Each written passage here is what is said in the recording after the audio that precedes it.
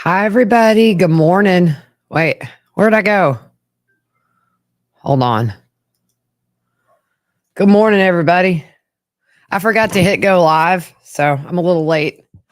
I'm going to keep an eye out for when things go live. So I wonder if maybe we're not going to hear from Melanie Gibbs soon since we had that hearing yesterday about her. That's kind of my question. I can't find my witness list from last year. I didn't label it, so it's just lost in a mess of documents. But Melanie Gibb was pretty early in her testimony. If you guys see that they're live, let me know. Prior is so let me throw this up on the screen here. Reberica, I hope I pronounced that right. Pryor is going to demolish Gibb. I'm going to tell you, that is going to be one very lit cross exam. I think he is going to hand it to her, no doubt. Oh, Michelle, you rock. Michelle's going to find the witness list because I had it in order, but I'm not very organized. So this is what happens. We don't know if Melanie Gibb is up next or not. But I think with that hearing yesterday about Rob Wood and Melanie Gibb, to me, it seems like they're heading towards her. Last year, she was one of the earlier witnesses, kind of right after these witnesses that we're seeing now, if I remember correctly. It all kind of runs together. But I think this little security guy was done yesterday. So we'll get a new witness this morning.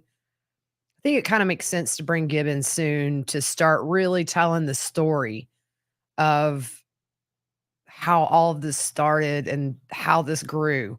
So that's how they did it last year, which was establish with the FBI and all your law enforcement people some of the main facts, and then Gibb kind of fills in that story. Her and Zulema really are the biggest witnesses that aren't law enforcement, obviously, but for this trial, I think it's gonna be wild for sure. Sarah has a track meet at 5 today, so the episode may be a little late. Her heat is like second, so I'm hoping to be home earlier than usual, and it's not super far away, thank goodness. Sometimes these track meets are slap across town. But this one, as the crow flies, is maybe 20 minutes away. So, Mikhail, Kay will be called at some point. I'm just not sure when. She is on the witness list. She was first last year, and they got her out of the way because if you remember, there was that whole thing about whether witnesses could sit in testimony or something to that effect. And it's true. She was there when JJ died. And yesterday, okay, judge us who's going first. Not Melanie Gibb. Okay, yeah, but I do think we'll see her this week at some point. What was I saying before? Not enough coffee. Y'all, I started brewing my coffee this morning, didn't even put a cup down. That's how my day started. Hope it's not an omen. Pryor is going to be very, very tough. Midnight in Australia. It's crazy.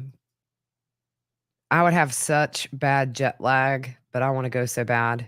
Kathy, I appreciate that. I love what I do. Liz, so this is a good point. Last year at Lori's trial, what I saw with both Melanie Gibb and Zulema on the stand was some of that embarrassment just with their body language and their facial expressions.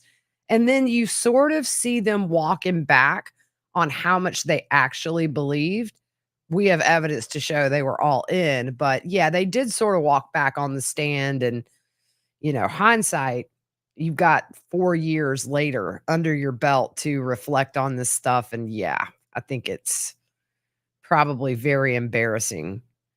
Yeah, there was something last year, if you remember, about whether or not they could sit in before they testified, and then they had to determine she was a victim. It was a lot smoother this trial, but there was some drama right before. And then we had that drama about Larry Woodcock as well, if you remember. Oh, Liz, hey neighbor. Hope you're doing good. We got some good weather coming up. I'm going to be listening to testimony on my porch here soon. Yeah, last year watching the jury as all of this unfolded, their facial expressions at different times when things were revealed was interesting to watch. California in the house. We got Fairfax, Virginia. Sherilyn, I appreciate that. This is the first trial I've ever streamed, and I like it. I'm gonna try to do it more. Um, hey, mama. Good morning. The evidence is a replay in some ways of Lori's trial, but we are gonna see some different stuff like we did with that dash cam, which still 2 days later blows my mind. South Africa, what's going on? We got Ohio, Texas, Canada, Kentucky. My mouth stopped working there for a second. I'm curious if they're gonna call Melanice. They didn't last time, if you remember, but I do think a lot of that was Lori being right there staring at her. Maybe they felt like they couldn't. Hey, y'all. New Jersey, Nebraska, Minnesota, Milwaukee, Netherlands, Pensacola, Sumter. Love Sumter. It's beautiful down there. Ireland. It blows my mind where you guys come from. It's so crazy. Arkansas, Southampton, UK, Minnesota, Montreal. Jeez. I want to come visit all y'all. Colorado. I'm flying through Colorado when I go to Boise in a couple of weeks. Sweden, Virginia, New York, Indiana, Landrum, not far from me. Long Island, what's up?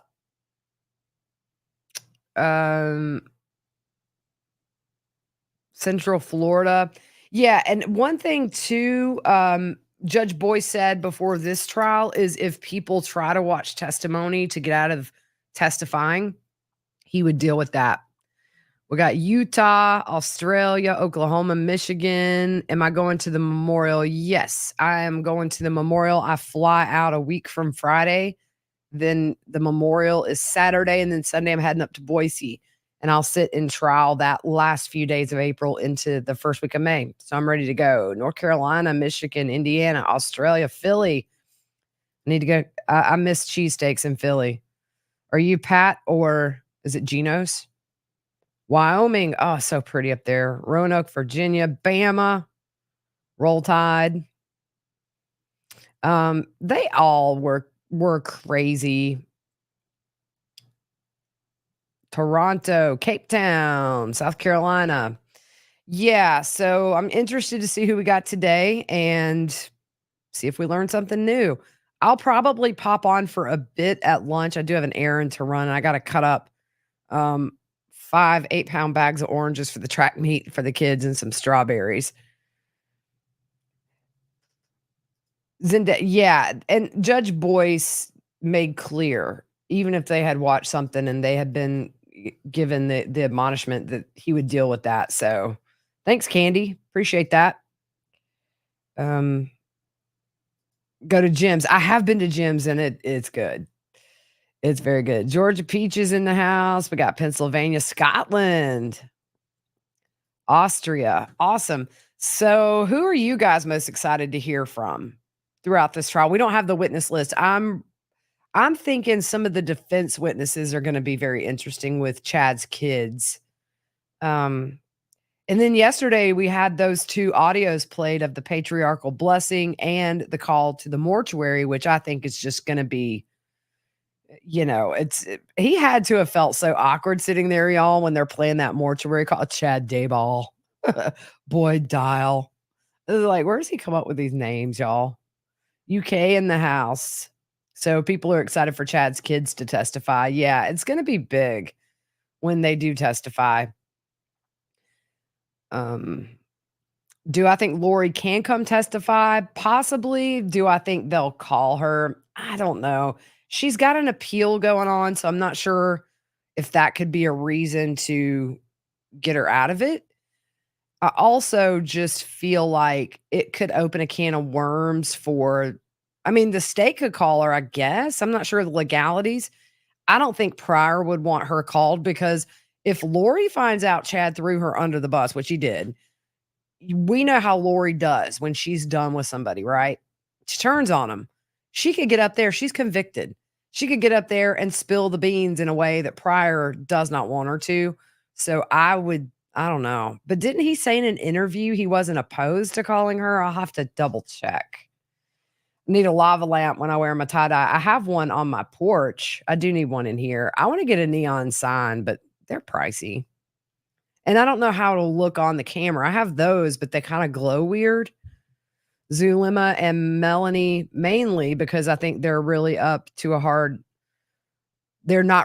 to a hard examination. They may mess up. Yeah, I mean, he's gonna go hard on those 2 witnesses there. Yeah, um, the mention of luminol, that was something that I was like, "Okay, why would you say?" Because according to Chad, he didn't know the kids were on the property, but then you got him on this video saying, "I'm not coming back." So why would you say that? I would be saying, "They found one on my property. I had no clue. I'll be back because I'm innocent and I'm gonna fight this." What you say and what you don't say says a lot. Uh, you have a lot of tie-dye. ASB, same. I don't know how I've got, like, over 70 Pink Floyd shirts. Welcome aboard, Deborah. Appreciate all the members. It's a good way to support the channel and keep me doing what I'm doing. Appreciate it. I was doing my taxes this last week and going through the expenses of doing a podcast, it kinda blew my mind. It's like, whoa.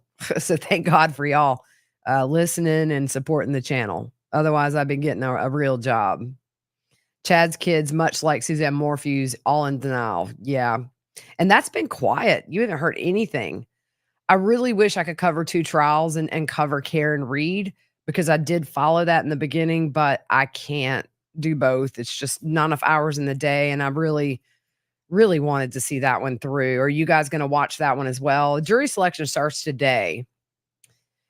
John Pryor Cross and Melanie Gibbs. Seems like everybody is looking forward to that.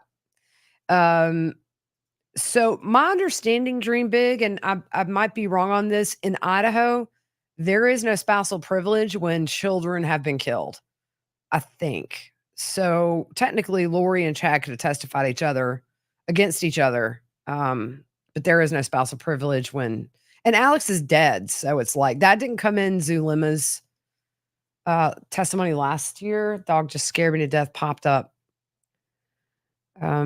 Yeah, nothing about Morphew. I think it's gonna, in my opinion, just going off topic of Vallow and Daybell, I think Morphew would be a little hard to prove at this point because the remains have been exposed and um, they had been animals had gotten to them. So it could be very hard to prove anything about Barry, even though the shoe fits. You know what I mean? They got to be able to prove it, and they dropped charges with what they had. And even after finding the body, it's been what, probably close to a year that they found her.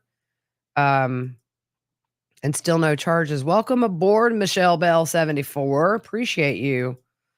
Um, does anyone remember the taped call between Melanie, Lori, and Chad? Lori made it sound like Melanie had more knowledge than she's letting on. That could be problematic for Melanie.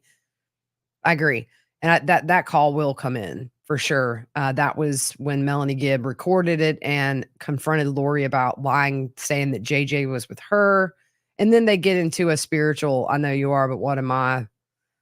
Pointing fingers religion wise at each other. How was John not disbarred for what he pled guilty to? What does it take? That's a good question. I know it was dropped down to a misdemeanor. So maybe it has to be a felony. I'm not sure. It's interesting though.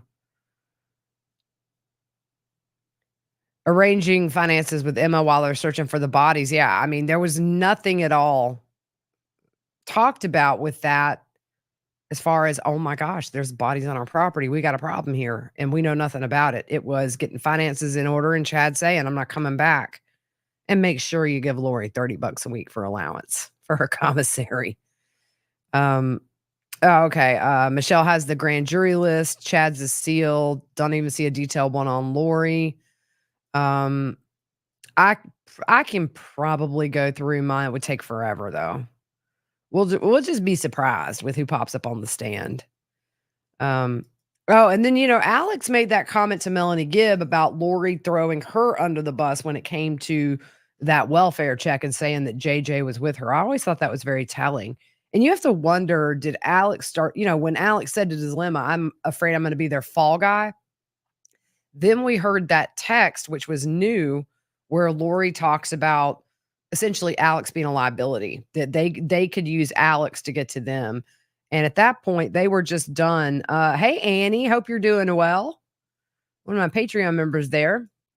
Um, you have to wonder though, like that investigator yesterday from Chandler, let it be known he totally is on board with what most of us think, which is there might have been something nefarious because Pryor yesterday said, and he died, and there was nothing nefarious about it. It was I forgot the wording, and the officer was like that we know of, which is my feeling. It's just too convenient.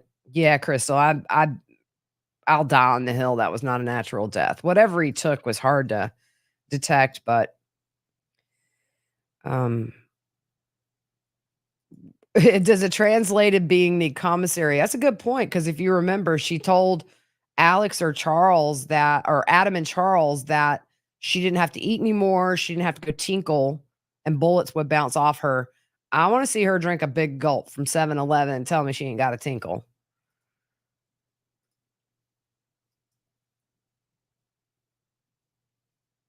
Right, yeah, all of Chad's behavior was from the phone call to Lori, "They're searching the yard." She's like, "Are they seizing stuff?" He's like, "They're searching the yard."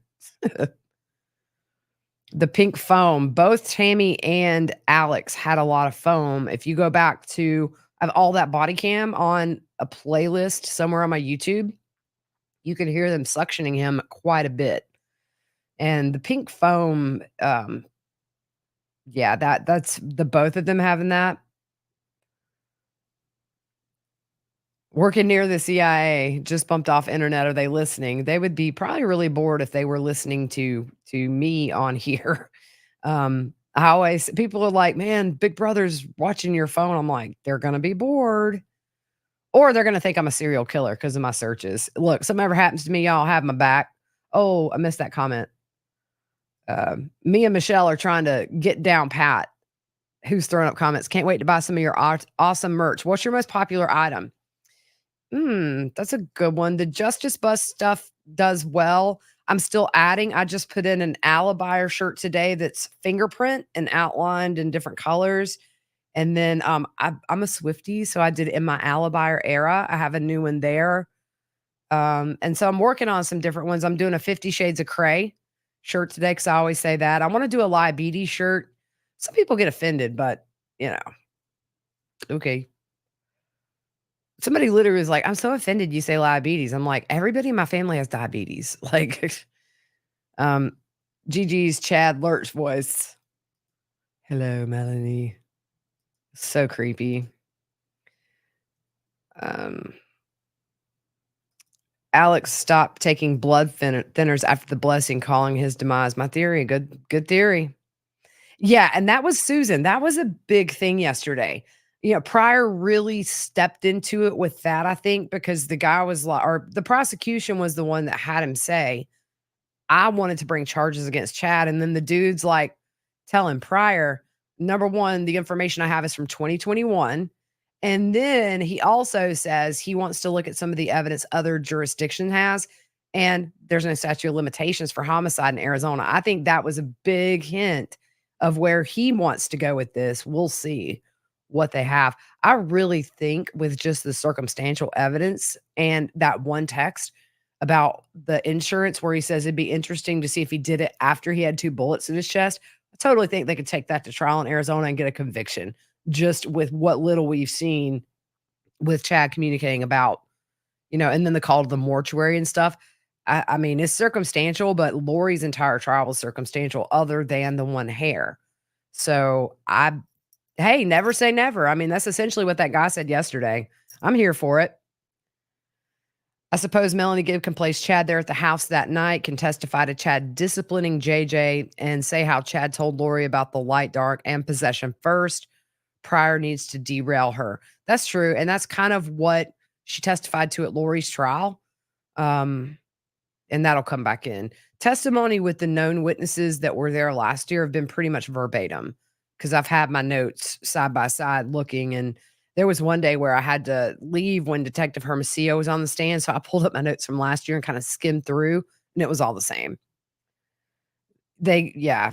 Do I think Joe Ryan was murdered? If they were murdering people before Chad, does it give Chad plausible deniability? I I would not doubt Joe Ryan was murdered. You had that statement from Lori to a friend in Hawaii where she said her and Tylee went had not heard from Joe, went in and found him dead. Now we know that the worker there at the apartment complex walked in after a neighbor tipped him off. But if you look at the crime scene photos from Alex's apartment, not only does he have a ton of deadbolts, which his sister said was it showed his fear. There was a pair of women's sunglasses in the bathroom on the counter. Now, as far as we know, Joe didn't have anybody in his life. So whose glasses are those? They closed it twice, but yeah, I think Joe could. I just don't think Chad's getting off anything, to be honest. I think Pryor did a good job the other day when he was doing his cross about Tammy Daybell's being exhumed. He did the best he could in throwing some reasonable doubt in there, especially about her being anemic with the bruises. I saw the bruises. It does look like somebody was holding her on both sides. It was kind of fingerprint size. And when they did the autopsy, they looked in there and saw blood in the tissue, I believe, which means they were fresh. Pryor said they were old bruises, but that, if I remember right, that's not what was testified to. And there were plenty on there. And then the medical examiner said those were consistent with strangulation. So looks like we're getting ready to go. So I'm gonna answer a couple more questions and get in my seat and get ready to start typing all day. Did Chad's kids not realize they were probably headed for the dark list and being next on the get rid of list? You know, a lot of people talk about that. I don't think so for a couple of reasons. Number one, they're all adults. They didn't need care, and there was no financial incentive to kill those kids. It's easy to kill kids, not adults, especially the way we know they did JJ. We don't know about Tylee. I mean, maybe they could have been labeled dark or a few of them labeled dark, but I just feel like there wasn't that money incentive to get to kill his kids. And then Chad's very close to his kids, so, I'm still blown away that, Emma threw Colby under the bus. So, did these people take drugs? You would think so, because 'cause you'd have to have me on some pretty stiff stuff to believe half this crap, but I really do think, unfortunately, it was just they believed it, and that's how they functioned. Everybody's our, um everybody's a zombie. Do I think Chad believed all that nonsense? I think he probably got off on the fact he found people that believe that nonsense. And I do think like you can just convince yourself of stuff. And I think that's really the case with these people is, like I say, Lori didn't really believe it because she didn't go to the police and say, yep, they're zombies, they're dead. We did the world a favor. We had to do this to bring in the second coming. She lied. So do I think at her core she believed this? No. Otherwise, she would say, "Hey, I'm chosen. I'm an exalted goddess, and we killed him." So, no. If you believe something that thick, like, you admit it, and they didn't. So, no, I think they were living in this little alternate, like, role-playing world more than anything. But you can convince yourself of really crazy things, so, alright, Imma put up the feed. We'll see you guys out at lunch. I'm gonna be working on some merch in between. Check it out. Publishing new stuff like every hour. Having fun with it. I get in a kick. So I'm doing that. Thanks to everybody for joining and donating super chats. Appreciate you guys so much. Let's see. Steffi says I'll be so embarrassed if anyone Google looks at my Google searches. What potatoes do they use in the UK? Mine are much worse, Steffi. Um, yeah, people are gonna think if I ever get investigated, they're gonna be like, she's a wackadoodle. Um, did you hear Lori say they are in my house? I didn't hear that. Was that during the search warrant for the townhomes? Interesting. I'll have to go back. All right, guys. We should be starting here in about 5 minutes. We'll see you at lunch.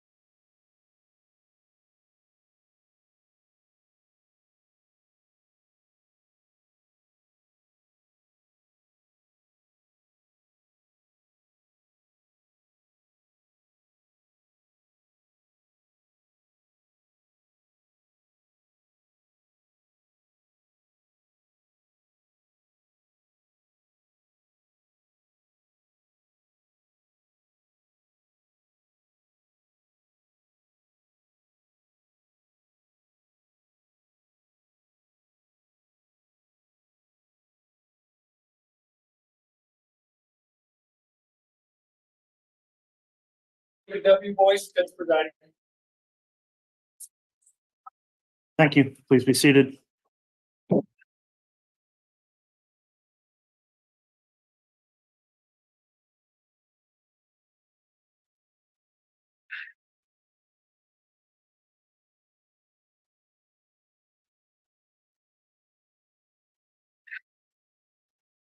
All right, good morning, everyone. We're on the record on case CR 22211623, State of Idaho versus Chad Guy Daybell, continuing evidence with the state's case in chief. The state just concluded with a witness yesterday afternoon, and I believe intends to call another witness this morning. I'll note the prosecution's all here represented, as well as the defendant and defense counsel. Is the state ready to proceed today? Yes, Your Honor. Defense ready to proceed. Yes, Your Honor, and I got the microphone on this time. All right, thank you, Mr. Pryor. If parties are ready, then I'll go ahead and have the bailiffs please have the jurors brought in.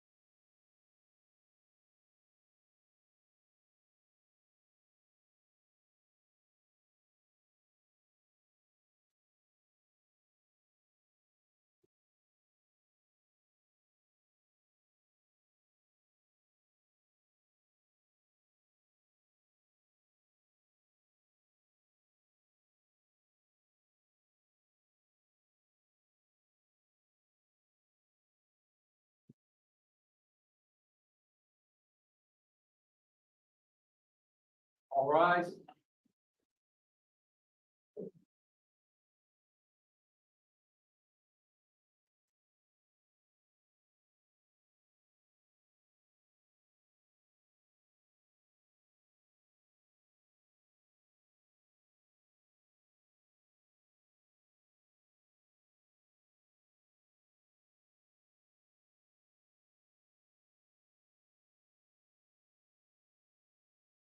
Your Honor, the jury is present and accounted for.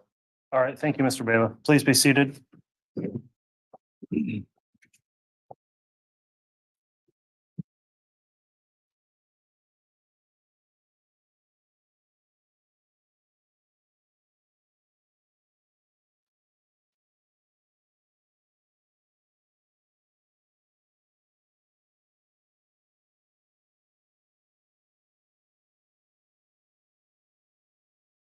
All right, ladies and gentlemen of the jury, thank you for returning today. The court notes all the jurors are here, present and accounted for and properly seated. The court's also received and reviewed a juror affirmation from each one of the 18 jurors indicating they have followed the court's admonishment to not investigate or look into the case over the break. So thank you for following that instruction again. I'll submit those admonishments to the court clerk. I will also indicate one other thing to the jury. As just after the jury was impaneled, I believe a question may have arisen about how it works having alternates, because there are 12 jurors who will ultimately determine the case. And of course, we have extra jurors just given the length of this trial. I'll note that the way alternates are the process is clearly defined under Idaho Criminal Rule 24. And I'll just read a portion of that to make it clear to you that says, at the conclusion of closing arguments, jurors exceeding the number required of a regular panel must be removed by lot. So in other words, there's a random drawing that would occur. So all of you must consider yourselves to be jurors in this evidence portion of the case. And if additional jurors remain once the case is submitted for deliberations, that would just be determined by a random draw, essentially, is what lot means. So I wanted to clarify that for the jurors so that someone didn't believe possibly they knew who the alternates would be or would not be. No one will know that until it's time to begin deliberations. So with that in mind, then the court would indicate the state is still in its opening argument at this, I'm sorry, in its case in chief with presenting evidence. And I understand the state was going to be calling Detective Consitis as its next witness. Is that correct? Yes, Your Honor. Mr. Wood, are you going to be examining the witness? I will be. All right, Mr. Wood, you can call your witness. And the state calls Chuck Consitis.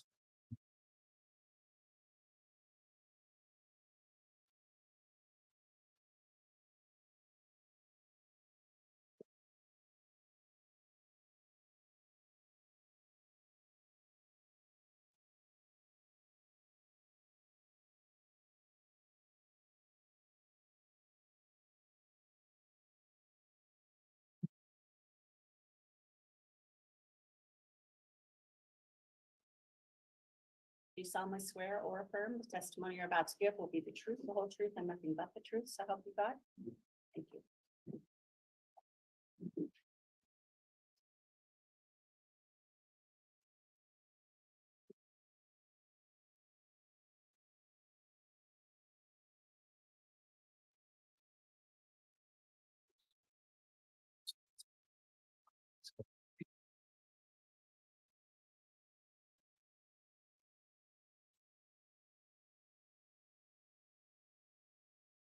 Right, Detective Consitis, you've been sworn now. Before you begin testifying, I just want to inquire, this trial is being live streamed on the court's channel, and I wanted to inquire as to whether or not you have viewed any of the testimony or the trial proceedings before your testimony today. Have not.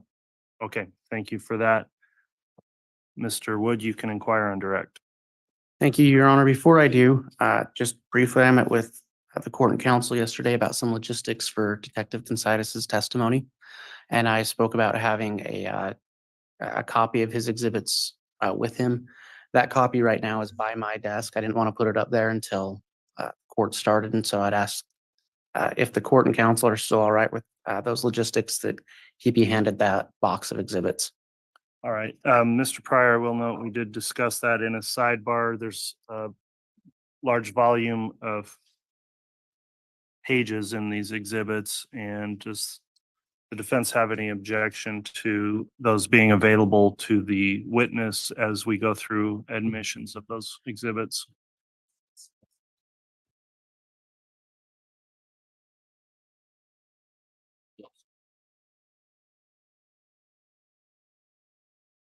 All right, there is no objection then. So Mr. Wood, if you'd like to go ahead and provide the witness with those exhibits. As each though is offered, just make sure to make a clear record of what's being proffered, and we'll go through whatever becomes admitted.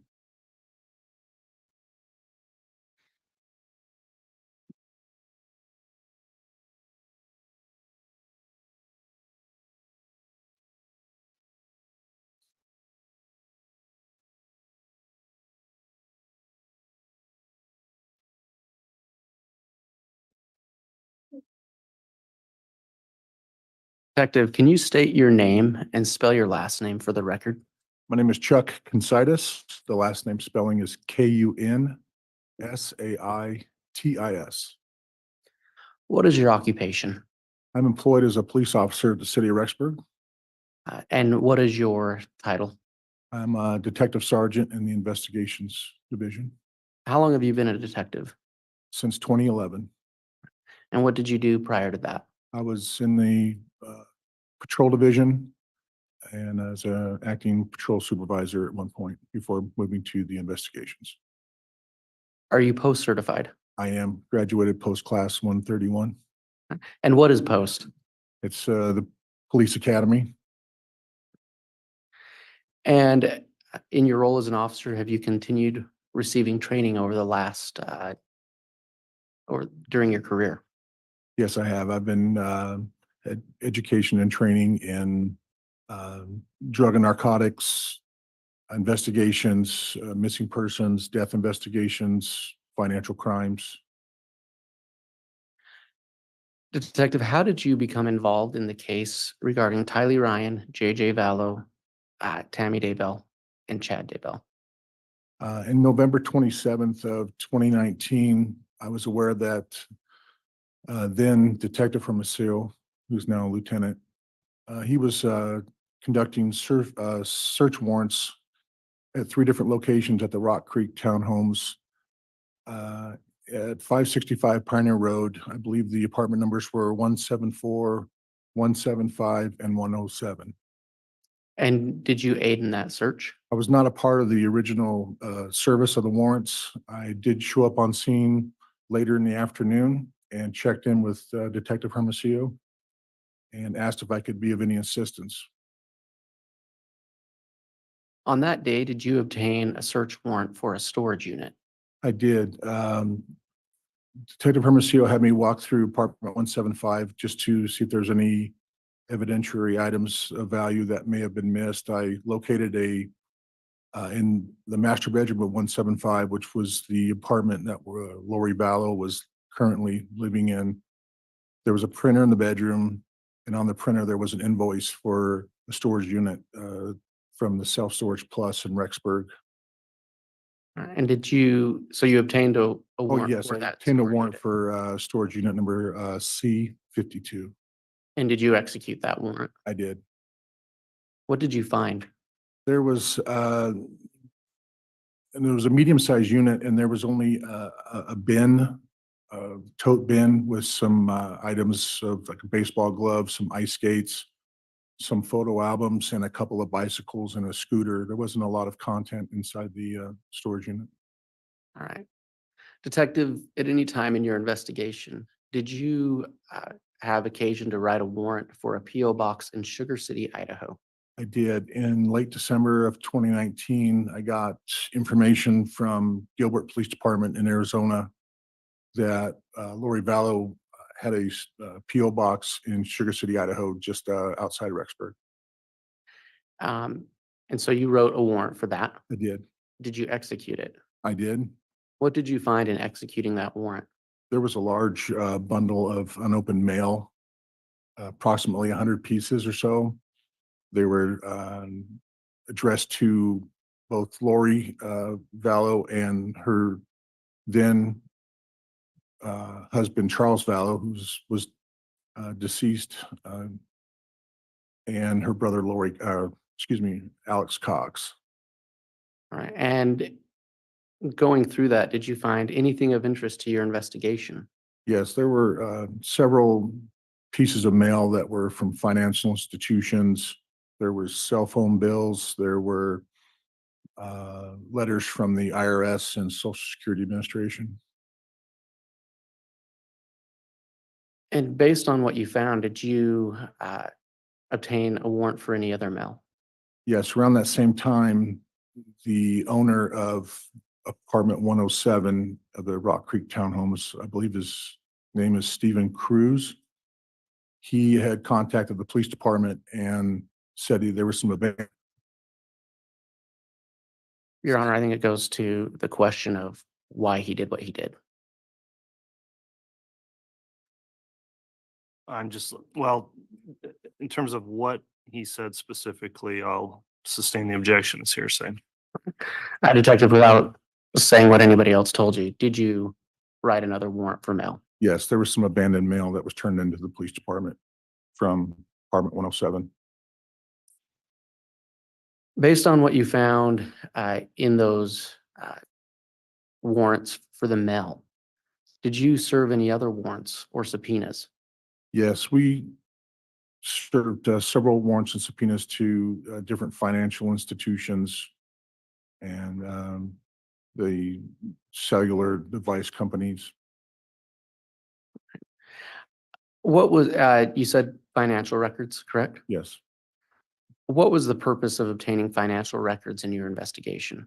Well, we're a missing person case, and so there's a lot of information you can glean from going through financial records. It's not just how much money is in the account. You can look through the account to see if it's a regularly used account, if it's a business account, a savings account. You also get a kind of a peek into the life on how people spend their money. If they're eating out a lot or if they are just paying bills, you can kind of get an understanding of how people go about their daily lives. Detective, regarding Lori Vallow, Daybell, and Tylee Ryan, did you create a list of financial institutions upon which you served a warrant for aid in your testimony at this trial? I did, And did you do that in anticipation of testifying before this jury? yes, Did you prepare that list to aid the jury in knowing which financial institutions you're speaking about and to help them keep track of them? yes, Do you believe that demonstrative list would so aid the jury? I do. Your Honor, I'd ask that the witness be handed or look at State's Exhibit 62. All right, is that one of the ones that's in the? Yes. Okay, Detective, if you want to locate Exhibit 62.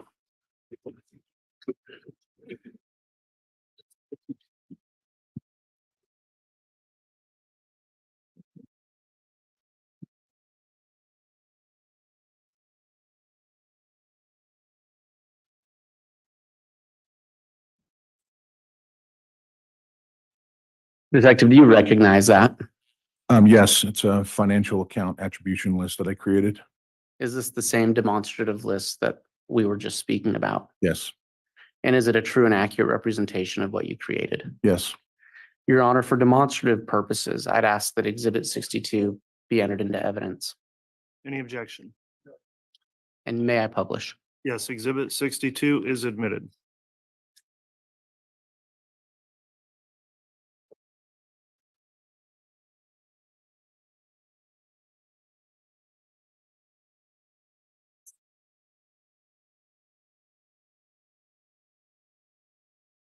Detective, is there a pointer yes. there?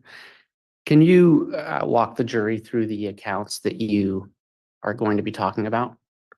Okay, so on this page, we're going to be, or just specifically for Lori Vallow, Daybell, and Tylee Ryan. Again, having served several subpoenas and warrants, we're looking through everything. We were able to narrow it down to these particular accounts that are pertinent to the investigation. And I didn't realize that wasn't all showing. And so you had accounts for Tylee Ryan as well. Yes. All right. Would you like me to go over them briefly? Yes, Or- please. Okay. So the top account there, it's a JP Chase Bank. It's a joint account with Charles Vallow, and the number on the end right over here is just the account number, just the last four. There was another account through JP Chase that was a joint account that Lori had with her daughter, Tylee. There was an additional JP Morgan Chase account that she shared with Charles Vallow. This was another kind of a business account. And then we learned that there was a personal account through the BBVA Compass account that Lori had created for herself. And then at a later time, she created a joint account with Tylee through the BBVA. And then the next are credit cards. There's a Barclays Hawaiian credit card joint account that Lori Vallow shared with Charles. And they were each issued a card, and you see Lori had a card 6611 and Charles had a card was 0991. There's a Barclays bank account, a credit card that we found that Alex, who's Lori's brother, had opened up an account and actually had Lori on as a card holder. And you see that Alex had two cards here, and then Lori had a card in the last four numbers in that card was 9259. We have an additional First Hawaiian Bank account that Lori had. And the last two we see here are Chase Southwest Air, the PFS marketing credit card. The PFS is a premier financial service. That was the business account that Charles Vallow had. He was an owner of this financial service. And then we had the National Life Insurance of the Southwest. Lori had a policy that she took out for personal reasons for $2 million. And just below that, the Tylee Ryan attributions, the same ones that were up on top under Lori's name, but we just put them under her name. So there's the JP Chase Morgan account, the 3918. This is an account she had while she was living in Arizona before they moved to Idaho. And then Lori opened up an account with Tylee when they got to just before they moved to Idaho.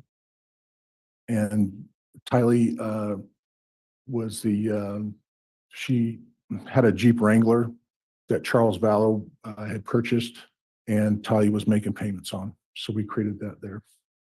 Thank you. Mhm. Your Honor, I'd ask that the witness look at State's Exhibit 63. And 63 has several subparts. Okay, make sure to identify those subparts then, and Detective Consitis, you can locate that exhibit, please. Thank you. And Your Honor, I'd note for the record that 63 itself is a business record affidavit. And so this document comes in by way of stipulation.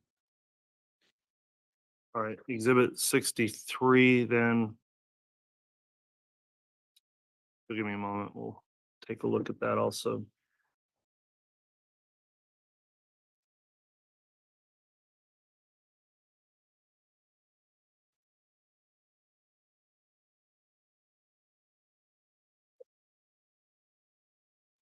All right, so 63 is just the affidavit, not the attached records, which are subparts that are marked with letters in addition to 63. Is there any objection to the admission of 63, the affidavit?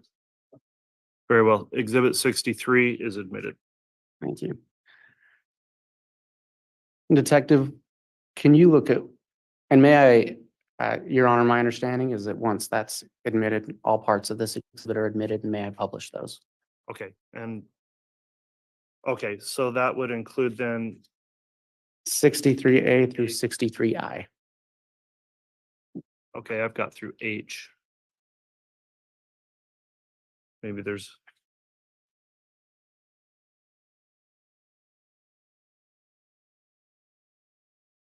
We'll make sure we get a copy of that. Okay. And then well, does council have a copy of it? I Okay, have a courtesy copy up through 63H, but you're saying there's also an I? yes, Okay, so exhibits 63A through I are also admitted then. thank you.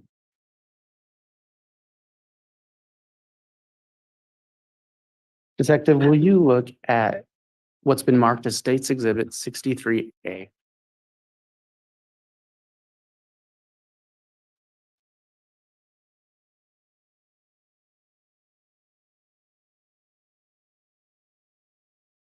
What is that? This is a electronic signature card for the account of the JP Chase Morgan, the 0769 account. What is the significance of that account to your investigation? So we learned that this account was an everyday account that both Charles and Lori utilized while living in Arizona. And we know that with this account is specifically interacts with Tylee's joint account when they're moving monies, transferring monies from account to account. All right. Can you look at State's Exhibit 63B?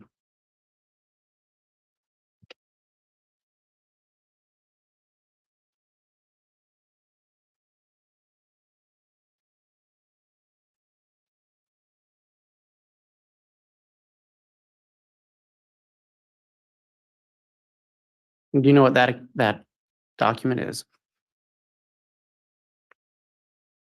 This is a sample monthly statement, sample of monthly statements from the 0769 account dating from June 10th through September, I believe, of 2019.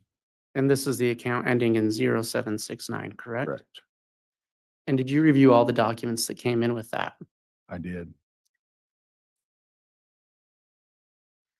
Mr. Wood, on that projector, there is actually a light that I think will remove the shadow. I can have staff attorney assist you with that if you'd like. That'd be great.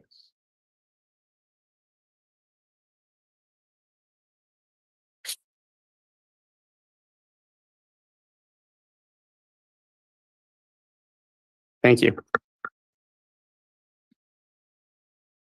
Are there regular deposits into that account? There's no regular deposits into this account. They're sporadic at times. They're coming in, monies are being transferred into this account from the 0377 account. But as far as having like a regular paycheck, having a direct deposit or something to that effect, there's nothing on like that on these accounts.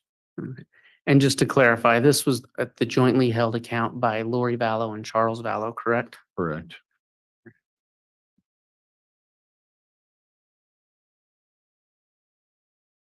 Detective, can you pull out what's been marked as State's Exhibit 63C?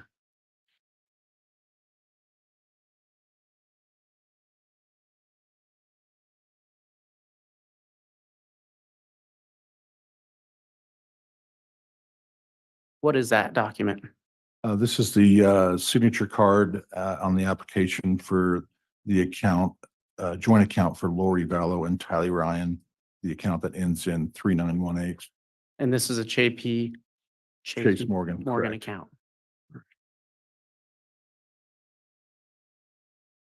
And can you pull out what's been marked as 63D?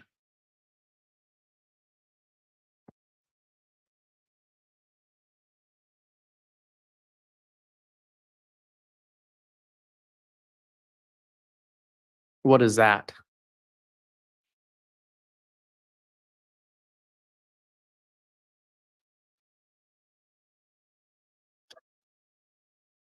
This is sampling of monthly statements from Tylee's account from January of 2019 through, I believe, November of 2019 or October 2019. Okay. And was there anything significant about this document to you in your investigation? Yes, it shows Tylee is very active on this account. She is spending money with her. She is receiving death benefit stipends in this account from her father, Joe Ryan, who passed away April 3rd of 2018. So Tylee was receiving death benefits, and the death benefits were regularly deposited into this account. And Tylee was very active in this account. When you say active, Well, she was out spending money almost on a daily basis. She was going to convenience stores, gas stations, shopping centers, fast food. and you stated this is the account she was receiving her Social Security payments in. Correct. And were those monthly? They were, they appeared towards the end of the month. Since she first started receiving her benefits June 14th of 2018, and they were regularly occurring into this account. And do you know how much she received? In 2019, she was receiving $1,859 a month.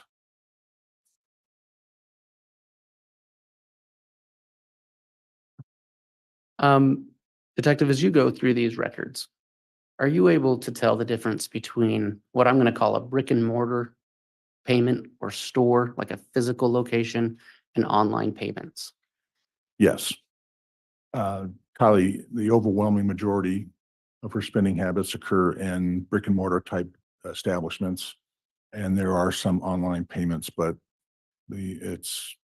she's out spending money in physical places.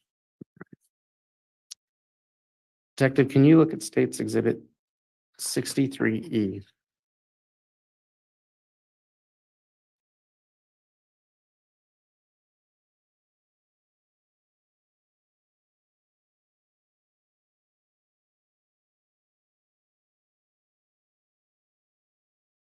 What is that document?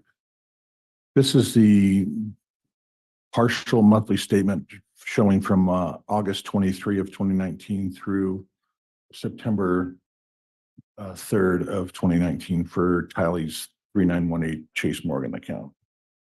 And what is the significance of that document to your investigation? Well, it still shows through August, she is out actively spending money. And it also shows towards the end of the month. We look up on the screen here. So she's really active coming through here. And then when you get towards the 1st of September, and these, I just want to make a clarification here on this outside row, that's the posting date. Inside on the statement, you'll see a date of 9/1. So it shows Tylee moving from Arizona, heading north. And this is the same time frame when they were moving to Idaho. And when you get down to the bottom of the page here, it shows that her last in-person use of a card was done in St. George, Utah on the 1st. There were 2 purchases at a McDonald's that day. And is St. George between Oh, sorry. Rexburg and Maricopa County? Yes, I'm sorry for those that take it for granted. I'm sorry. St. George is one of the first cities you come to in Utah when you come up north out of Arizona as you're heading towards Idaho. Was there any record of any money being deposited into that account after that date shown, the last date shown on that record? No. So we had learned that in the middle of August, I believe it was August 16th, Lori, Tylee's mom, had contacted Social Security and had stopped having the monthly stipends deposited into Tylee's account. And she then switched those monies to be deposited in to her own personal account, Lori's personal account from the BBVA. So there were no more funds coming into this account at all. Detective, can you look at what's been marked as State's Exhibit 63F?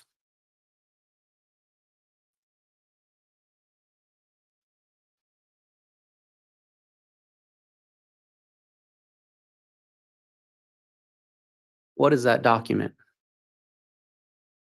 This is the checking summary for the date of September 20th, 2019 for Tylee's JP Chase account. And it's showing a $10.04 balance. And then it shows right underneath on the beginning balance, it has an electronic withdrawal for the same $10.04, bringing the ending balance to 0. Does it show where that money was transferred to? That money was transferred into Lori's 0769 account from the JP Chase. Was there anything significant about that transaction to you in your investigation? Yes, Tylee had no more control over her monies in this account.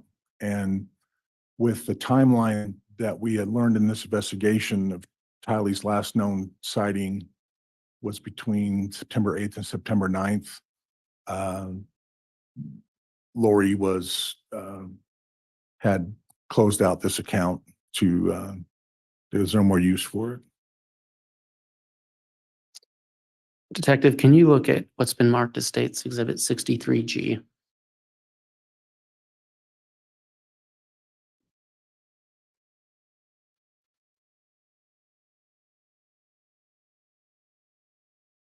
And what is that document?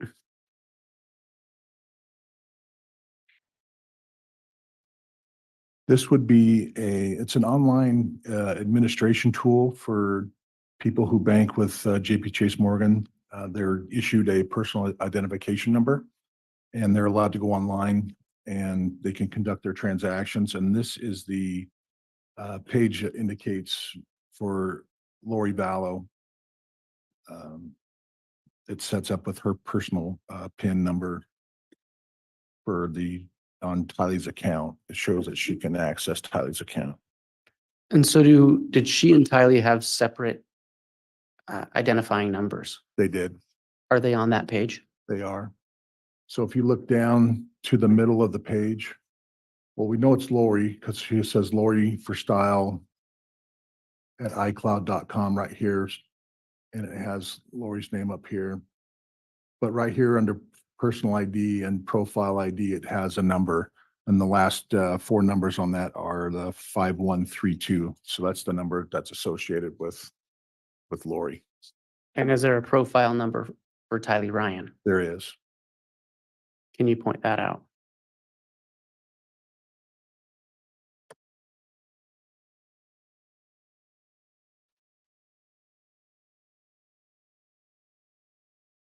So if you were to go two more pages into this document,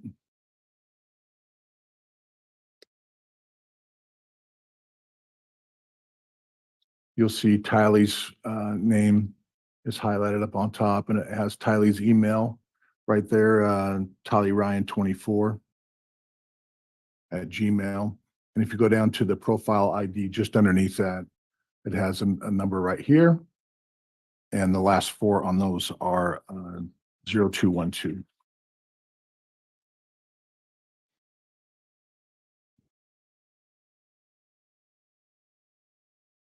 And Detective, what's the significance of those identifying numbers? Does it aid you in your investigation to know those? Sure, it's specific to the user. So we have a general idea that it's the person who's logging in is using it, and it leaves a digital footprint. So you can see where they're going and what they're doing within the banking of their account. So if Lori Vallow were to go online and make a change to that account, it would show that it was her by her identifying number. Is that accurate? Yes, And is the same accurate if Tylee Ryan were to go online and make a change? It would show her identifying number. yes. Thank you.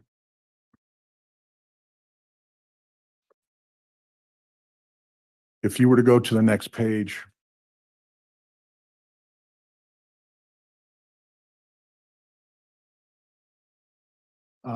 this page here is dated September 20th. And as we previously spoke to, the account closing on the 20th of September. If you look, if you could bring your, let's see. Okay, we're good. Right. No, bring it down just a little bit, please. There you go. Thank you. You'll see the profile ID number up here, the 5132. That's associated with Lori Vallow.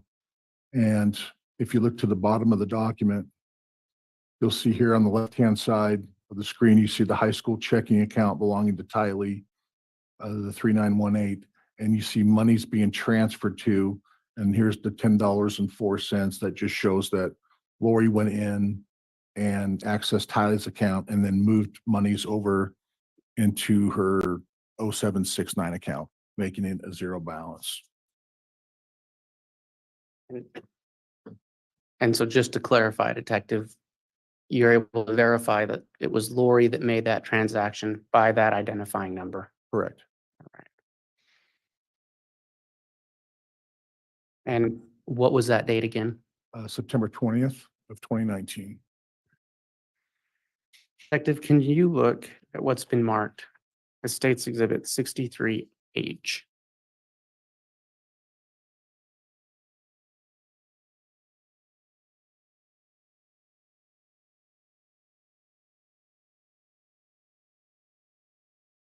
This is a checking summary showing a zero balance on Tylee Ryan's 3918 JP Chase Bank. And what's the date on that? Or I should say, is there a date on that? I'm not seeing a date on it, but it would be for anything after September 20th. All right. And can you look at what's been marked as States Exhibit 63I?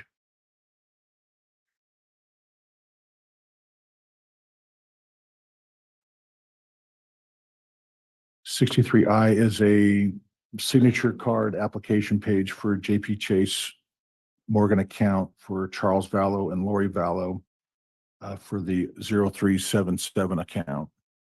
And did you obtain that through a warrant or subpoena? I did. Did you provide that to any other law enforcement agency to review? I did. I have some knowledge of this account, but the primary reviewer of this account was Michael Douglas, FBI forensic accountant.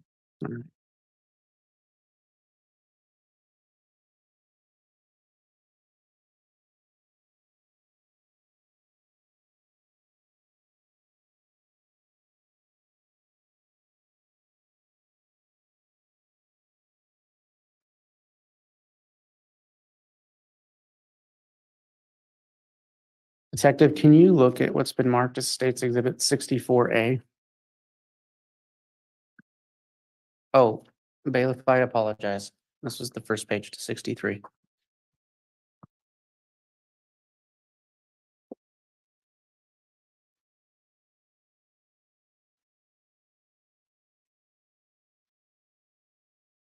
And Your Honor, I would just note for the record that States Exhibit 64 is a business records affidavit, and that this document has subparts 64A through C.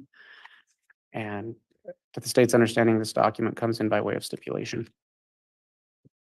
All right, so 64 is admitted and 64 A, B, and C are also all admitted. All right. And they may be published, Mr. Wood. Thank you. Detective, what are the documents from states, excuse me, Exhibit 64? These are summary of accounts for the BBVA Compass account ending in 3229 for Lori Vallow. It's a checking account that was opened in October of 2018. Is Lori Vallow the sole user on this account? She is And I believe you just said it was opened in October of 2018? correct. I believe the 20th. And did you obtain this through a search warrant or through a subpoena? I did. And what was the significance of this account to your investigation? What we learned through this account, that this would be one of Lori's main accounts where she would be receiving future Social Security monies. We know that Tylee's monthly stipend was being deposited into this account and would later receive stipends for death benefits for Charles Vallow as well, for both her and JJ. And can you look at 64B?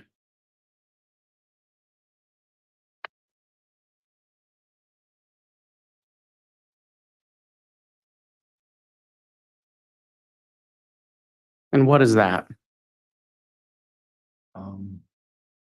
This is a sample portion of monthly statements for Lori's 3229 BBVA account from August of 2019 through, I believe, January of 2020. Detective, I want to call your attention to a deposit made on August 28th. Can you see that? I can. And what was that deposit? And if you can use a pointer to point it out to the jury. So just below mid-page on the screen here, we see a credit for Social Security Treasury deposit for $1,859. This account this deposit is associated to Tylee Ryan. And we know from when multiple deposits are made into a banking account from Social Security. So if there's more than one person receiving monies, they're given special identifiers so you can see which deposits belong to which person. So if we look here at Tylee's, you see the reference and it has the X's, and then we see the 4121C1. So the 4121 is the last four numbers of Joe Ryan's Social Security number. His Social Security number is 146604121. And then the C1 is just it's a designated identifier for child. So it'd be Tylee being a child, a minor under 18, receiving death benefits from her biological father, And that was the Joe Ryan. Joe Ryan, correct. Who you testified was deceased. He was deceased. He died on April 3rd in 2018. And so that's how you're able to identify that payment is assigned to Tylee Ryan, even though it's going into Lori Vallow's account at this point. Correct. And from your investigation, is this the first deposit of Social Security benefits for Tylee Ryan into this account? Yes, this is the first deposit. And where was Tylee Ryan receiving her Social Security benefits before that? As stated, she was previously receiving them in her JP Chase account, which her mother has since closed out. And again, what was the date of that deposit? This was on August 28th of 2019. And was there anything significant about that to you, about that date? We learned that our investigation, we believe that Tylee was killed 10 days later.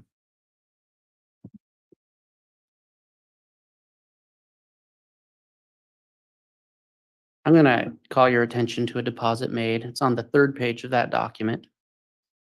Deposit made on September 18th.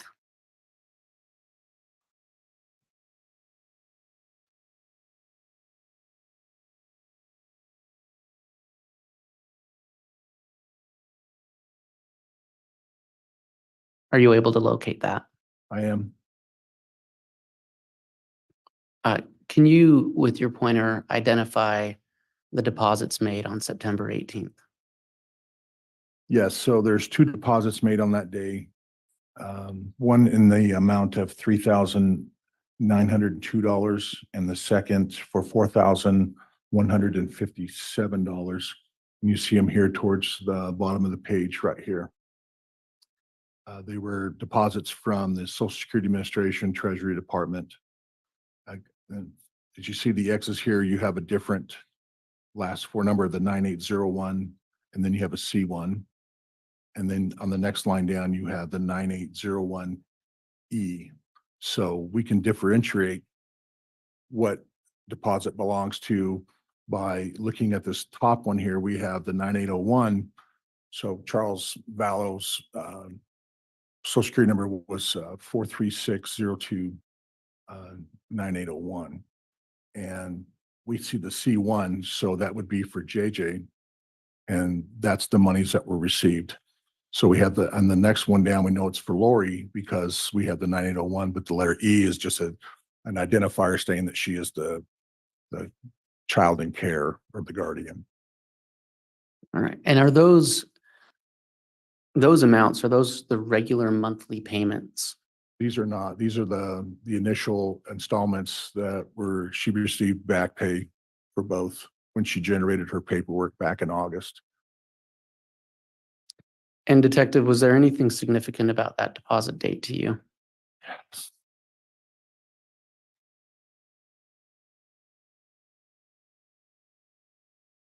What is that? JJ was killed a few days later. Honored around the 22nd or 23rd.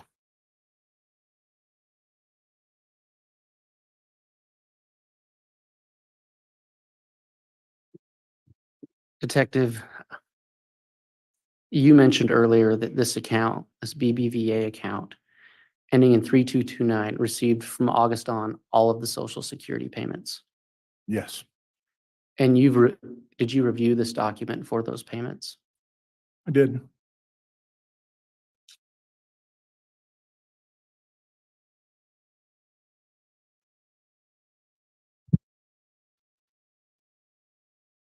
Detective, did you prepare a chart, a demonstrative chart that shows all of Tylee Ryan's Social Security deposits? I did.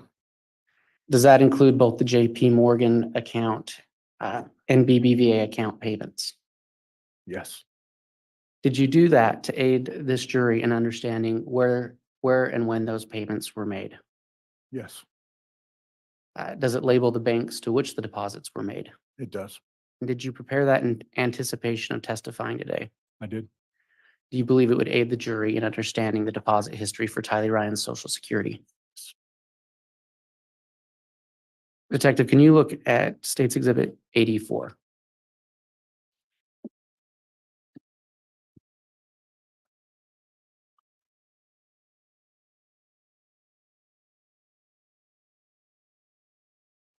Is that the document that we have been speaking about? Yes, And is that a true and accurate representation of the demonstrative chart you created? yes, Your Honor, I'd ask that for demonstrative purposes that State's Exhibit 84 be entered into evidence. Any objection? All right, exhibit 84 is admitted. May I publish? You may.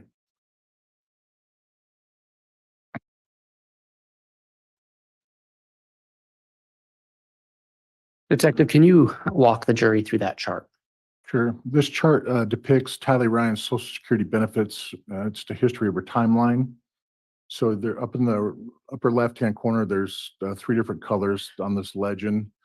So the first one, the purple colored, it's a Social Security benefit, was deposited into the joint JP Chase Morgan. So this was Tylee's first account, the 3918. And then we have, on the second one, we have the benefit amount deposited into Lori's own personal account after we believe Tylee was killed. And then we have one that has some hash marks on it, and that's shows that it was deposited for that month. But since Tylee was alive, we discount both those months, but they're just showing that deposits were made. All right. And are there other dates on that chart? Yeah, so on the first line, we have the date of 4/3/18. That's when Joe Ryan, Tylee's father, died. And then Tylee begins receiving benefits on the 14th of June. You see the large sum there. It's for her back pay, for lack of a better analysis. And then she starts receiving regular deposits of $1,800. And then when 2019 comes around, she gets a percentage increase. So that's why it's at $1,859. And then as we go towards the end of the middle, we see on the screen here on July 11th of 2019, this is the day that Charles Vallow was killed. And then the deposits keep going. And then on the 12th, Lori contacted the Social Security Administration to change Tylee's benefits. I think earlier I stated the 16th, but it was the 12th, so I stand corrected on that. The deposits for Tylee into the BBVA account now, since she's no longer receiving them in the JP Morgan. And you see here on the 8th, that's the last proof of life we have for Tylee. We have nothing in our investigation has shown that she is living after this date. And then after, for the month of October, Lori's receiving Tylee's benefits directly into her personal account. And then as you see here on the bottom line here, on June 9th, we find Tylee at the defendant Chad Daybell's property.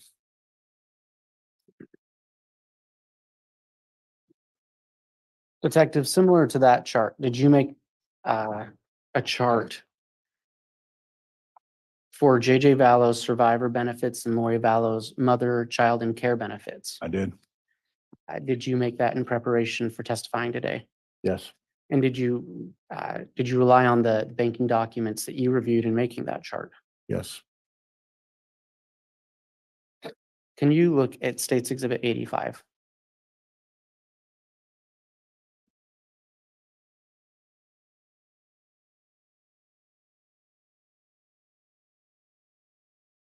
Is States Exhibit 85 the document, the chart for JJ we've been speaking of? Yes.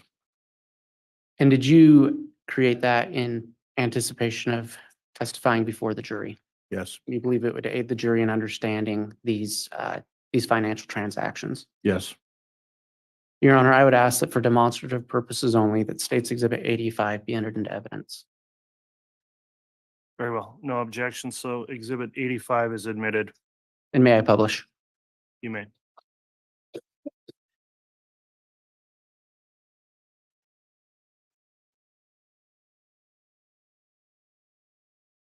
Detective, can you describe how you made that chart? Yes, this is a chart depicting JJ's and Lori's, or JJ's social security benefits that are going into Lori's BBVA account. Again, the legend on the upper left shows the benefit amount deposited for JJ. Underneath that, you see the color for the amount deposited for Lori. And then the hash mark box shows, but it's not included in the total amount deposit because we believe JJ was alive for that month. So as we go through the chart here, as stated in July of 2011, I'm sorry, July 11th of 2019, Charles Vallow was killed in Arizona. Lori applies for benefits in August and starts receiving benefits in September. And this is their first deposit. And as stated earlier, this is not their regular deposit. It's for the back pay when she generated her paperwork to receive the benefits. And then very next box we see on 9/23, that's our last proof of life for JJ. And then you see the benefits being deposited in. They each were receiving $1,951 per month. So they received for September and then October. And then you look here on the last one, and then November 5th, this date is important to the investigation because that's the day that Lori Vallow became Mrs. Daybell and married Chad in Hawaii. JJ is still receiving benefits, as is Lori, all the way through to the end of the year and into January. And then the last box, we have the 9th when we found JJ on Mr. Daybell's property. And Detective, all of those Social Security payments, was it your testimony, those went into Lori's sole BBVA account? Correct. She had full control over it.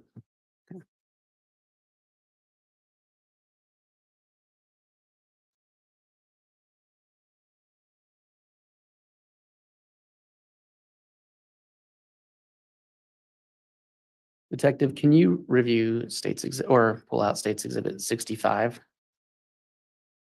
And Your Honor, while he does that, States 65 the Exhibit 65 itself is a business record affidavit with subparts A through D. Where this has a business records affidavit, states understanding this comes in by way of stipulation. Mr. Pryor, any objection to 65 and subparts A through D?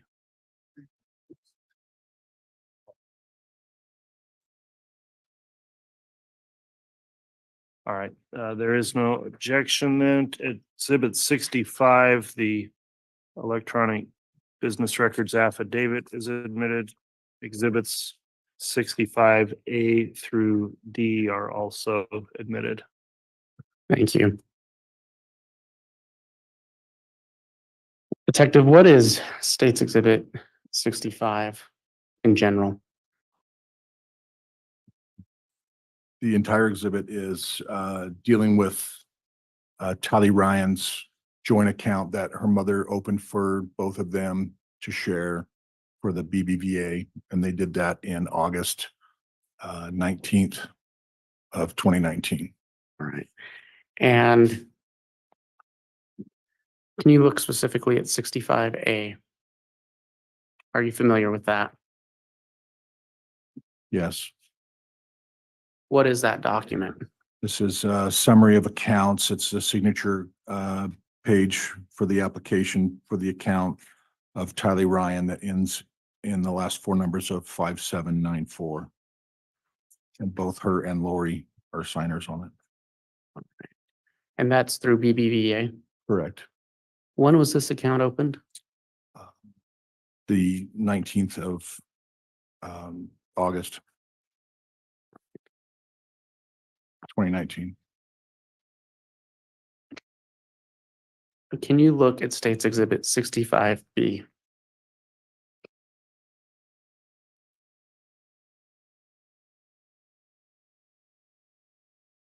What is that? This is a transaction history monthly statement of activity on Tylee's account for the BBVA. And in your investigation, was there anything significant about this document? Yeah, two things. So one, that Tylee was not receiving any more deposits into this account from Social Security where she was in JP Chase Morgan. So any deposits that come into this account are now coming from her mother through transactions within the bank. This particular page we see was created on 8/19, and for the first couple of days, as they are, traveling from Arizona on their move to Idaho, you see again where on out here we have the dates of the transaction, but after these post dates of 9/3, it just shows that this card was used in person only 3 times. And that was during their move from Arizona to Idaho. They were at 3 different places. One was in Fillmore, Utah, which is in southern Utah. And it was used at a convenience store. There was one that was used at a Maverick in Perry, Utah. Again, I believe that's still southern Utah. And then there was one that was used in the Wickiup, Arizona. I'm not familiar with geographically where that city is located in Arizona, but it was used on that date. And from there, everything else that we've learned with this account was done online, with the exception of 2 more dates, one in September and one in October. All right. Can you look at States Exhibit 65C?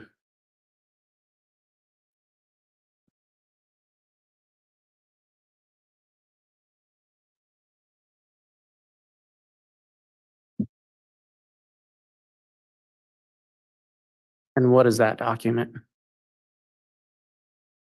This is transaction history for Tylee's account, the 5794 BBVA from August 2019, I believe, through November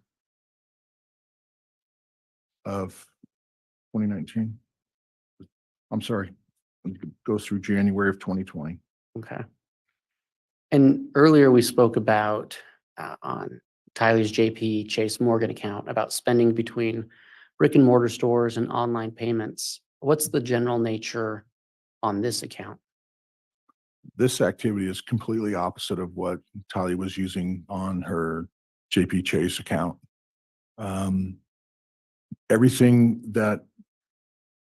the activity on this account is done online, with the exception of 2 dates. And you'll see on, I believe, September 17th, there was a transaction where it was used in person at a Costa Vida Mexican restaurant.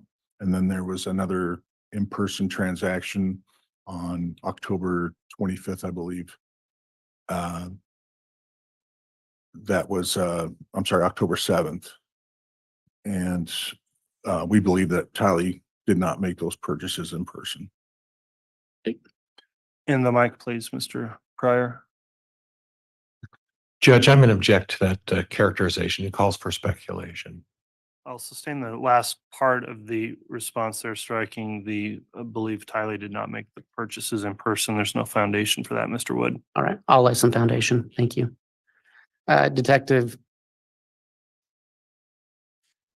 through your investigation in this case, were you involved in the search for Tylee Ryan? Yes, And are you aware of, through that search, of a last known sighting of Tylee Ryan? last known sighting of Tylee Ryan, I believe, was a photograph where she was in Yellowstone on the 8th of September, 2019. And so these purchases that were made after that date, what was significant about those to you in this investigation? Just complete opposite of anything that Tylee was doing up until this point. Everything is done online in this account.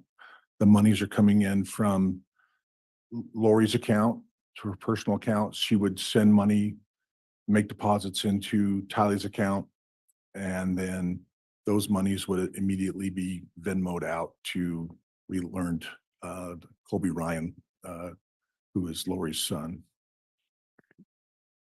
And you spoke about two brick and mortar purchases, Yes, and I believe you said they were both at Costa Vida. they're both at Costa Vida. And ask you to look at States Exhibit 65D. Okay.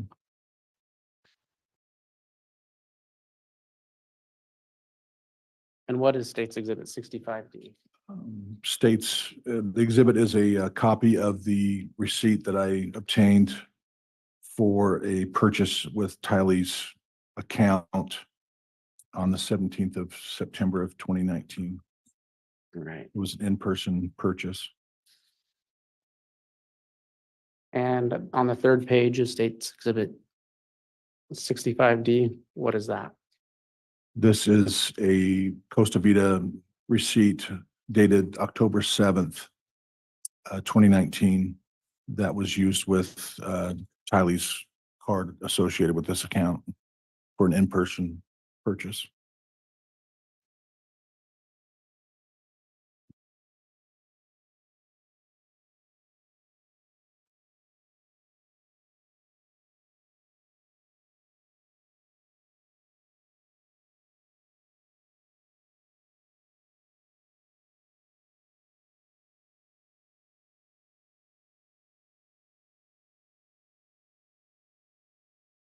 And so to clarify, Tylee in that BBVA account, she never received Social Security payments there. No.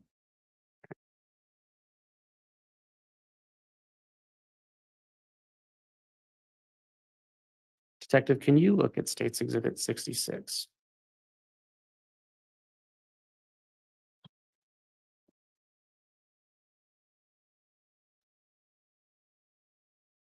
Do you recognize States Exhibit 66? This is affidavit of business records for Barclays Bank. Okay. And Your Honor, for the record, this exhibit does come in with a business records affidavit. It has subparts A through D. And with that business record, I believe it comes in by way of stipulation. As to Exhibit 66, any objection? And again, Judge, that was an agreement prior that this would be admitted by stipulation of the parties. Okay, Exhibit 66 has been offered and is admitted, as well as the subparts 66A through D. Thank you. Detective, do you recognize States Exhibit 66A? This is a Barclay Bank application for credit card. And it is in the name of Lori Vallow. Is anyone else's name on there? No, Do you know when this was applied for? The application date was September 24th of 2015. And can you look at application 524-71125? This is the application for Barclays Bank credit card for Charles Vallow. And the application date is the same as the previous. All right, thank you. And then application 5566-2600, what is that? This is Barclays Bank application for a credit card in the name of Lori Vallow. The application date was April 19th of 2016. So this was a joint credit card application, is that fair to say? Yes, Can you look at States Exhibit 66B?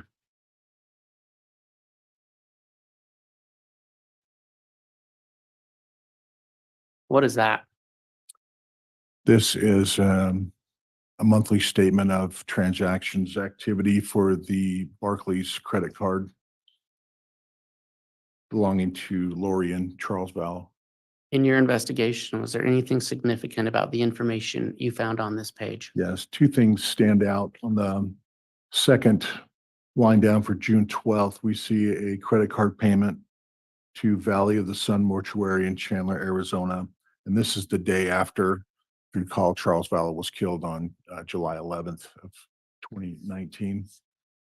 And the second date is all down to the bottom of the page here. So on July 20th, we see an airline ticket purchase for Legion Air in the name of Chad Daybell.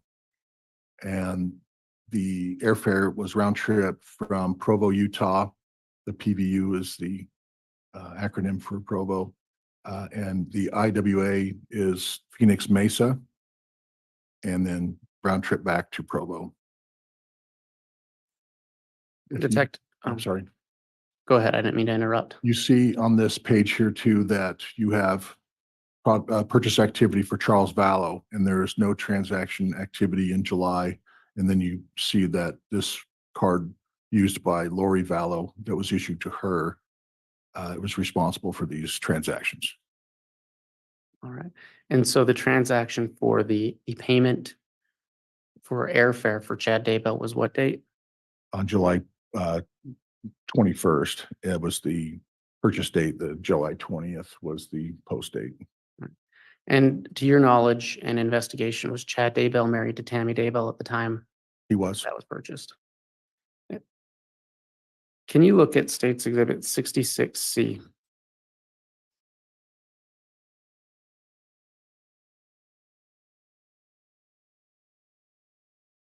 And what is that document? I have a Barclays MasterCard in the name of Alex Cox. And this is a monthly statement of transaction activity for this account. And you had mentioned earlier that Alex had an account that he shared with his sister Lori. Is this that account? It is.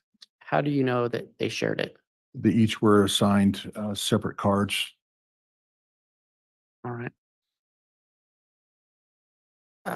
Can you describe, or is there anything else of significance on this document to your investigation?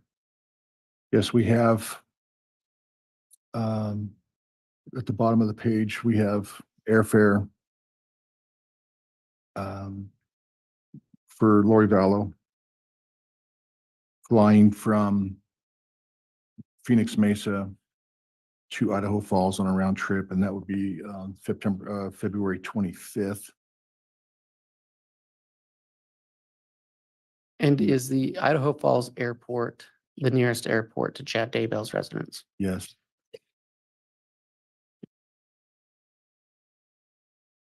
Was there anything else of note on this page or this document?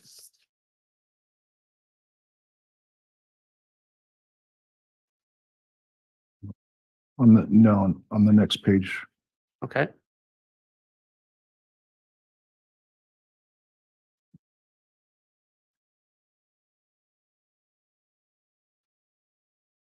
On this page, you're seeing purchases in the month of March on the Alexander Cox, Lori Vallow shared credit card account. You see purchase activity for Lori, and you see her card that ends in the number 5259. There are 3 purchases that she makes on this account that show that she bought airfare for Tylee Ryan and Tylee's friend Brianna Gill. And those purchases were made on March 13th, and they were round trip from Phoenix to LIH, which is, I believe it's pronounced Lahui, Hawaii, on the island of Kauai. And then directly under that, for March 14th, you see Lori using her card to pay for airfare for Chad Daybell, flying from Idaho Falls round trip to Phoenix Mesa and back to Idaho Falls. And that was March 14th of, 2019, and so Charles Vallow was still alive at that point, to your knowledge, correct? correct? Did you find any indication that Charles Vallow had a card on this account? He did not.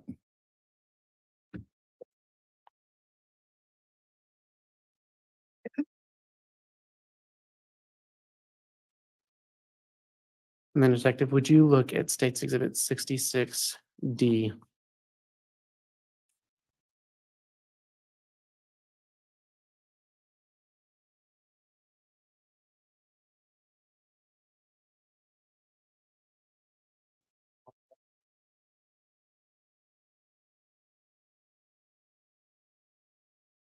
What is that document? This is the application for a Barclays credit card in the name of Alex Cox, dated 9/26 of 2016. And was this associated with the account we were just speaking of? Yes. Is there anything of note on that document to your investigation?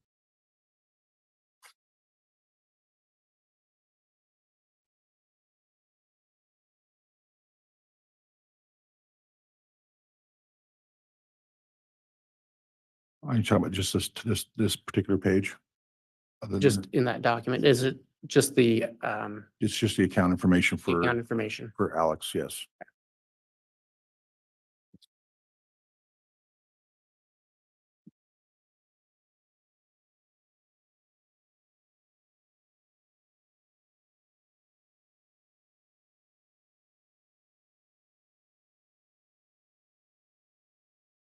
Detective, can you look at State's Exhibit 67?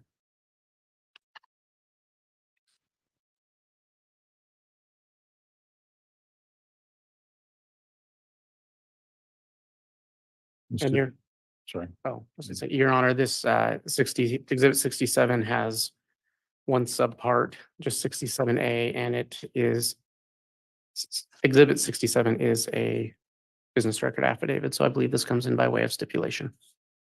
All right. That's correct. Very well. By stipulation, the parties exhibit 67 and exhibit 67A are both admitted. All right.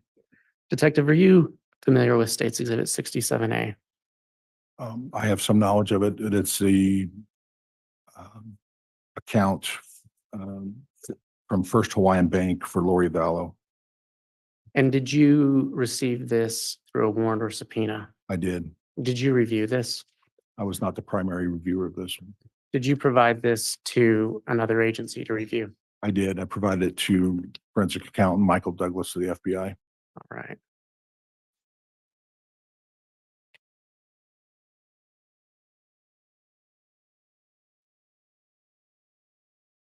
Can you look at State's Exhibit 68?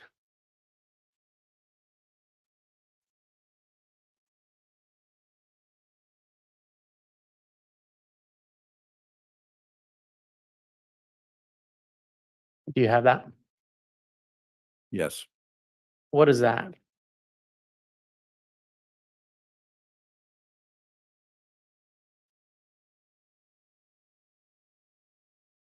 This is a business record affidavit associated with Chrysler Capital Finance Company. And Your Honor, this again, State's Exhibit 68 is a business records affidavit. has subpart 68A. I believe this comes in by way of stipulation. That's correct, Judge. All right, exhibit 68 and 68A are both admitted. Detective, are you familiar with State's Exhibit 68? I am. Or 68A? Yes. What is it? This is a application for credit through Chrysler Financial for purchase. Charles Vallow made of a 2018 Jeep Wrangler that we associated with Tylee Ryan. And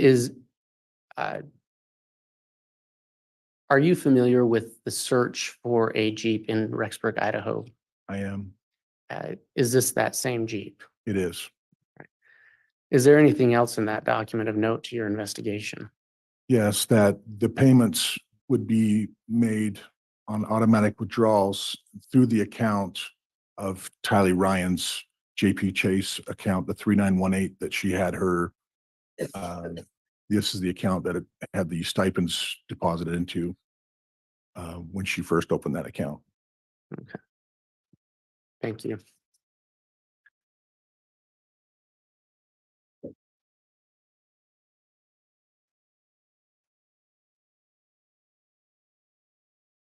Detective, can you look at State's Exhibit 82? And Your Honor, again, 82 is an affidavit of a records custodian. Has one subpart 82A. I believe it comes in by way of stipulation. That is correct, Judge. Okay, exhibit 82 and exhibit 82A are both admitted. Detective, what is the document found in State's Exhibit 82A? The document is a rental application in the name of Lori Vallow for 565 Pioneer Road, number 107, the Rock Creek Townhomes in Rexburg, Idaho. And have you reviewed this document? I have. Was there anything of note to your investigation on that document? Yes, it shows that Lori did move from Arizona to Rexburg. And it shows that she is listed both JJ and Tylee to be living with her. And on the second page,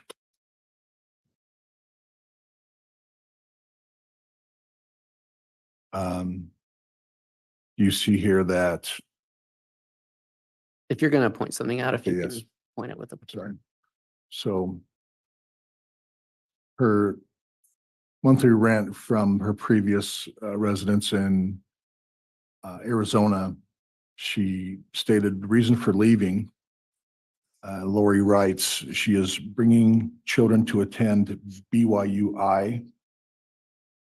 My daughter graduated high school at 16 and wants to attend BYUI, but is too young to live alone, so I'm coming with her and relocating. Okay. And then below that, you see, as far as her income, she lists Social Security. So all of the Social Security benefits, Lori's claiming just as her sole income.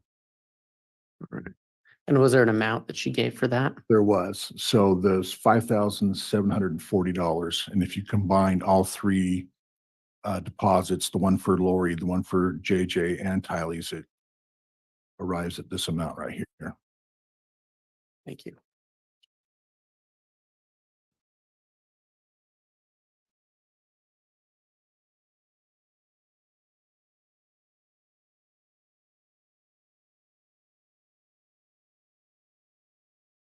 Detective, we've been talking about Lori Vallow and Tylee Ryan's financial accounts. Did you review any other financial accounts as part of your investigation? I did. What other financial accounts did you review? Reviewed the financial information for Alex Cox, Lori Vallow's brother.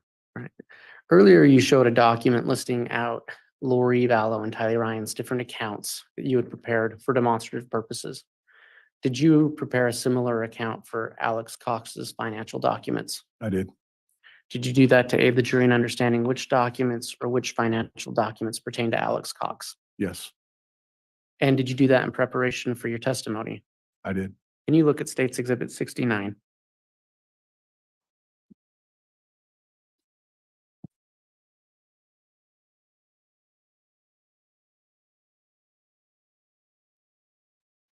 Is this the same demonstrative list that you've been speaking about? Yes.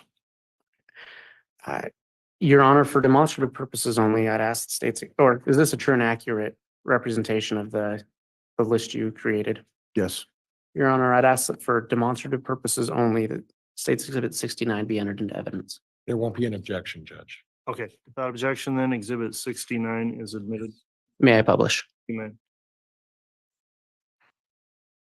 Detective, can you describe for the jury what is on State's Exhibit 69? So this is a financial account attribution list I created for Alex Cox. As we were looking into the whereabouts of JJ and Tylee, we went through Alex's financial information, and this is the information that we narrowed down through reviews that are pertinent to the investigation. So you see here, the first one is the Desert Financial Credit Union. This was Alex's everyday account. He was receiving paychecks on a regular basis. He was very responsible in his account and his spending. He had a fairly decent, well, decent for me at least, sorry, but for as far as his account balance. So he was not reckless in any way in this account. You see the joint credit card that we just spoke to with Lori, and these are the cards that were associated with that. Alex also had a Mercury MasterCard, and he had a personal account from Wells Fargo, and from that he had 2 cards on Capital One credit cards. And then towards the end, after they moved to Idaho, he ended up opening up a account at the Mountain America Credit Union in Rexburg. Thank you. Detective, can you look at State's Exhibit 70? And Your Honor, again, State's Exhibit 70 is an affidavit of a custodian of records. State's Exhibit 70 has 2 subparts, A and B. I believe it comes in by way of stipulation. Any objection to the admission of 70 and 70A and B? No, Judge, it comes in by way of stipulation of the parties. All right, Exhibit 70 as well as 70A and B are all admitted. Detective, can you look at State's Exhibit 70A? And are you familiar with that document? I am. What is it? It's a consumer loan application for a 2017 Ford F-150 pickup truck in the name of Alex Cox. And did you review these documents as part of your investigation? I have knowledge of them, but I was not the primary reviewer of those. Okay. Did you provide those to another agency? Yes.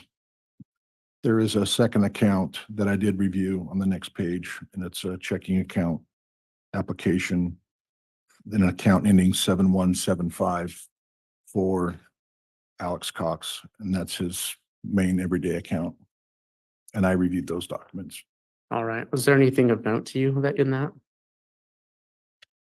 Yes. So as I stated earlier, Alex was very responsible, and he was very busy on this account. It would appear to be his everyday account.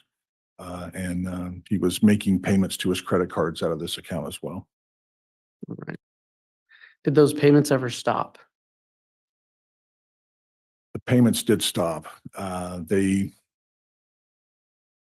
So from this account, we learned that Alex had quit his job when he moved to Idaho. He was working for Heritage Environmental in Arizona, and he was receiving 2 to 3 paychecks a month. And at the end of August and beginning of September, he had quit that job and moved to Idaho. Just before he quit his job, he received a loan in the amount of $21,000 in August. I believe it was August 8th.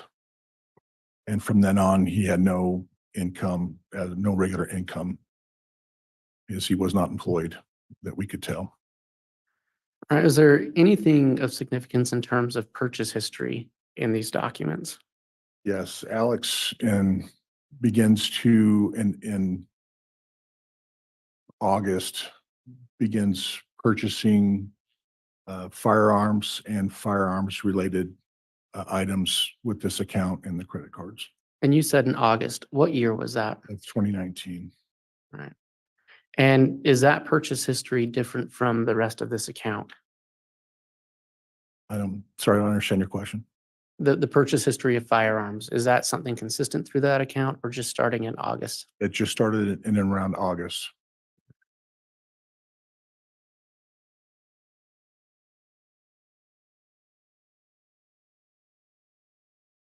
You mentioned that he received a loan. Yes, Was there a reason listed for that? yes, on the loan application, it listed for medical reasons, All right. And the amount of the loan was $21,000, correct? 21,000 that he received, yes. Throughout your investigation, did you find any significant medical expenditures in his financial documents between the time of that loan and the time he died in December? No, All right. Can you look at State's Exhibit 70B?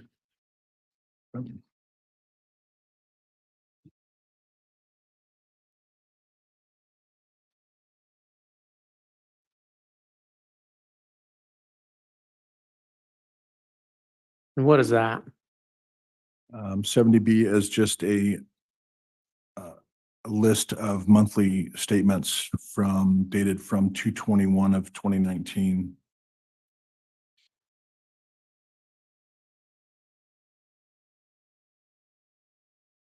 We've through November of 2019. And were those the documents you were relying on for your most recent testimony? Yes. Okay.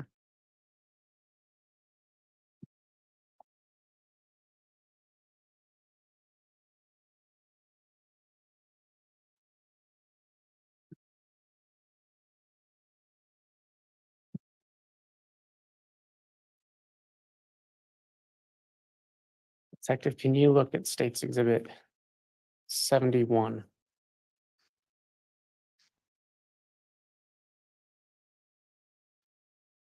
And Your Honor, State's Exhibit 71 comes in by way of custodian of records affidavit. So I believe it's stipulated to, and just has one subpart A. Any objection to the admission of 71 and 71A? No, Judge. Very well, 71 and 71A are both admitted. Detective, do you recognize State's Exhibit 71? Yes, it's the custodian of records. Oh, and I'm sorry. Can you look at State's Exhibit 71A? Yes, this is the loan application for through Lending Club for the $21,000 loan for And- Alex.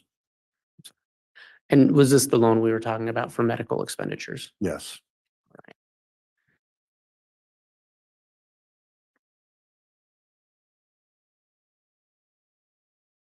Your Honor, may I have a brief sidebar? Yes.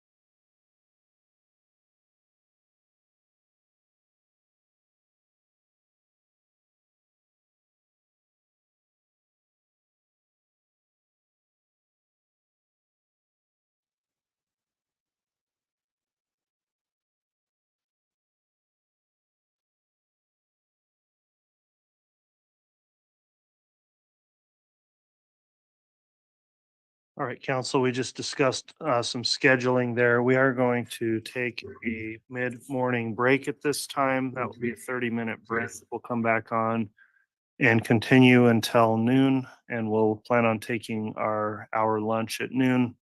And then as regular schedule, a mid-afternoon break after that, go till 3:30. Today will be our schedule moving forward. So at this time, we will take our mid-morning break. All rise, please. So just that's all.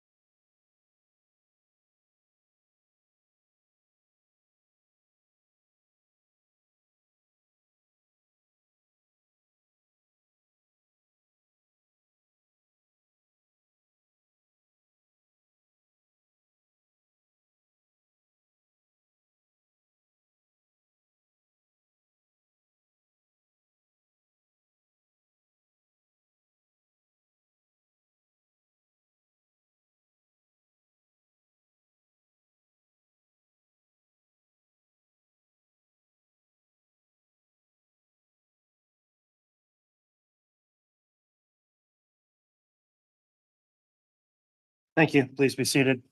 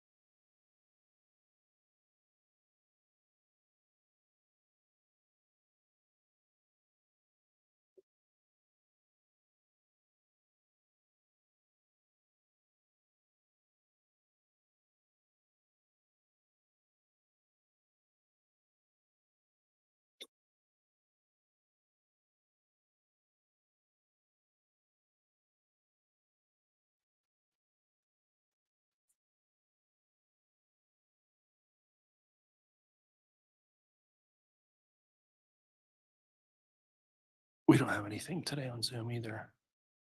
There's no Zoom hearing, but. Okay.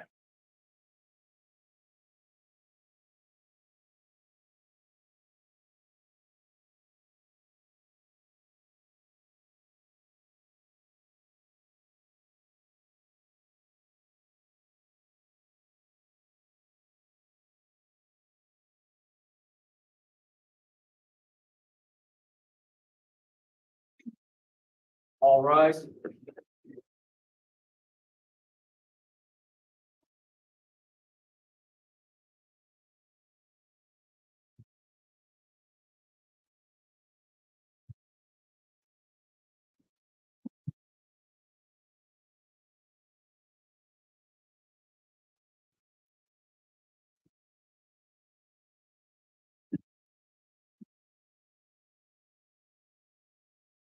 Your Honor, the jury is present and accounted for.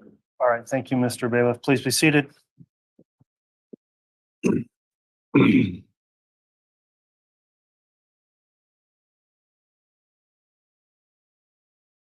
Okay, we're back on the record on KCR 22211623, State of Idaho versus Chad Guy Daybell. The state's continuing with its case in chief. Detective Consitis is on the stand and has previously been sworn and is under oath. Continuing with direct examination, the court would also note we had previously turned the blinds down for better resolution on the monitor, but had requests from the jurors to have the windows open. And so they're open and hopefully we get good enough resolution on the monitor to go forward. We'll still dim lights when we're showing exhibits. And if it's clear enough, I'm fine to have the windows remain open. So Mr. Wood, if you'd like to continue with direct, you can do that at this time. Thank you, Your Honor. Detective, can you look at State's Exhibit 72? And 72A? And Your Honor, I just represent, this is 72 is a business record affidavit and 72A is the one subpart. And I believe it comes in by way of stipulation.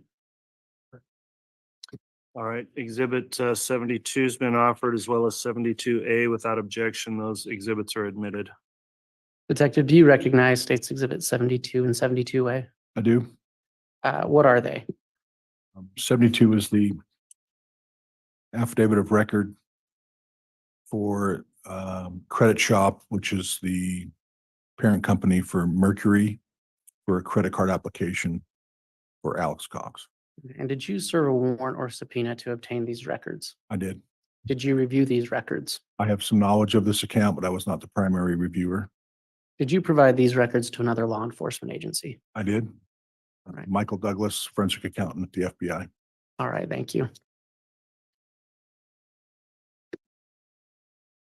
Can you look at States Exhibit 73 and 73A?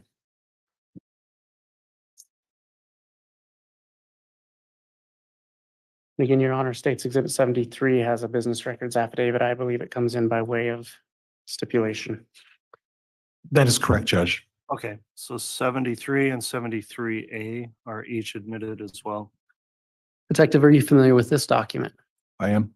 What are these documents? This is 73 is a business records declaration for a Wells Fargo account in the name of Alex Cox for a Visa credit card.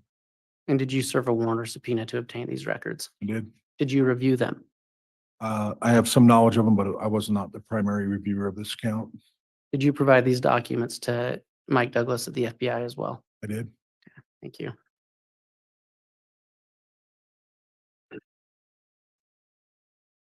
Can you look at States Exhibit 74? And again, Your Honor, States Exhibit 74 is a business records affidavit and with one or two subparts. I believe it comes in by way of stipulation.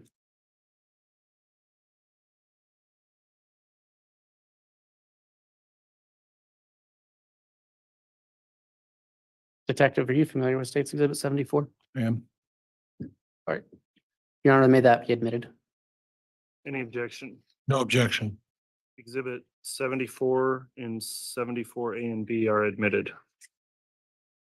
And are you familiar with these documents? Yes. What are they?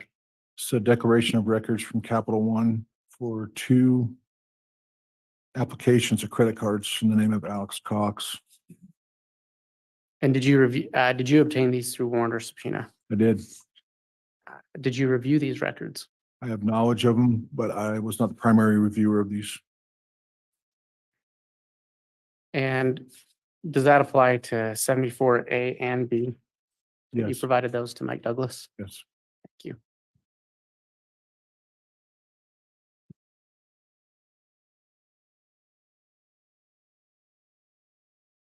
Detective, can you look at States Exhibit 75?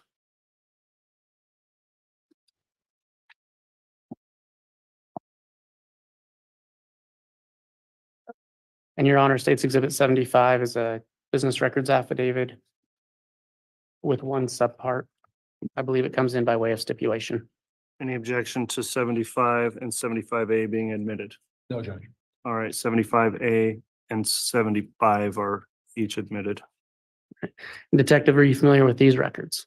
I am. Did you obtain those through warrant or subpoena? I did.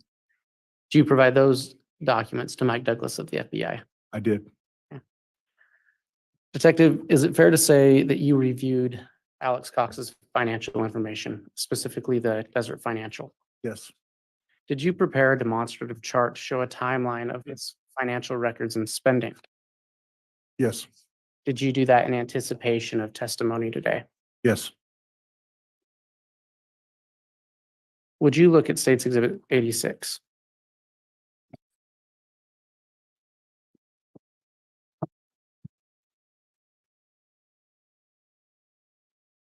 Is this the chart you've been preparing, that you spoke of preparing? Yes. And did you do that to aid the jury in understanding the timeline of some of Alex Cox's banking and events in this case? Yes. And is that document a true and accurate representation of what you created? Yes. Your Honor, for demonstrative purposes, the state would ask that State's Exhibit 86 be entered into evidence. No objection, Judge. Very well. State's Exhibit 86 is entered. And may I publish? You may.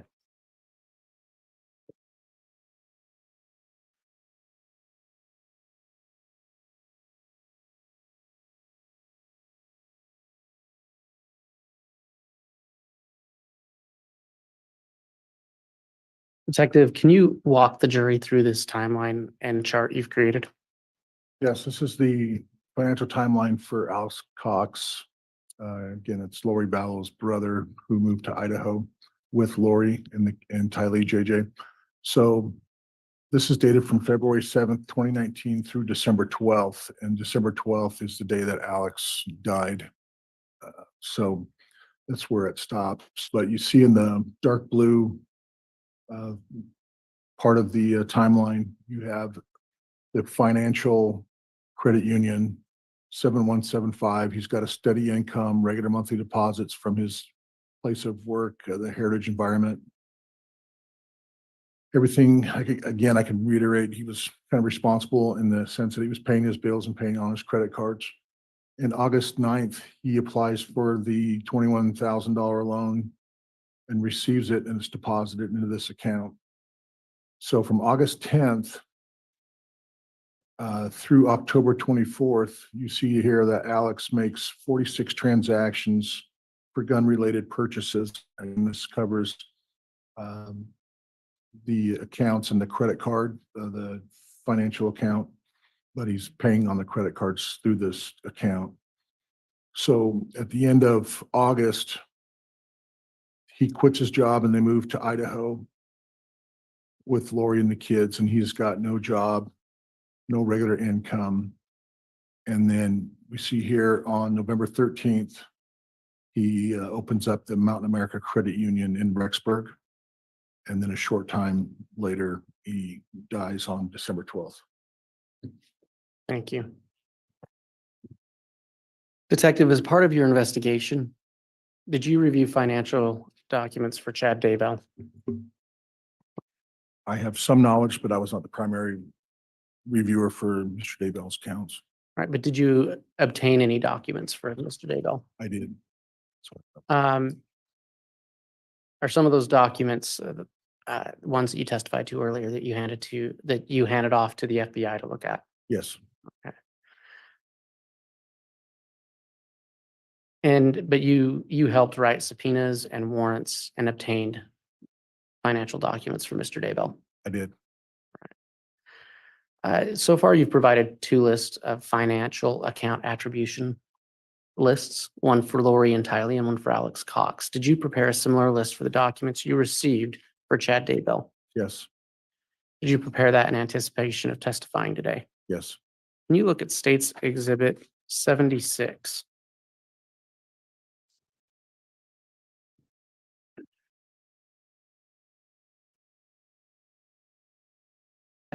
The jury understanding which accounts exist that contain financial information that you looked at for Chad Daybell. I did.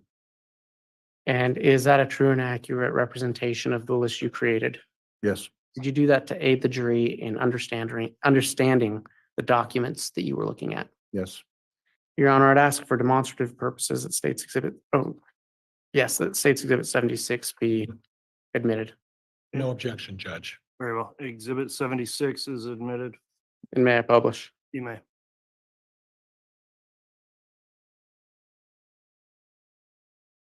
So here's the financial account attribution list I created for Mr. Daybell.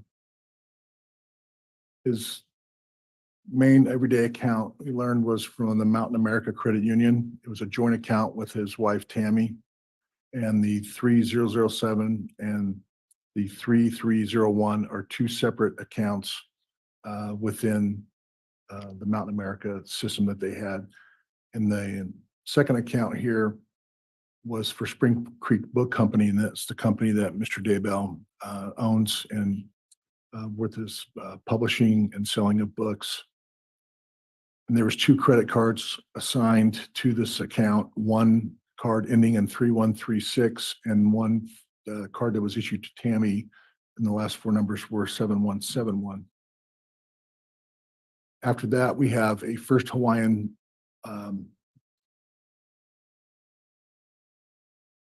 bank personal account that Mr. Daybell opened, and that account ends in 9185. There's a Citibank credit card that Mr. Daybell opened an account with. There's also a Visa card associated with the Wells Fargo account. And the last one on the list here was a Capital One account with 2 cards issued, one to Chad and one to his wife, Tammy. Detective, can you look at State's Exhibit 77? Your Honor, again, State's Exhibit 77 is a certificate of authenticity of this business records, and there are subparts A through I. I believe this comes in by way of stipulation. 77 and 77A. A through I. I have been offered. Any objection? No, Judge. Very well. Exhibits 77 as well as 77A through I are all admitted. Detective, can you look at State's Exhibit 77A? Yes. What is that document? It is a monthly statement associated to account 3301 for, say, Spring Creek Book Company. Okay, and did you review this document? I have some knowledge of it, but I was not the primary reviewer. Did you serve a warrant or subpoena to obtain this?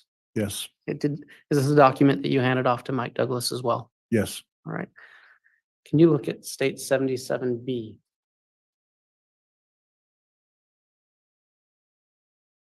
And what is that? This is a Mountain America Credit Union account 3007 for Chad Daybell. And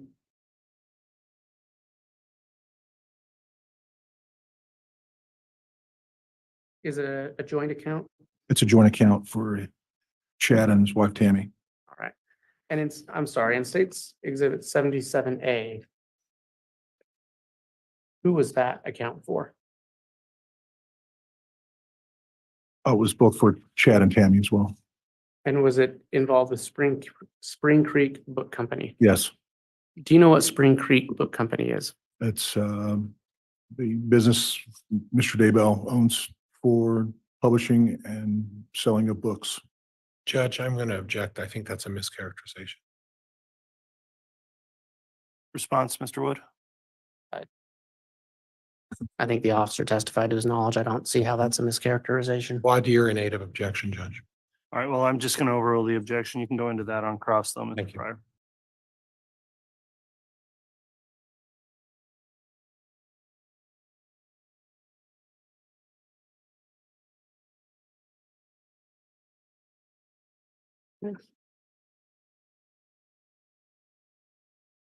Detective, can you look at State's Exhibit 78?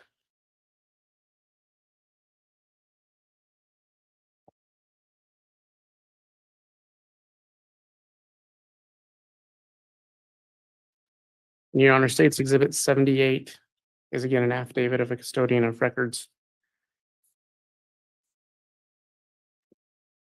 with one subpart 78A.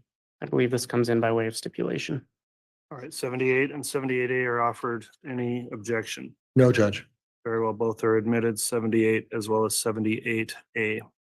And Detective, what is State's Exhibit 78A? It is a account application in the name of Chad Daybell for First Hawaiian Bank. And did you receive this document by warrant or subpoena? Yes, Did you provide this to the FBI? I did. Thank you. And can you look at State's Exhibit 79? And Your Honor, 79 is a custodian of records affidavit, one subpart. I believe it comes in by way of stipulation.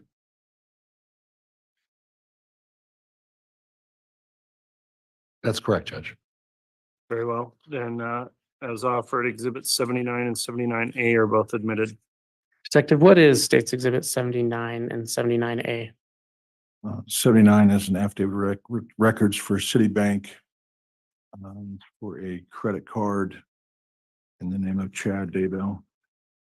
Did you receive this document by warrant or subpoena? Yes, Did you provide it to Mike Douglas of the FBI? I did. Can you look at States Exhibit 80?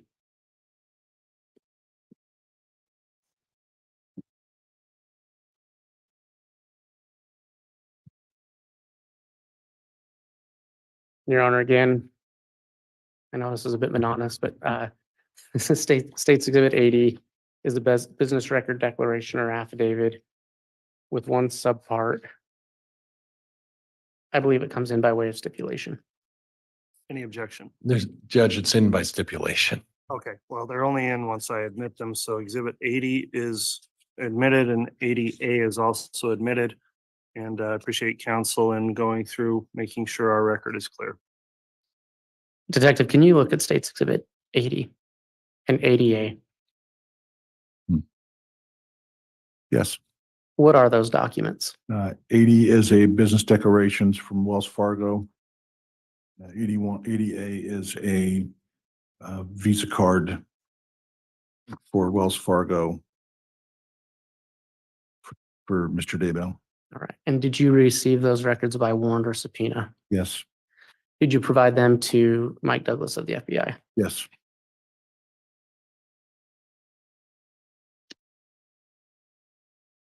And Detective, do you have States Exhibit? Can you look at States Exhibit 81 and 81A?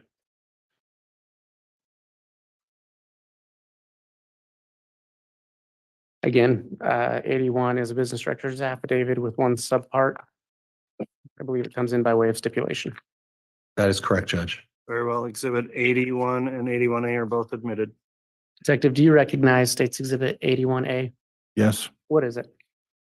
81 is a business records affidavit for Capital One. And the subdocument 81A is the monthly statements for purchases on the Capital One credit card for Chad and Tammy Daybell. Did you receive those by warrant or subpoena? Yes, Did you provide those to Mike Douglas of the FBI? I did.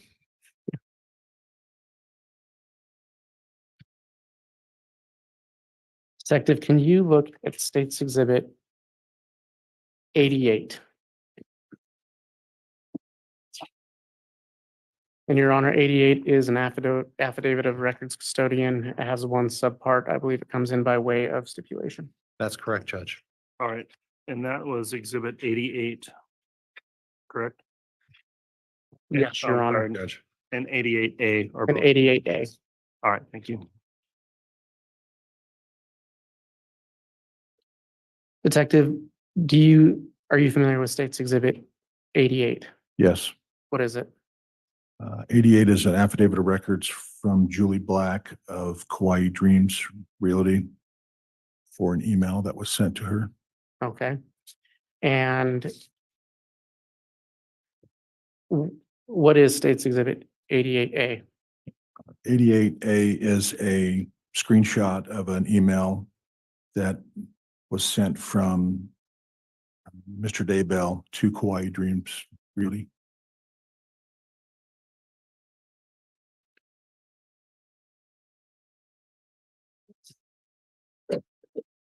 Detective, how did you receive this document?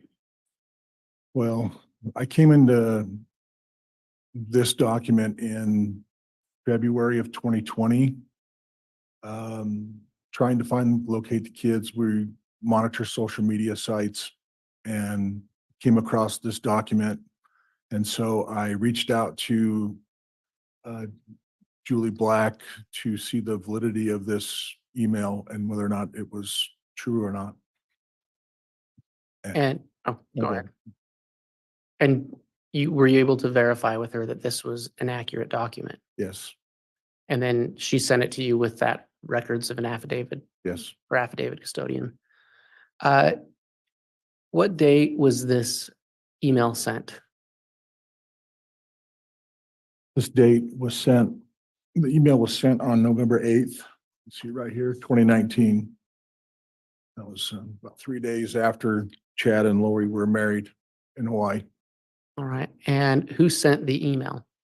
The email address, sender is chad.daybell@gmail.com. And who is the recipient of the email? Julie Black.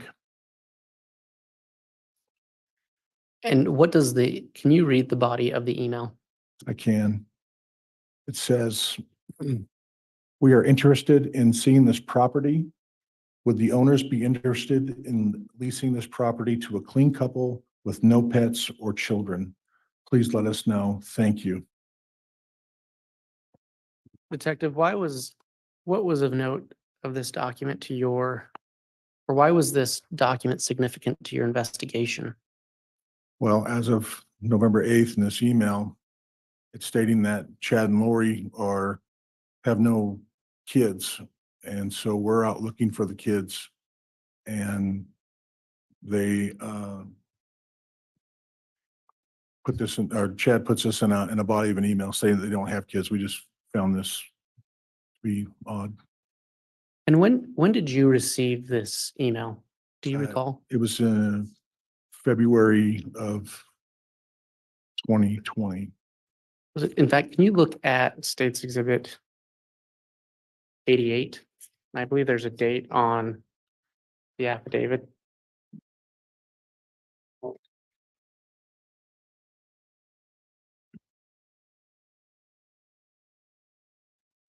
And what was the date that the affidavit was submitted? It was submitted on the 4th of March, 2020. Okay.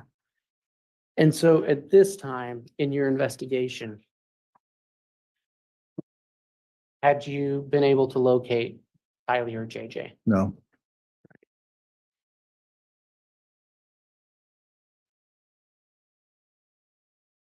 And so was the significance of that to you that Chad Daybell, the husband of the children's mother, was stating they didn't have kids? correct. Judge, that's argumentative. It's a late objection, so it's overruled. It was answered. Detective, do you have State's Exhibit 90?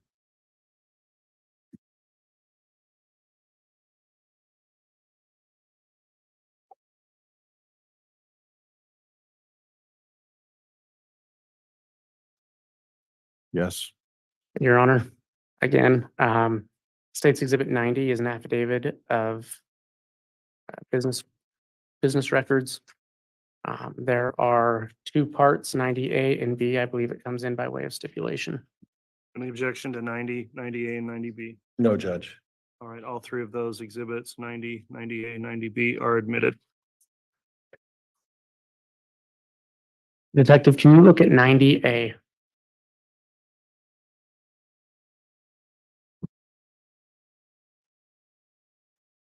Okay. What is that document? This is a subscriber information for Cable One. It's one of the online or cable services that's offered in Rexburg.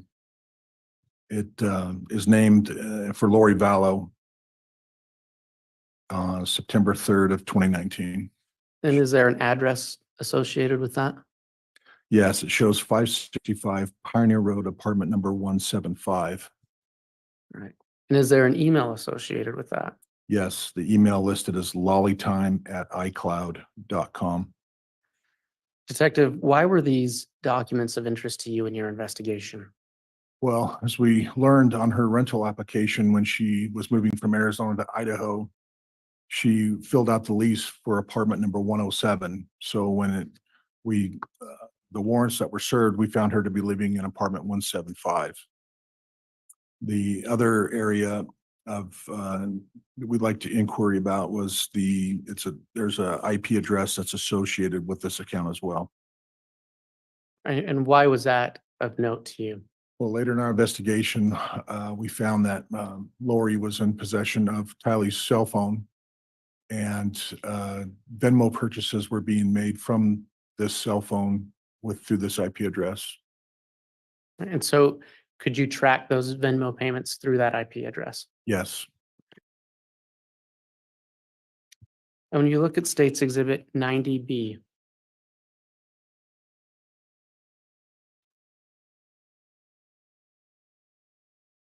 what is that document?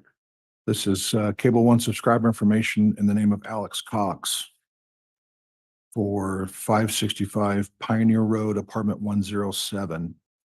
And this was generated on September 11th of 2019. And what was significant to that document in your investigation? This was the apartment that Lori was originally assigned to be living out of. They had switched apartments. Right.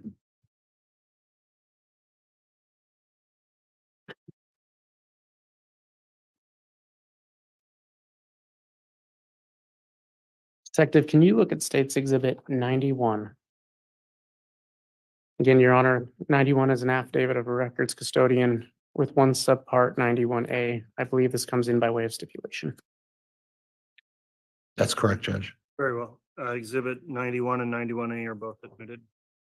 Detective, do you recognize States Exhibit 91A? I do. What is it? This is a letter from Windstream Services stating that we were looking for information of a Venmo that was sent from an IP address off of Tylee's phone. And so when researching the IP address, it came back to Windstream Communications. And so we reached out to them and said, do you have any information in regards to Tylee Ryan? And they said that they didn't. They just offer IP addresses or static IP addresses. And this was the IP address that we were inquiring about was issued to a Residence Inn hotel in Kansas City, Missouri. So what led you to look for these documents? Again, we were looking back on Tylee's BBVA accounts. We know that she wasn't receiving her regular deposits, and the money that was being deposited into her account was from Lori's account that Tylee had no control over. So she was sending money, transferring it into Tylee's account, and then it would be Venmoed off almost immediately. And so following up on those types of transactions, that's how we came to know this particular IP address. All right. And so just to be clear, a Venmo from Tylee's account was sent through this IP address, Correct. right? And do you know where this Windstream Services is located? They're located in Missouri. And did it give a date for that transaction? Did that- October 10th of 2019. Okay, so the Venmo went through that IP address on October 10th, Correct. 2019 in Missouri. Correct.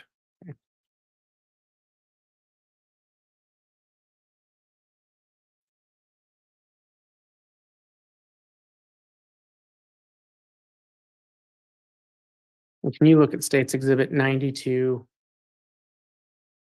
Again, Your Honor, 92 is an affidavit of a records custodian with a subpart 92A. I believe it comes in by way of stipulation.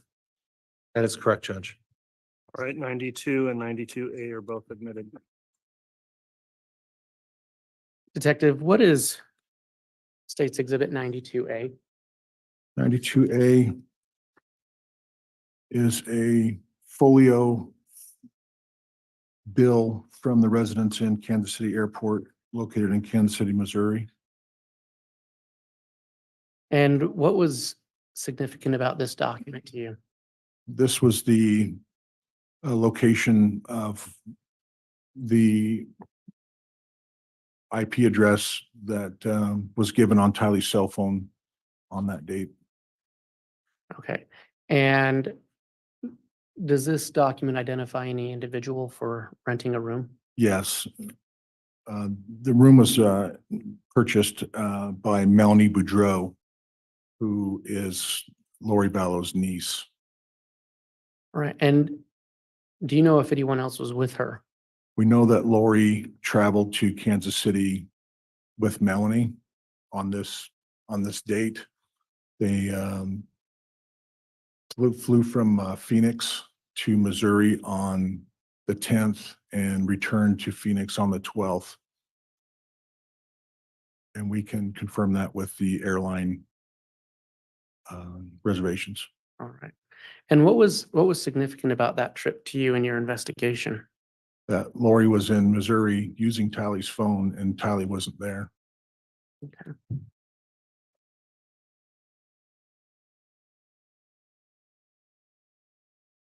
Were you able to verify through flight records where they flew from? I did. Where did they fly from? Um, Bailiff? Where did they fly from? They flew from Phoenix to Missouri, according to the flight records.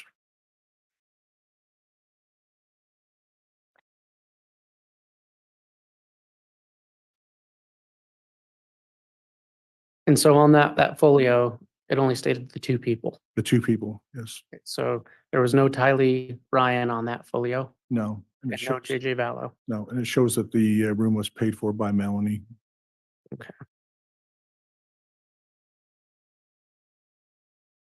Detective, we're gonna shift gears a little bit.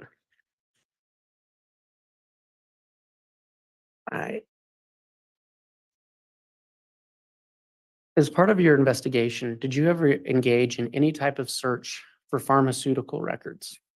Yes. What type of search did you do? In cases such as missing persons, we'll reach out if we have an idea of where the person we were looking for is living or has lived, and we will reach out to the state as a resource to the state pharmaceutical board and request if any prescriptions were filled that may lead us to a location that or an area that they may be in. And did you do that for, who did you do a search for? I did a search for JJ. I did a search for Tylee. There was one we searched for Melanie Boudreau as well, and also Lori. And how do you go about doing a search for pharmaceutical records? We'll reach out to the pharmaceutical board in the state and submit a request and let them know the circumstances, and they will then submit the information to you. All right, and does each state do that the same? Same premise, but they're all a little bit different. But we reached out to the state of Arizona, the state of Montana, and state of Hawaii, and the state of Idaho. Why Montana? Well, early on, as this case was unfolding at the very beginning, we were receiving tips, and one of the tips called in. They thought maybe JJ and Tylee were being held in a compound in Montana somewhere. So we just called upon that to check on that. And also that Melanie Boudreau at the time was living directly next door in apartment 174. So that's why her name was run as well. Detective, can you look at States Exhibit 94 and 94A? Your Honor, States Exhibit 94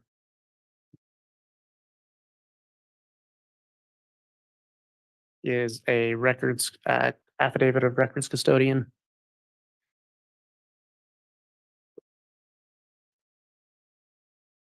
I may just have a very brief sidebar. Yes.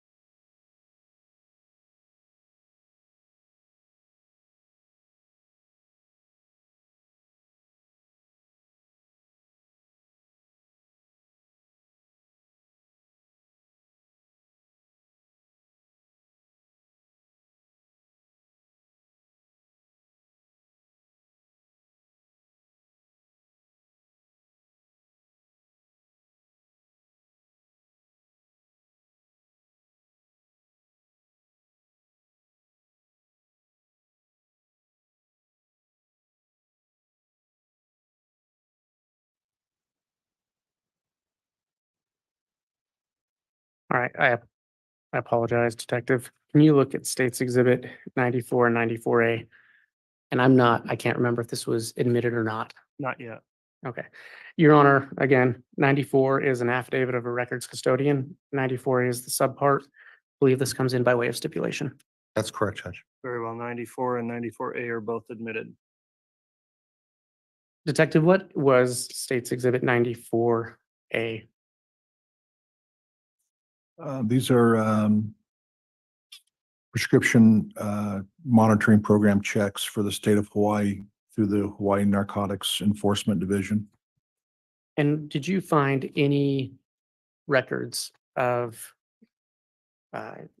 prescriptions for JJ Vallow in Hawaii? I believe we did, but not in the time frame that we were requesting. And did you find any prescriptions for Tylee Ryan?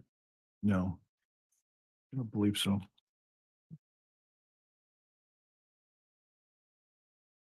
You mentioned checking in Montana. Yes. Can you look at States Exhibit 95 and 95A?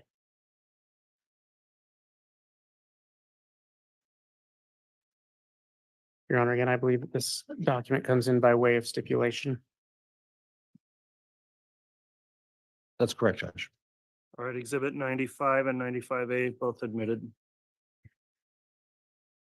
And Detective, if you'll look at 95A, when you submitted names to these states, did you just do one name or multiple names? We did multiple names. We knew that when we were looking through the airline records, JJ would fly under the name of Ryan, or he'd fly under the name Vallow. So we just, we would use both last names when we were searching. So we were researching for this. type So of what was stuff. the name you searched for on? And here? Joshua Jackson Vallow. Here? Joshua Jackson Ryan. Here? Melanie Boudreau. On this page? Melanie Pulowski. This would be Melanie Boudreau's current last name. She had remarried in November of 2019.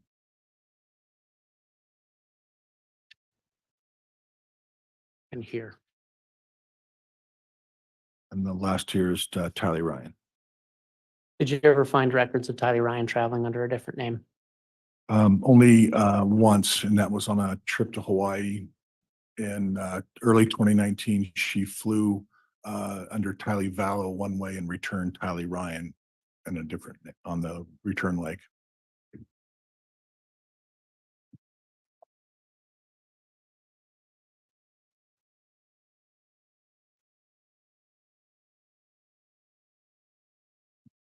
And Detective, excuse me, you perform that search in Idaho? I did not. Another detective did, but the search was performed. And are you aware if any results came in from that search? There were no results. All right. And any results from Arizona? No results from Arizona, although they live down there. I was educated that Arizona only keeps track of narcotic analgesics or painkillers, opiate based drugs. That's all they keep track of. They don't do anything for any other types of medications. Detective, can you look at States Exhibit 96? In your honor, 96 is an affidavit of a records custodian. And it has one subpart A. Any objection to 96 and 96A being admitted? No, Judge, thank you. Very well, both are admitted. Detective, can you look at States Exhibit 96A? That is.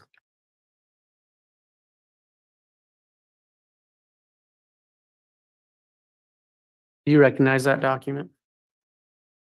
I do. Did you obtain that document? I did. And what is it? This is an email exchange that Lori Vallow sent to Michael Edson It's a little blurry on my screen here. If it's a way I don't have a copy in my possession. Okay, there you go. Is that better? Yes. This is an email sent from Lori Vallow to Mike Edson. We learned that it was a tax accountant that did Lori and Charles' taxes. And she sent an email to him asking, if you'd like me to read the body, I could. So it looks to me, Detective, like there's two emails. Can you tell which email was sent first? I want to clarify exhibits here, Mr. Wood. Which exhibit is this being published right now? That would be 96A. All right. My 96A courtesy copy is the subpoena, but not the email. Wait, can I approach? You may. I'll just have the bailiff provide you a copy of my courtesy copy.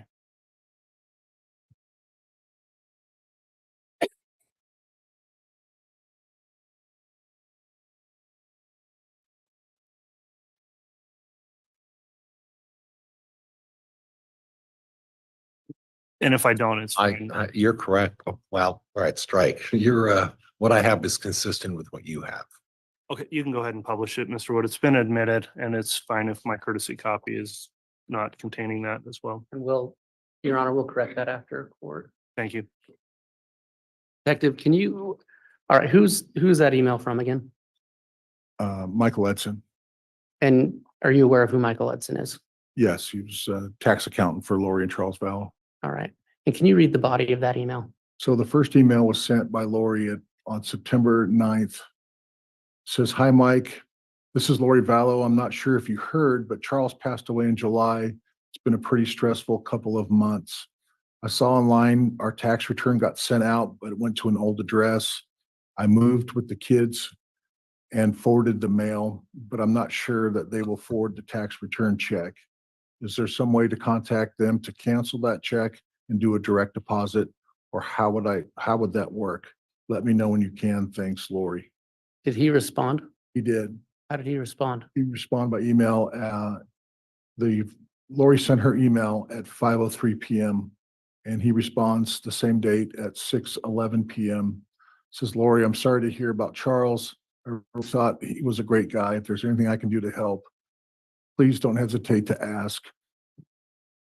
In the interim, here is the link to the IRS to fill out a change of address form so they can send you the check up to the new address. Prayers with you, Mike. Detective, why was this email exchange significant to your investigation? Well, the email itself is rather benign. It's just appears to be a classic back and forth of exchanging information, but the date on the email is what was important to us, being September 9th. We recall our last known sighting of proof of life of Tylee was September 8th and the September 9th. So we believe the investigation has found that Tylee was no longer living at the time of this email. Okay. And was it significant to you that was just one day after her last known sighting? Yes.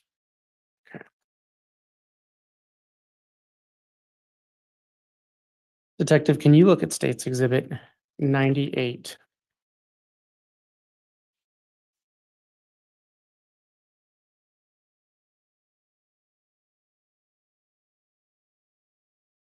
And Your Honor, this is 98 is a certificate of authenticity with one subpart 98A. I believe it comes in by way of stipulation. Very well. 98 and 98A are both admitted. Detective, can you look at State's Exhibit 98A?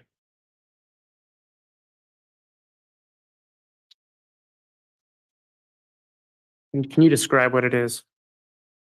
98A is airline information that we received via search warrant for 2 American airlines.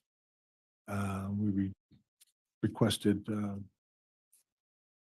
several names in the warrant to see if we could find out whether or not Tylee or JJ were on a plane somewhere during our search for them. And these are the American Airline records. Correct. And did you find any history of Tylee Ryan or JJ Vallow or Lori Vallow on these documents? There were several flights for Lori during the period of time we requested from January 1st of 2019 through 2020. And there was only 2 flights that were listed for Tylee, and one was in February and one was in March, and they were both round trips to Hawaii. But there were no flights for JJ. So, no, I'm sorry, did you say no flights for JJ? No flights for JJ on American Airlines. And what was the time frame in which you asked for these records? January 1st of 2019 through the end of the year. And do you recall why that was? Well, we knew that they had moved up to Idaho in September, but we wanted to see if there was any regular places that they went to or visited that we may reach out to another agency or something to try to find and locate JJ and Tylee. All right. And so to clarify, you stated you found 2 flights for Tylee Ryan to Hawaii Yes, and multiple flights for Lori Vallow. correct. And also Chad Daybell. Oh, okay. And what of those flights of Lori Vallow are of interest to your investigation? Well, the biggest one was in and around time of that Tammy Daybell was killed.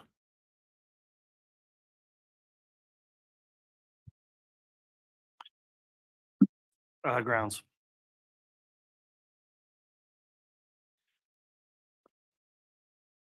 Sustain.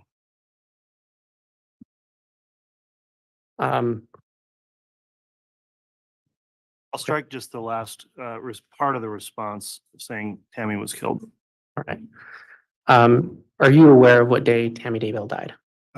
Yes, it was the 19th of October, 2019. All right. And so one of these flights of Lori Vallow coincided with that death. Is that what you're saying? Yes. And there was another flight as well that was in and around that time that was pertinent to us. And what flight was that? That was the flight in early November where Chad and Lori flew to Hawaii to get married. They were married on November 5th, and they flew out on the 3rd of November. And that was on these American Airlines documents. Correct. Okay.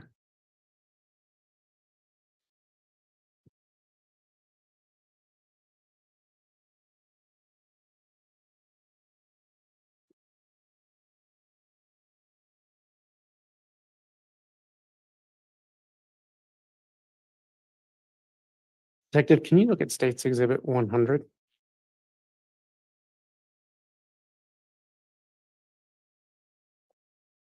Your Honor, State's Exhibit 100 is a business records affidavit with one subpart A. I believe it comes in by way of stipulation. Any objection to the admission of 100 or 100A? All right, both are admitted. Detective, State's Exhibit 100, what is it? It is business records affidavit for Southwest Airlines. And what is 100A? This are airline information reservations for Southwest Air. And did you find anything in these records that were pertinent to your investigation? We found that Lori and Charles traveled on this airline through 2019, and we learned that JJ had flown 6 times, but that was all prior to them moving to Idaho. Okay. And do you know what those flights were? They were flights from Phoenix to Houston, where Charles Vallow lived at the time, and JJ would fly back and forth between Phoenix and Houston to visit. Okay.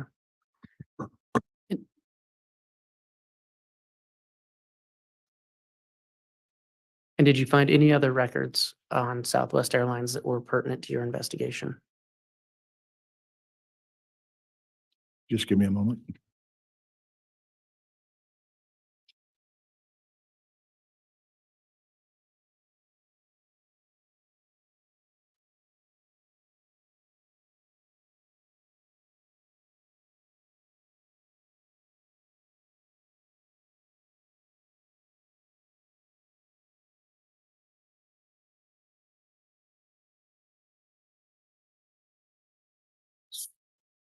I'm not seeing anything for Southwest Air. Primarily those flights for JJ Vallow.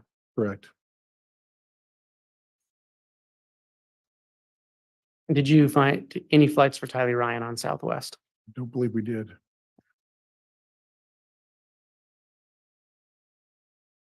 Detective, do you have States Exhibit 99?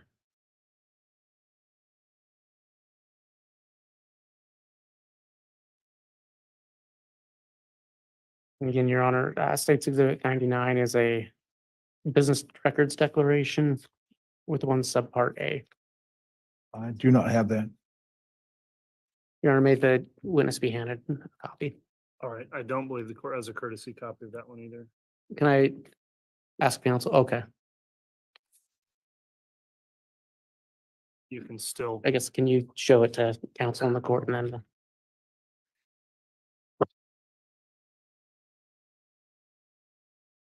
I'll just do some light reading, Judge. very well.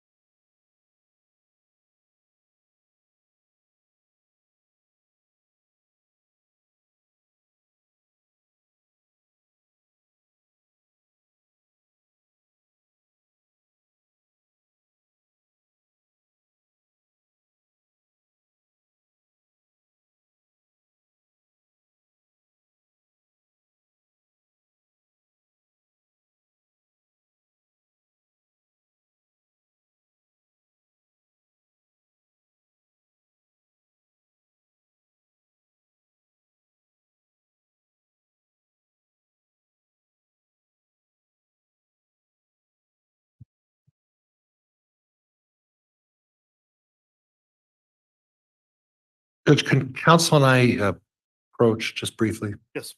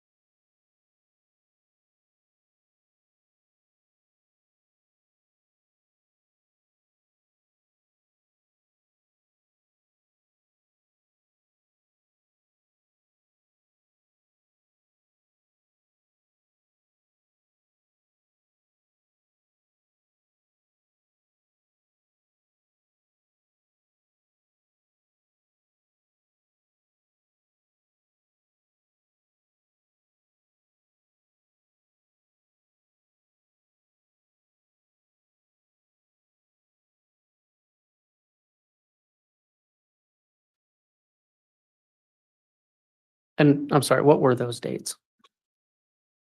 Dates were for April 26th through the 29th of 2019.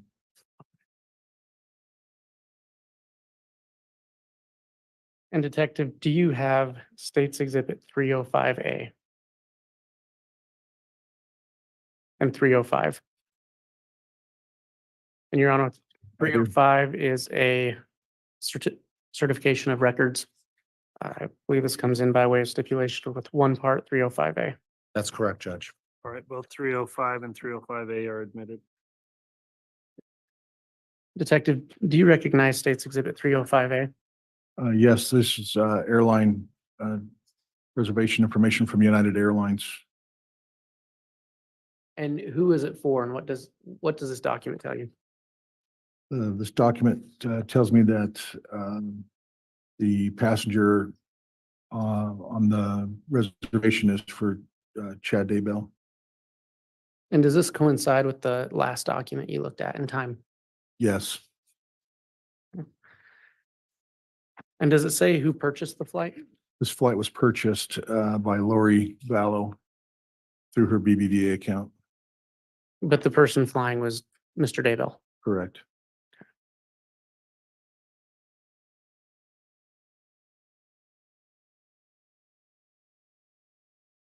Detective, we've talked a lot about finances and travel.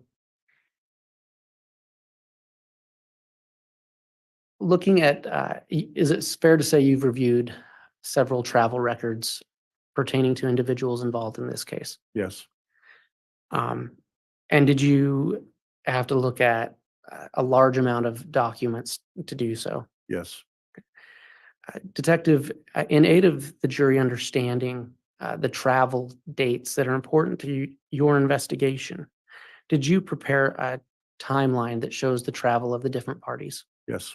And what records did you use to create that timeline? We used airline records from Allegiant, Delta, American, United. And did you prepare that document in aid of your testimony today? Yes, Do you believe it would aid the jury in understanding the dates yes, and the places traveled to? yes. Detective, can you look at States Exhibit 303?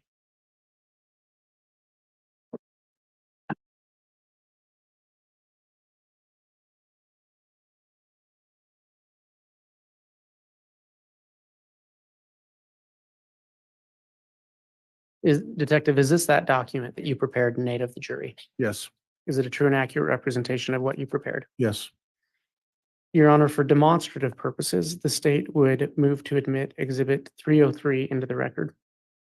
For demonstrative purposes, there's no objection, Judge. All right, Exhibit 303 is admitted.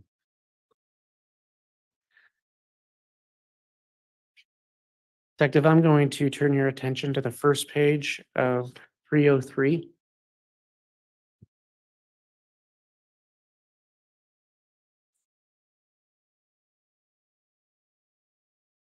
And can you walk the jury through this timeline? sure. This is a travel timeline for Chad and Lori Daybell. This first box on top of the timeline right before January shows that Chad and Lori met on the 26th of October in 2018. So this starts in January of 2019. So in January, on the 6th to the 10th, Chad Daybell flies round trip from Idaho Falls to Phoenix, and the flight was booked in December of 2018 by Mr. Daybell using the Chad Daybell Gmail address, the same one he used for the Kauai Dreams Realty. As we move to March, we see that Lori Vallow booked a round trip flight from Phoenix Mesa to Idaho Falls, but she canceled this flight on the 26th for unknown reasons. But she ended up booking a flight and flew to Hawaii for this time frame. In the middle to late March, on the 19th through the 21st, Chad Daybell flew from round trip from Idaho Falls to Phoenix Mesa. And the flight was booked on the 13th of March, 2019 by Lori Vallow. And this is her Lolly Time Forever at iCloud email associated with that account. In April, Lori flies one way from Phoenix Mesa to Idaho Falls. The flight was booked on the 29th, so it was fairly quick. And then she flies one way back to, on the next one up here, she flies back from Idaho Falls to Phoenix. And that was booked on the 3rd of April. Again, and she booked her flight. On April 26th, this is the one we just talked about. Chad flew round trip from Idaho Falls to Houston, Texas, with a stop in Denver. It was booked by Lori Vallow and paid for by her BBVA bank account.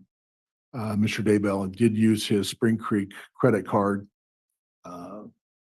to pay for an extra baggage for the flight. As we move over into May, we see Lori flew one way from Phoenix Mesa to Provo, Utah, and the flight was booked by Lori. And then up here we have the date of July 11th, 2019. That's the day that Charles Vallow died.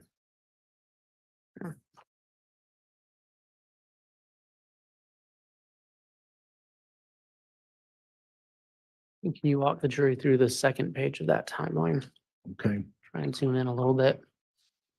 One thing I want you to take notice of, if you could please, is that after Charles Vallow dies, Lori flies under the name of Lori Ryan the rest of the year. I think she booked a flight a day or so after Charles died, but still used the name Vallow, but everything else is Lori Ryan. So in August, you see up here the timeline, they're moving to Idaho. And then late August, Lori flies up a round trip from Phoenix Mesa to Idaho Falls, and she books her flight. And Melanie Boudreau, and that's Lori's niece, she was also on this trip. We believe that this is the signing of the rental lease just prior to them moving up. You see here on the timeline as we go on September 8th, it's the last known sighting of Tylee Ryan. We move over to the 22nd. That's our last known sighting of JJ. So in October 8th through the 13th, Lori Ryan flies a round trip from Idaho Falls to Phoenix Mesa. And this is the trip where she took to Missouri, which we had the Venmo used from the Missouri hotel. What's significant about this date is this is the day before Tammy Daybell had an incident where she was shot at and reported to police. Judge, I'm going to object at this point at the characterization. I'll sustain it as to that final statement and strike that part of the witness response. Mr. Wood, if you'd ask another question, I believe we're just getting into a total narrative at this point as well. I understand you, Your Honor. After October 9th, what was the next event that took place? Lori flies round trip from Las Vegas to Kauai. The date of the 17th of October is just before Tammy Daybell was found dead on the 19th. She was scheduled to return on the 21st on this flight. As you move over to the 24th of October, she flies one way from Phoenix to Idaho Falls after flying back from Hawaii. Now down here we have on the 23rd, just to give you a sense of where on the timeline things falls, that Tammy Daybell had her funeral service in Rexburg on the 23rd. As we move to early November, Chad and Lori fly round trip from Salt Lake City to Kauai. Chad flies from Salt Lake City. Lori, we believe, drove a vehicle down to Arizona and then met up with Chad in Southern California. There was a family trip that Chad took with his kids to California during this time. And But what was significant to us is that Chad booked this flight just 5 days after the funeral service for Tammy Daybell.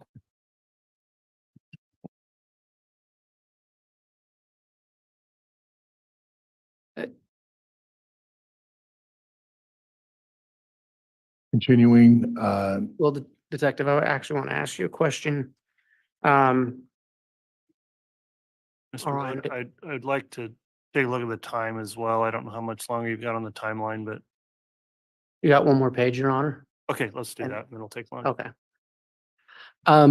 Detective, this last box, you'll see my pen pointing at, that's marked 11/3/2019. Does that coincide at all with what your investigation shows about the marriage of Chad Daybell to Lori Vallow? yes, they departed for Hawaii and were married in Hawaii on the 5th of November. And then one last page. Detective, what's marked in the first two boxes? So we have here Lori and Chad flew one way from from Hawaii to Phoenix. And below that, they arrived in Idaho Falls on Allegiant Airlines. On the 28th, Chad flew one way from Salt Lake. And again, I believe I may have mixed up on the last page, but Lori was scheduled to be on this flight, but we believe she drove her car to Arizona. His box on the reservation was marked flown and hers was left empty, so it was designated to open. So, and this was also a trip that was a family trip that Chad paid for his kids and their spouses to fly to California to have over the Thanksgiving holiday. There was no record of Tylee or JJ on this trip at all. Now, Detective, you had mentioned a trip earlier. Is it possible that this was the trip you were talking? The last box. The last box is Chad and Lori flew one way from LAX to Hawaii where they took up residence. Okay. The And then last, I'm sorry, then the there's- last Yes, there's one more box. Can you, box on the top of the timeline is June 9th, and that's when we found JJ and Tylee. all right. Your Honor, I believe now would be time to break. Okay, we will go ahead and take the lunch recess at this time. We'll plan on that being right around an hour. So just shortly after 1 o'clock, we'll try to get started again, go through the afternoon with another break then. All rise, please.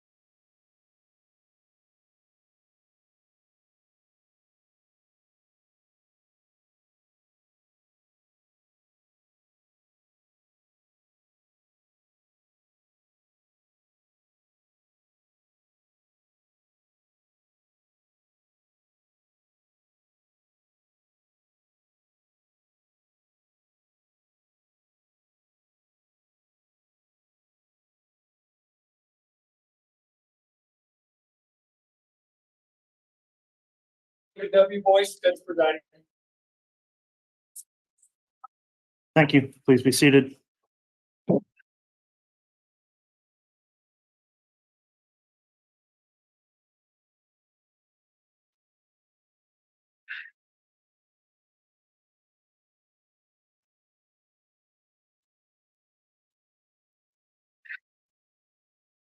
All right, good morning, everyone. We're on the record on case CR 22211623, State of Idaho versus Chat Guy Daybell, continuing evidence with the state's case in chief. The state just concluded with a witness yesterday afternoon, and I believe intends to call another witness this morning.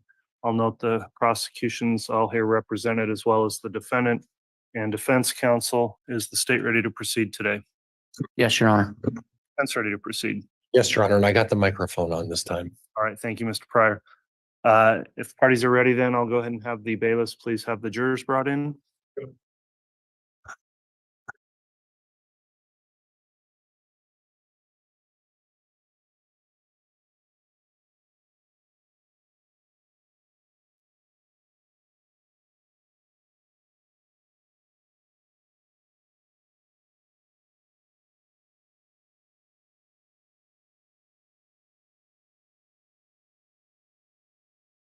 Yes, there's one more box. Can you? Box on the top of the timeline is June 9th.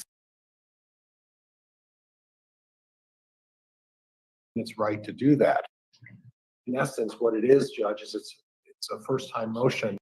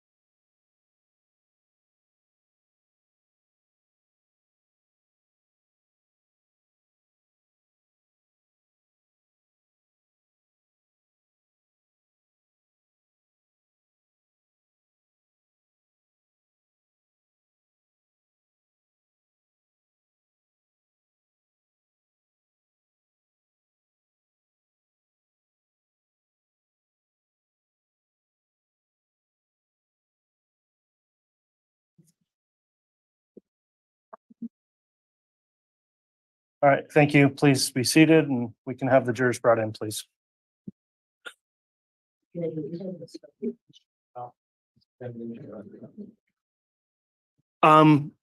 Yeah, let's go ahead and bring that up quickly as call it a motion in limine. Hold on just a moment and I'll log on and go on the record.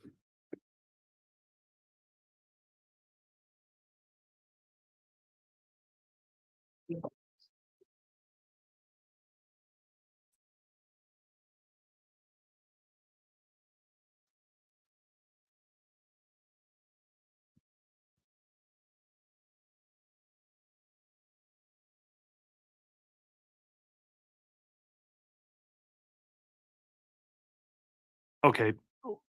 On the record on CR 22211623, State of Idaho versus Chad Guy Daybell, there is an issue that may come up in cross. Let me first ask Mr. Wood, do you believe you'll be done with direct in order to get to cross this afternoon with your witness? Yes, Your Honor. Okay. I do think that's appropriate suggestion. First of all, the jurors are not present. The court will hear a motion in limine briefly on an issue that may relate to cross-examination. I will ask that if Detective Considius, if you could step down for a moment and step out, we'll argue this motion as it relates to an evidentiary issue and then have you return in the jurors once we've made a ruling on that.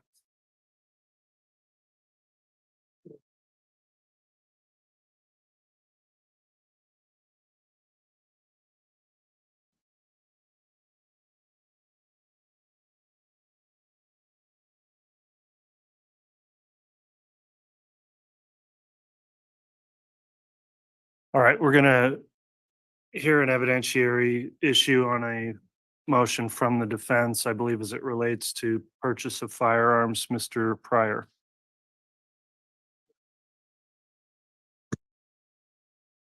One of the concerns, Judge, is that this officer testified that he had appeared that his Mr. Cox's searches for firearms started in 2019. Now, I have other evidence that's already been admitted for as far as exhibits under previously admitted 34. I'm going to ask that the rest of 34, I believe that's H through J, be admitted as well, and it was by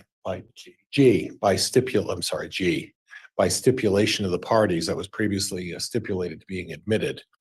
But the difficulty is that if I start inquiring of the officer about Alex Cox's ability to purchase firearms, and that may have been a reason why he hasn't been so rigorous in having those and whether he could possess those, Judge, there's a chance that Alex Cox's felony conviction for the 2007 crime could come into play.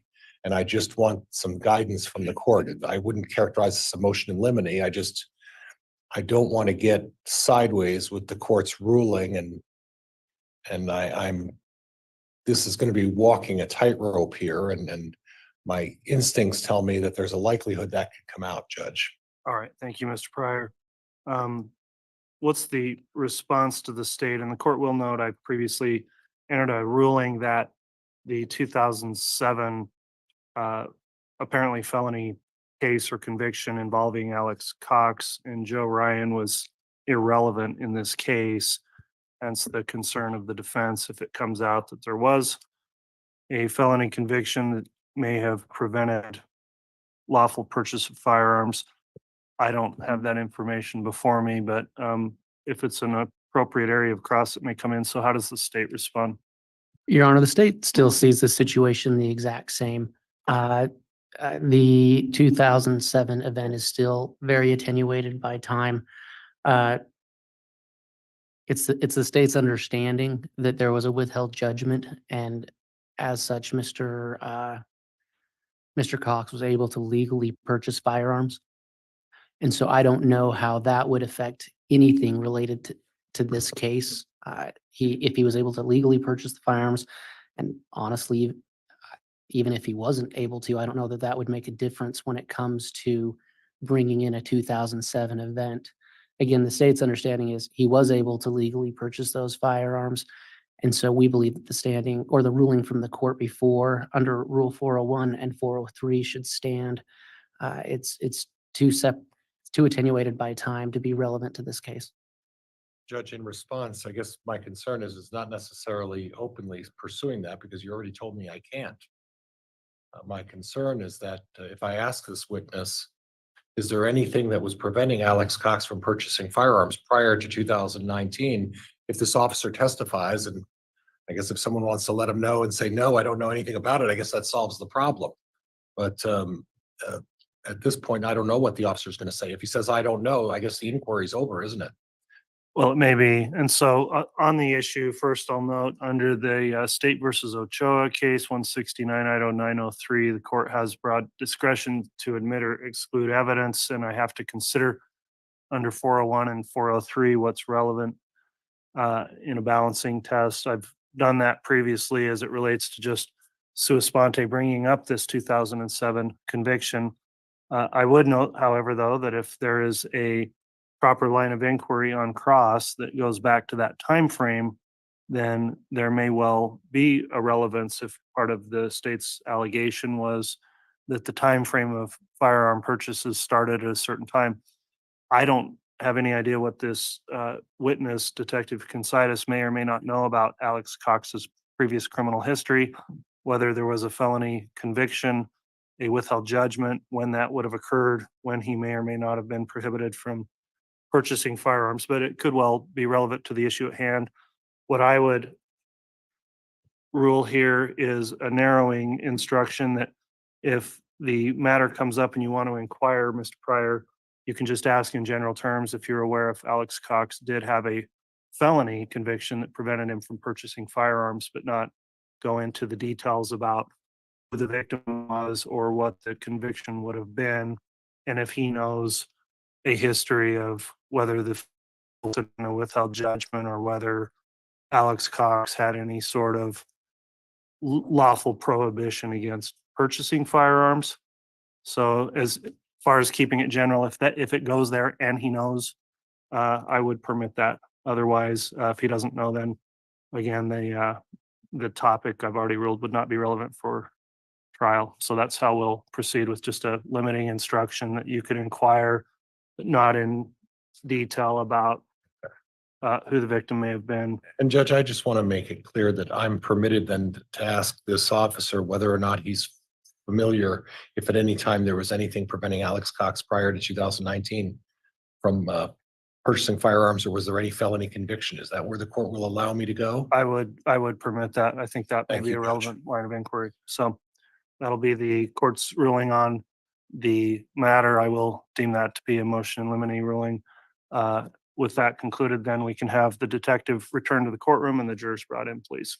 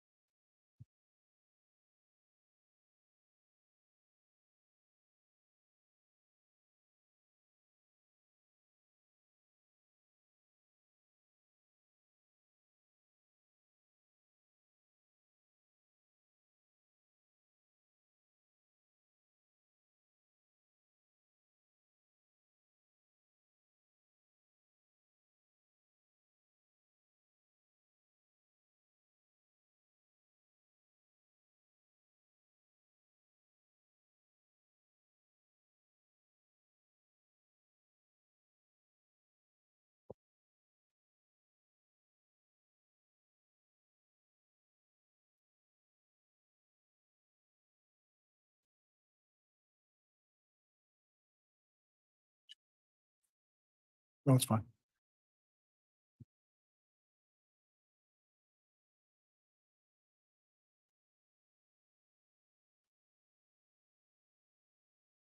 All rise.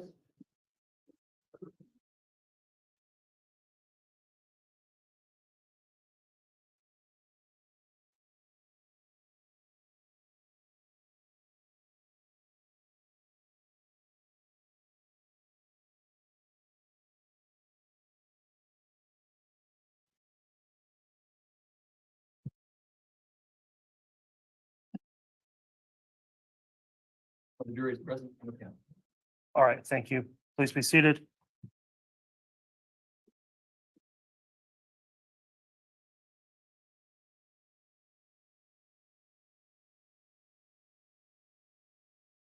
We have concluded the lunch recess. Detective Consitis is on the stand, continuing in direct examination. I'll remind the detective he's still under oath. Also, for those in attendance today, the courtroom conduct order remains in effect through the afternoon. We'll continue at this time then with additional direct examination. Mr. Wood. Your Honor, the state has no further questions for this witness at this time. Okay, then Mr. Pryor, cross-examination.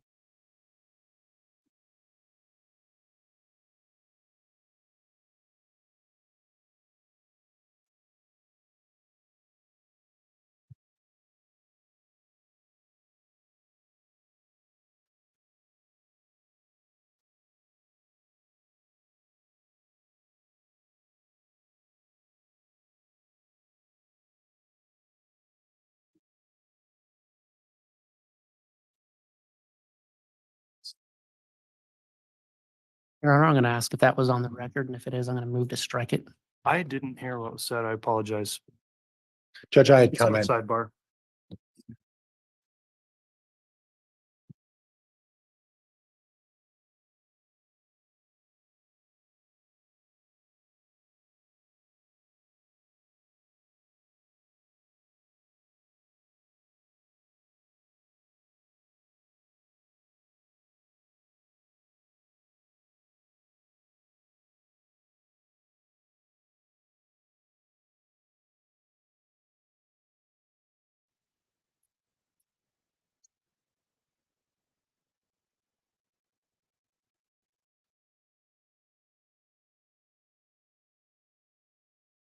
If you could just bear with me, Detective, I apologize for.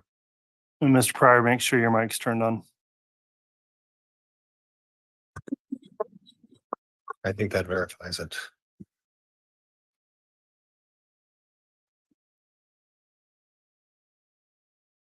So Detective, I'm going to bounce around a little bit. Do you mind? No. Okay.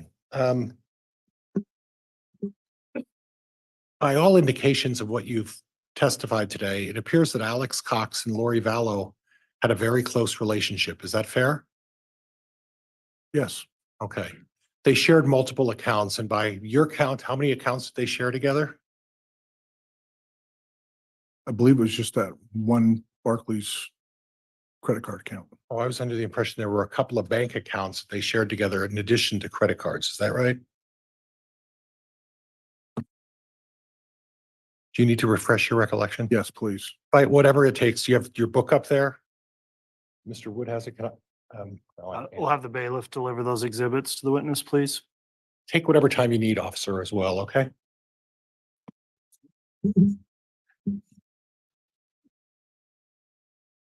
Thank you.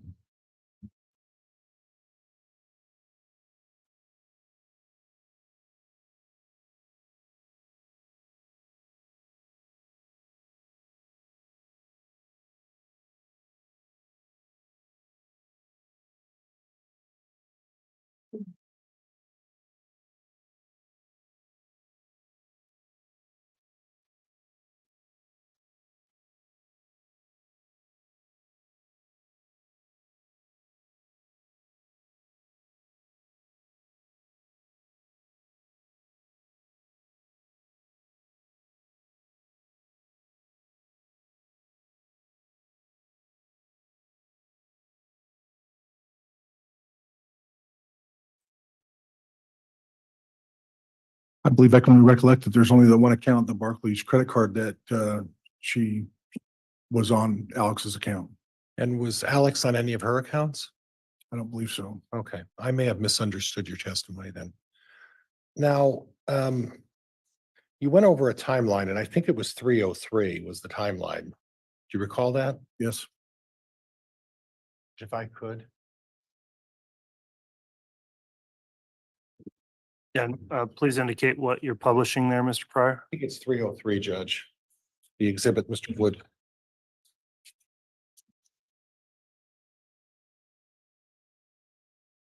All right, exhibit 303, that's being published. Try to get that where we are here. Okay. So I'm looking at 303. And it talks about Chad Daybell and Lori Vallow met in 2018. Correct? correct. Okay, and then there was a flight to Mesa, Arizona on 1/6 of 2019. You see Correct. that? Was that a business trip for Mr. Daybell? Do you know? I don't. Do you know whether or not he was appearing at a podcast on that day? I have no information of that. Okay, and then we go to 3/19/2019. Are you aware that Mr. Daybell may have been on a business trip that day? I was unaware. Okay. Were you aware of what Mr. Daybell's occupation is? He owned a Spring Creek Books, Okay. Book Published company. books, right? Books, sells books, Right. did some podcasting, and he also spoke at some events. Right. Yeah. So he would travel on occasion, and you saw a history of that as well, that he would travel and go to various locations for various reasons, correct? Yes. Okay. So we don't know what the purpose of that is. What we know is that he met Lori Vallow in October of 2018, and that he traveled for a couple of trips. Okay. And then on the same timeline, you put Charles Vallow's death back on July 11th of 2019. Mr. Daybell traveling twice, what does that have to do with Charles Vallow's death? Doesn't have anything to do with Charles Vallow's death. So why'd you put it on this timeline? Just to show it from January of 2019 across the entire year. Or was it just to get a reaction from the jury so that they would say, oh my goodness, he's traveling and he must be going to see someone, even though you don't even know what he was going for, right? Objection argumentative. Sustained. Council, apparently we need a brief sidebar quickly, sorry.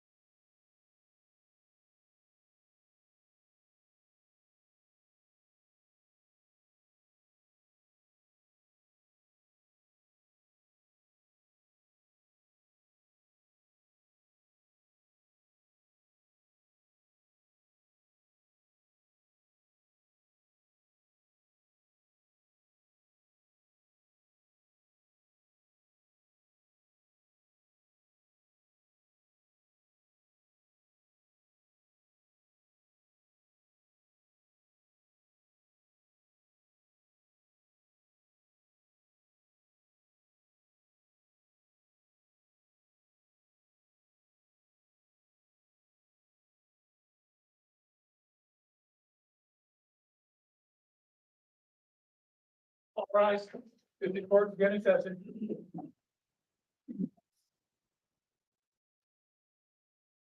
All right, thank you. Please be seated.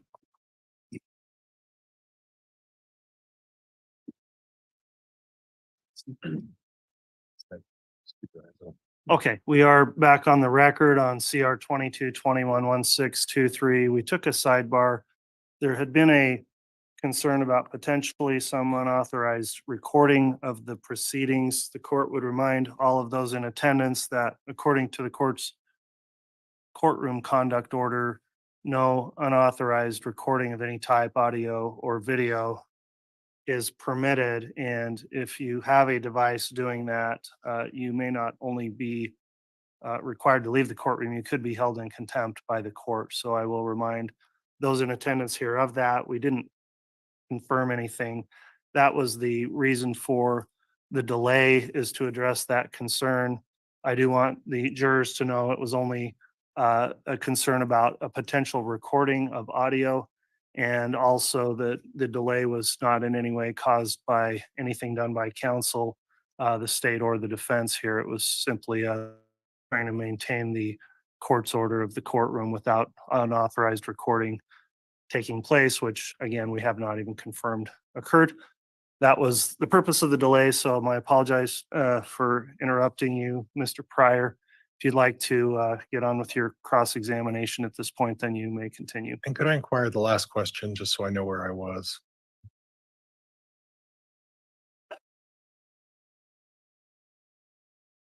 There was a question actually with a sustained objection that was argumentative. And so I think if you just want to start over on a new Okay. question, you were talking about the 2019 timeline. So if I understand on the timeline of 2019, the purpose is to show contact between Chad Daybell and Lori Vallow? Well, it shows that Lori is paying for Chad's flights, so there is some contact there. Okay. Okay. And we don't know what those flights are for, right? No, And how many flights are you claiming he paid or that she paid for him on this page here or in total? total? I'd have to review the whole document to see it. Go ahead. 'Cause that needs, if you need to do that, refresh your recollection, go ahead. Can I use my exhibit here? 'Cause it's- Absolutely, okay. please.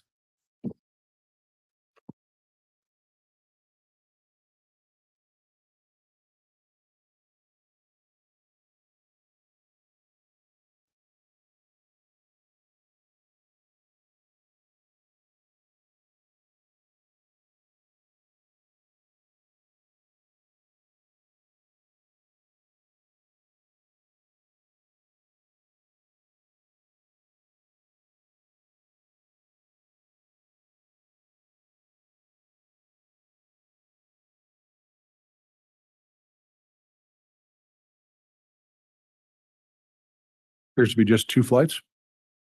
And those would be on the 2019 of January and March of 2019, correct? Yes, That really has nothing to do with the death of Charles Vallow, does it? no, Okay. What it has to do is apparently one of them's buying flights for the other, right?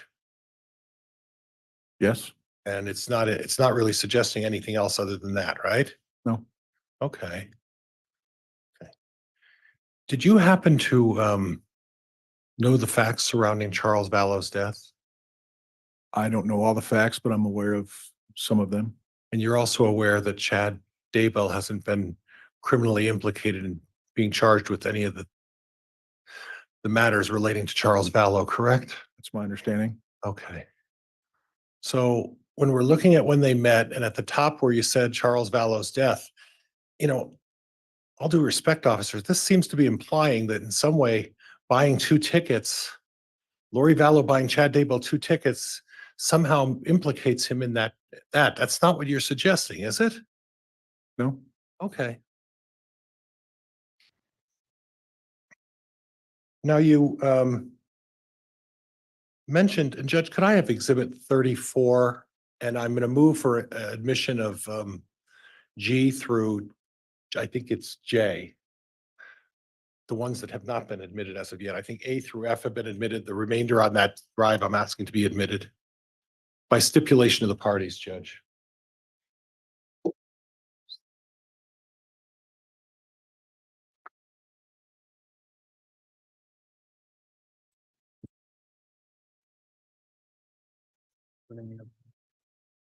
All right, are you gonna, it's on a thumb drive, Mr. Pryor. Yeah, if I could have the thumb drive, Judge, I can take the exhibit, plug it in, and then discuss what I need to discuss with the officer. Okay, you can go ahead and plug that in. Before we publish anything, we need to go through whether or not these additional exhibits are admitted or not. They've been stipulated, Judge, as admission, Okay, the state and myself. so G through J, the state does not object to them being admitted. Is that correct? I believe that's correct, without seeing it on the screen. I'm not exactly sure what this exhibit is though at the All right. moment. If you'll just speak up, if you see something you believe was not admitted by stipulation, I'll rule at this point, exhibit 34 remaining documents G through J are admitted. And Mr. Pryor, perhaps you could make a proffer of what each one is before you publish it, just so the state's aware. Okay, and Judge, just so the all the parties understand, those are just emails by Alex Cox, or excuse me, emails. Those are searches by Alex Cox in relation to firearms during a pertinent period. And that's what those were. And Judge, they are part and parcel of the mass stipulation regarding all of the contents of, I think it's Homer J. Maximus on the exhibit number 34, which by agreement of the prosecution, the state, all of the contents of the Homer J. Maximus account are stipulated to be admissible. Okay, May I proceed, Your Honor? you may. So, officer, we're going to switch again.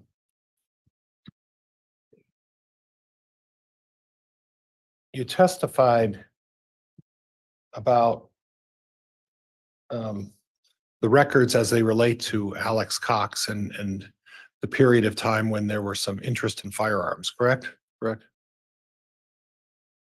And what I heard your testimony, at least the way I took it, is that you're suggesting that that's the only time that Alex Cox ever looked at firearms.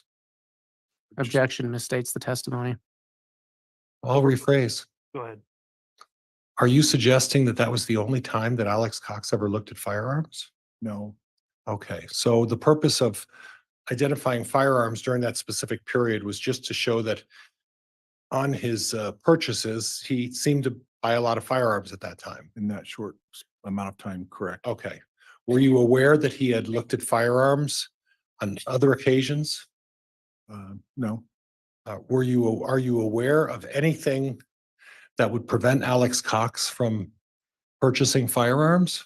no, Were you aware in anything in previous life as it related to Alex Cox, a felony conviction that would prevent Alex Cox from purchasing firearms? I understand that there was an arrest, but it did not hamper or hinder his ability to obtain firearms. Okay, and the nature of that arrest was what? I believe it was a. Your physical- Honor, I'm going to object at this point. I think that pursuant to the court's earlier order, I don't think this can go any further. Also, on Stan, relevance. it's calling for something that's I've considered irrelevant, but if you want to re-ask the question, Mr. Pryor, as it just relates to the type of charge or conviction. Sure.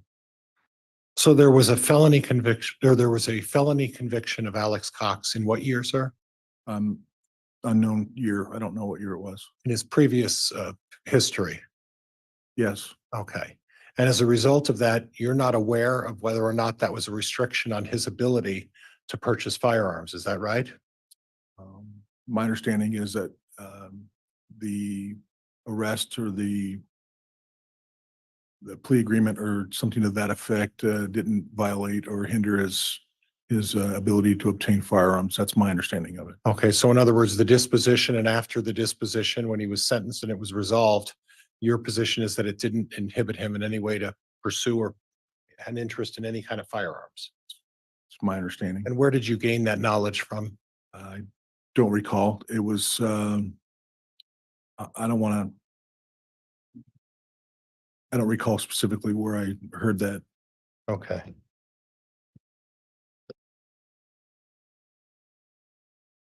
Judge, I'm just waiting for this to queue up. There we are. So again, as part of your, and we may not have to go into this, but as part of your determination, all you were really looking at during that period was an interest in a purchase of firearms in that specific period, correct? If we were looking for that specifically, but it did, having reviewed the documents for the year of 2019, in that short amount of time, there was some purchases being made. Okay. But you didn't look back in any other periods, is that right? No, we were, You didn't, I'm sorry, sorry. we were just looking in a specific time frame for Okay. JJ and Tylee. Okay. And you mentioned a shooting of Tammy Daybell. Is that right? Yes, And were you aware that the evidence as far as Tammy Daybell is that she was alleging that it was a paintball gun? I'm aware of that. Okay, so how is it that talking to this jury about all these purchases of firearms has anything to do with a paintball incident? Objection misstates the testimony. Overruled. You can answer it, sir. Repeat the question, please. How is all of the purchase of these firearms during that period have anything to do with Tammy Daybell having a paintball gun shot at her?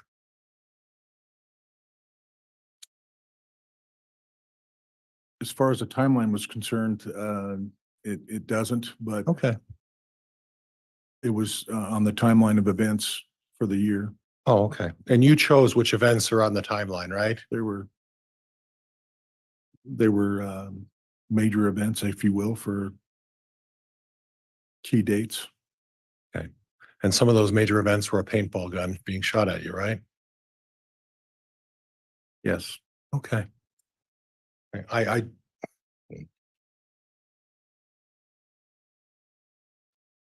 at any time during the review of all of the bank records, did Chad and Lori ever have a joint account at any time? I don't believe they did, Okay, even after they were married. right. They never commingled their money, did they? Not that we were, no. Okay. Yet Alex and Lori did, right? Yes, on that one account, yes. Okay. Now you talked about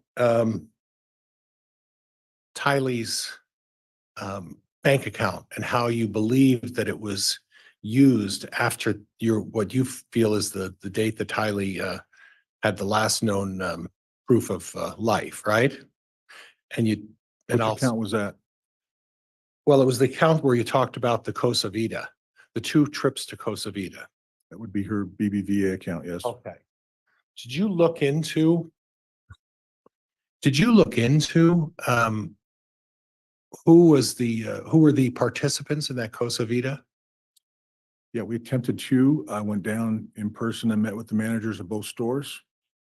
We obtained the receipts for them, and we were asking if they had any kind of video or anything that would show whether it was a take-in or a takeout or a dine-in. Right. And there was no video. Too much time had passed for any video feed to show exactly who used the card. But we know when that Tylee's phone was in the immediate area of the cell tower footage, or in the range of the cell towers next to the Costa Vida that would fall into that area. And based on when Chad and Lori were detained in Hawaii in possession of Tylee's phone, that led us to believe that it was not Tylee that made that purchase. Okay. Supposed to be. And I appreciate that, but I'm grateful for you to point out that you took the liberty of looking at the GPS information for Tylee's phone. I appreciate that. Did you happen to look at the GPS information as it relates to Alex Cox on both of those days and whether he was at the Costa Vida?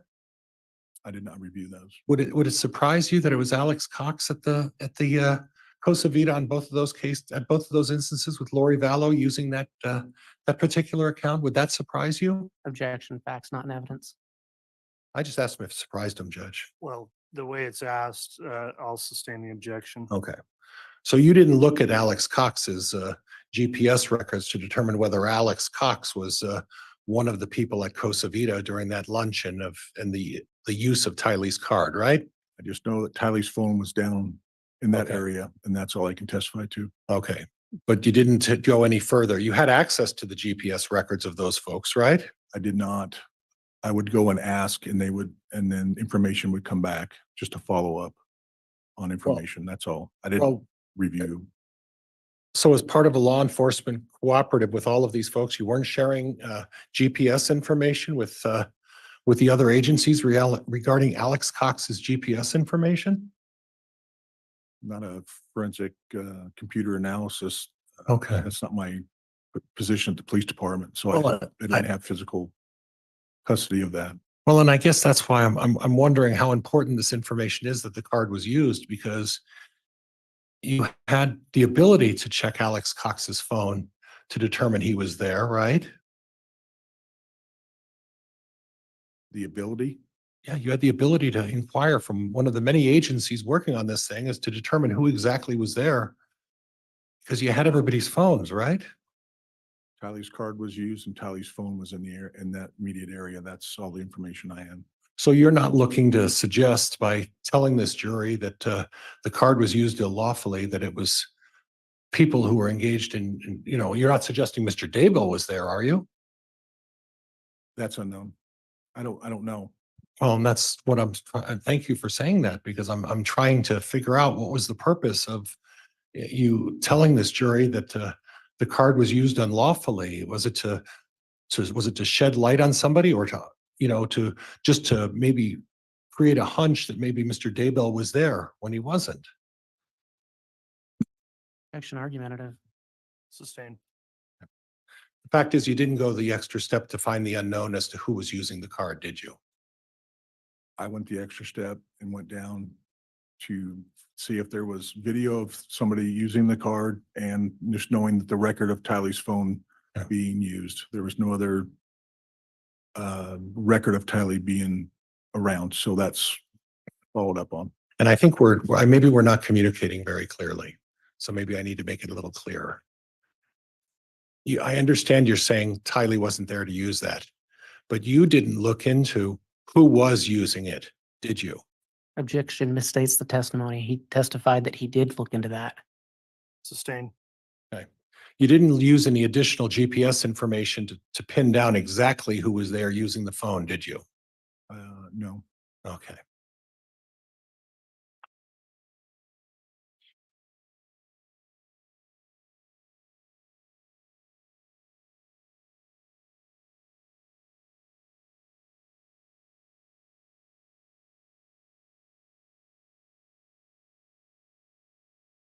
Now, there's no information to suggest that Chad Daybell took any of the funds from the Social Security of Tylee or JJ, right? Correct. Okay. So those allegations have to do with Lori Vallow. Yes. So in regards to Chad Daybell, the issues of all that Social Security and then the money that was taken is just a reflection on Lori Vallow. It's not a reflection on Chad Daybell, is it? Correct. Okay.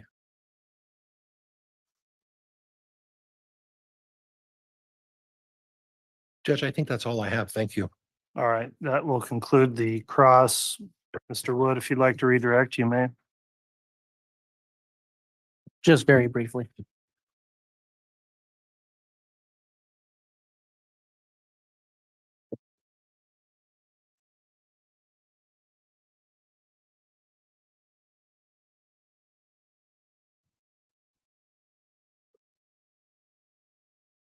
Detective, just for clarity, was one of your assignments to review the finances of some of the individuals in this case? Yes. Were you responsible for GPS data? No.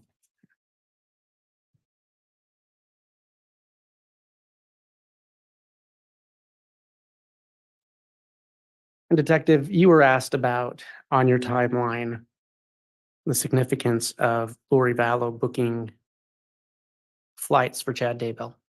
Yes. Why was that significant to your investigation? in the totality of the travel timeline, it shows when they meet and then Lori begins buying Chad's flights, paying for Chad's flights, and then Lori traveling to Idaho quite a few times during that window. So defense counsel asked you about whether or not Mr. Daybell was traveling for business purposes when Lori booked him those flights. Correct? Yes, In all your review of the finances, are you aware of Lori Vallow and Chad Daybell being in a business together? no, But were they in a relationship together? I believe so, yes.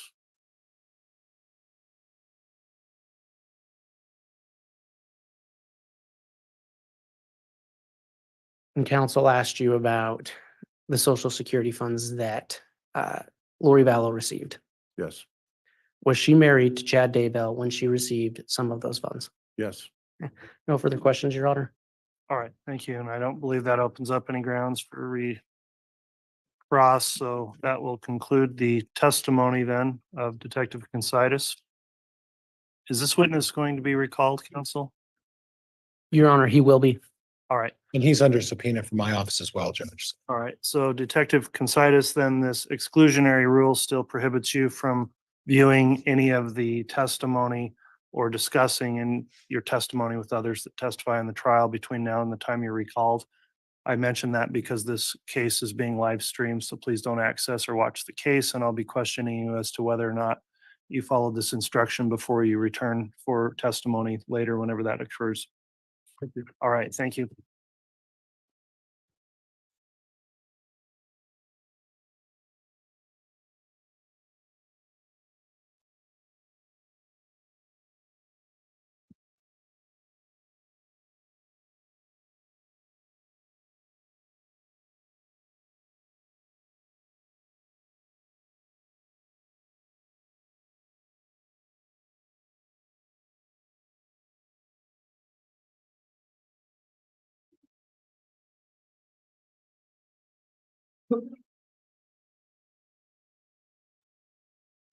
All right, thank you, Mr. Bailiff, for clearing off the witness stand there. Is the state ready to call another witness?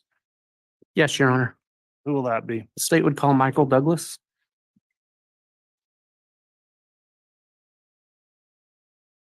You happen to know what his title is? A forensic accountant. Okay.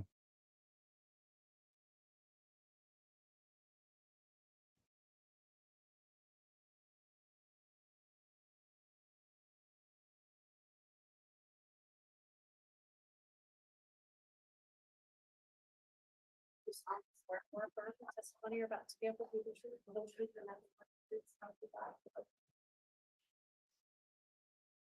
And Your Honor, before I inquire, I do have courtesy copies for the court of his exhibits. And then this goes to the defense. Okay, I'll have the bailiff submit those.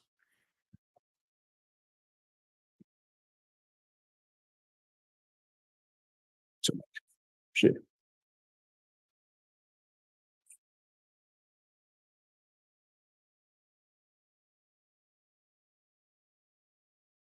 All right, the witness has now been sworn. Let me just inquire before you begin testifying. Based on the court's exclusionary rule, have you watched any of this testimony that's occurred in the trial thus far? No, Your Honor. Okay, have you talked to anyone else about their testimony that they've provided in the case? No, sir. All right. With that affirmation, then, Mr. Wood, if you'd like to inquire, you may. Thank you. And before I do, can I just verify with the court that State's Exhibit 77 has been admitted? Yes. Yes, it has. Okay, thank you.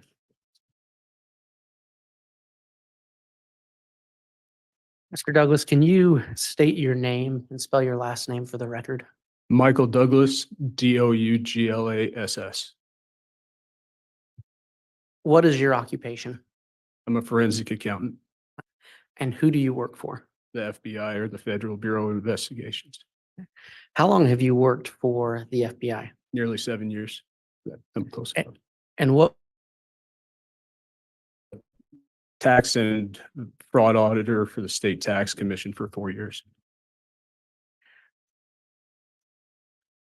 Is there a title beyond forensic accountant that we should call you, or is Mr. Douglas okay? Mr. Douglas is fine. Okay. And tell me what a forensic accountant does. In some, we review electronic and financial data, create a financial analysis, provide this information to the investigative team, discuss this with the prosecutors, hold interviews with subjects and witnesses, and testify to our findings. Right. And when you do a forensic accounting, do you just look at bank accounts, financial records? Do you take other, well, I'll just ask it like that. Do you only look at bank accounts and financial records? No. What else do you do?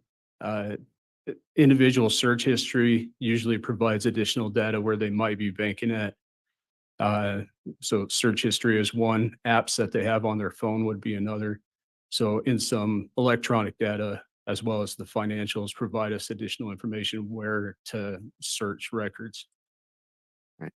And in terms of your investigation overall, do you look at an investigation as a whole when you're doing a forensic accounting to see how the finances might affect other events? We do, yes.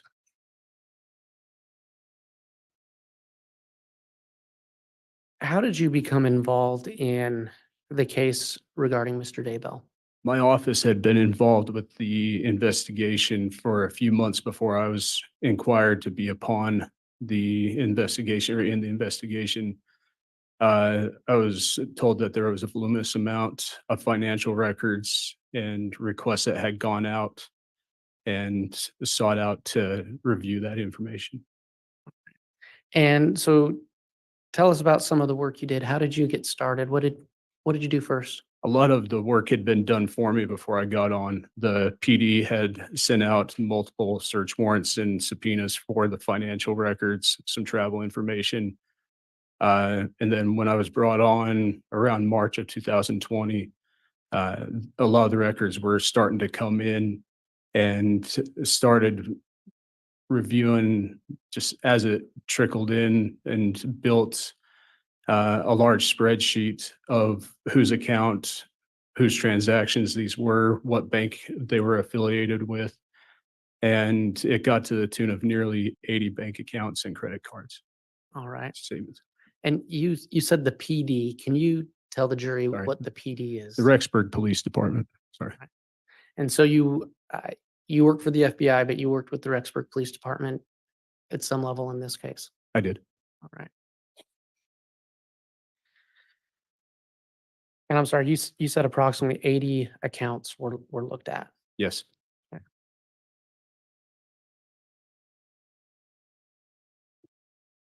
Your Honor, I'm going to ask that can I have the witness be handed State's Exhibit 111?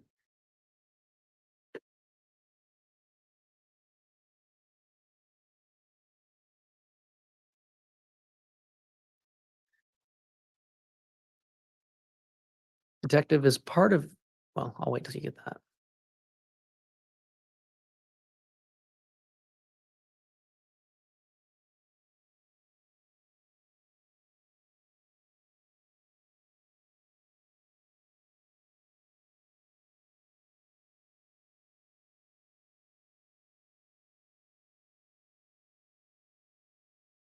Thank you.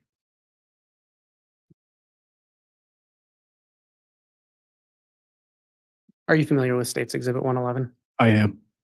What does it purport to be? This is a timeline that I created regarding Tylee's bank account records, including her JP Morgan Chase account and her BBVA, or as I also call it, her Compass account, and the transactions that took place monthly in each. Is the full name of BBVA Compass? It's a Southern bank, but yeah, BBVA Compass is the full. And so as part of your investigation, did you do a review of Tylee's finances? I did. And what did that entail? So with Tylee's, originally we had a much smaller, we had to send a supplemental request to get the full data. Tylee was a minor, so she had a bank account with her mother, Lori. And this included what will be noted as in blue as the JP Morgan Chase account, 3918 deposits. Tylee was receiving Social Security, as I'll discuss later, from the death of her father, Joe Ryan. And these deposits, that's what the blue indicates. The orange is indicative of the transactions that were taking place in this account. And then Lori and Tylee opened Tylee's BBVA Compass account ending 5794. The deposits that go into this, I'll explain later. These come from an account that Lori had with BBVA. And then the withdrawals will be noted in red of the transactions that took place starting in August and in March of 2020. And so on State's Exhibit 111, is this a document you created? Yes, And is it, is the purpose of this document to demonstrate the level of transactions in these accounts over a given period of time? it is. And did you prepare this I did. based on those bank accounts you just discussed? Correct. And did you do that in preparation for your testimony today? I did. Is it your belief that this would aid the jury in understanding the level of transactions over time in Tylee Ryan's bank accounts? Yes, And is this a true and accurate copy of what you created? this is. Yes. Your Honor, I'd ask that State's Exhibit 111 be admitted into evidence for demonstrative purposes. For demonstrative purposes, there's no objection, Your Honor. Very well. Exhibit 111 is admitted. And may I publish? Yes, you may. Thank you.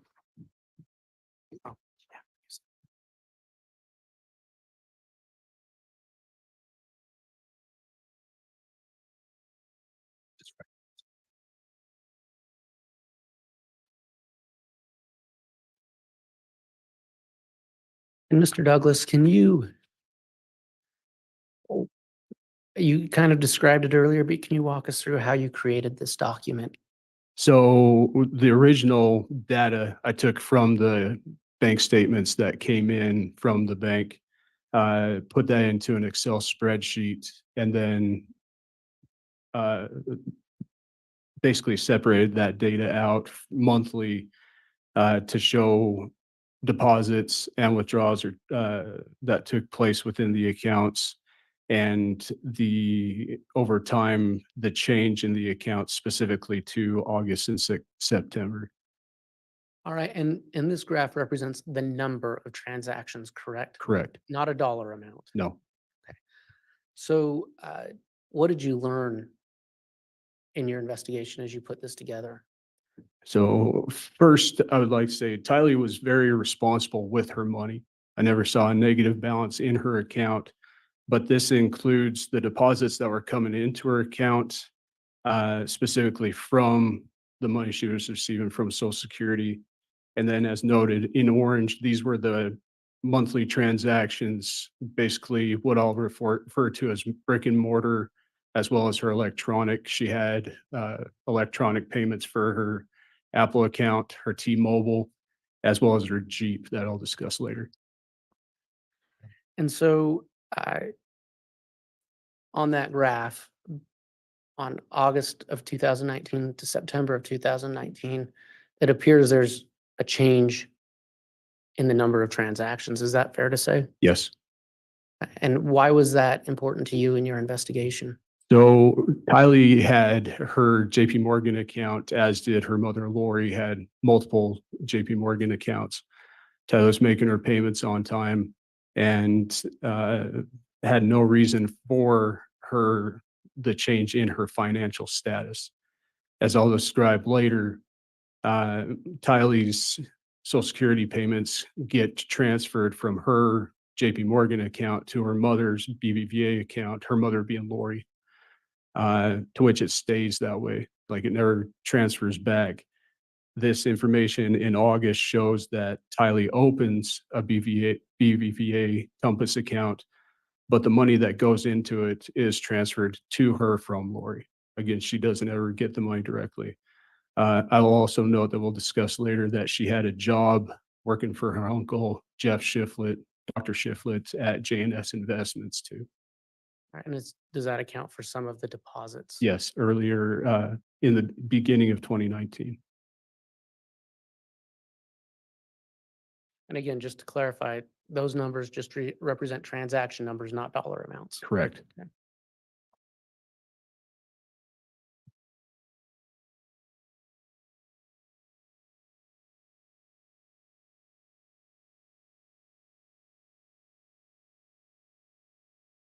Your Honor, I'd ask that the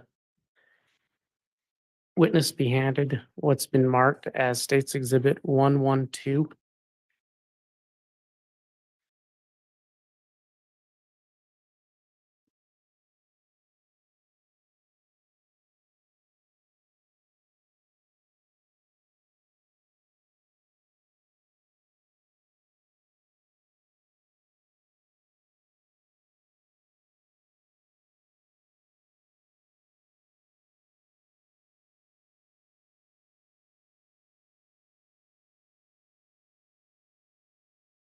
Judge, could we approach briefly? Yes.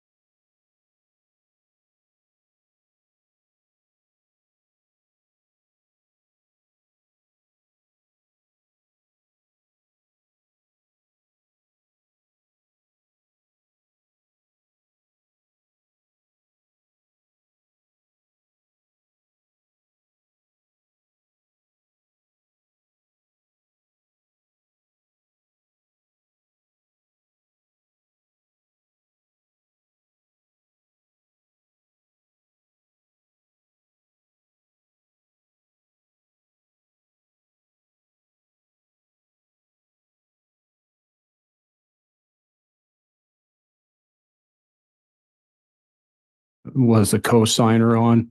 And they co-signed on this Jeep April 17th of 2019. And Tylee started making those payments June 3rd of 2019. And then as noted below, in July 11th of 2019, this is when Charles Vallow dies. Right, and Charles Vallow was Tylee's stepfather. Correct.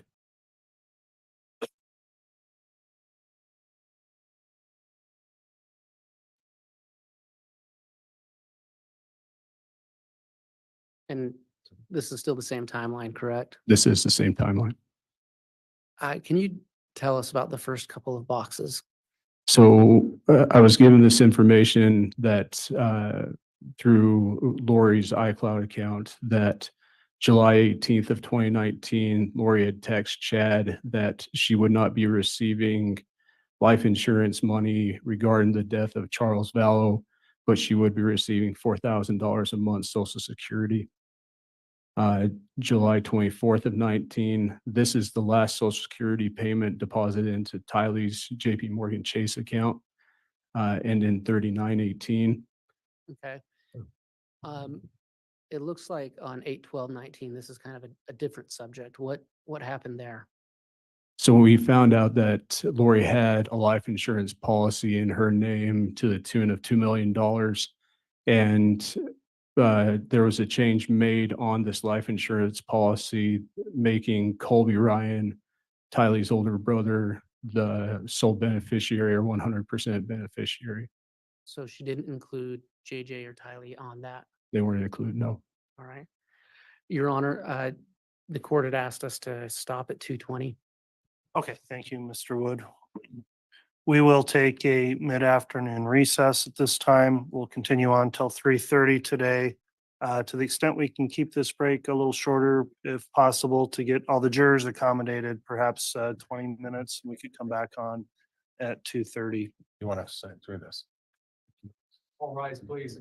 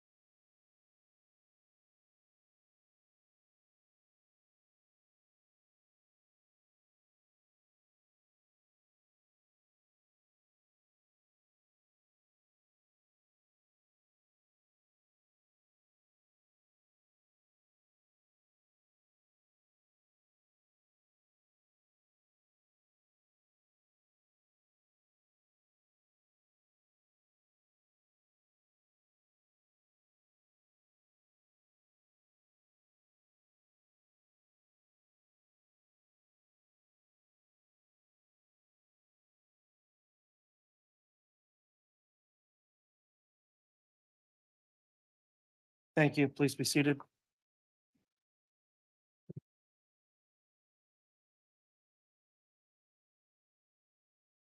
Mr. Bailiff, if they're ready, please have the jurors return to the courtroom.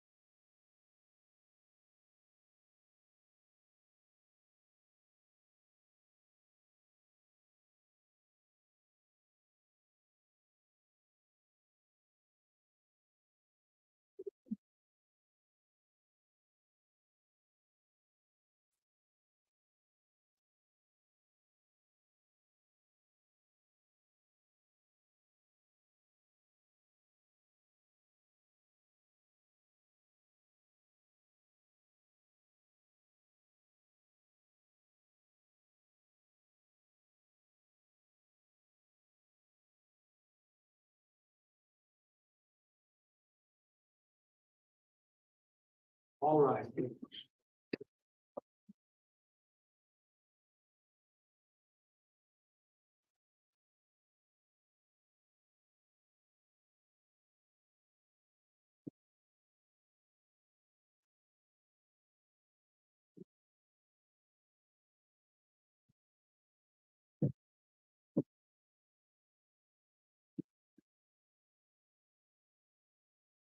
The jury is present and accounted for. All right, thank you. Please be seated.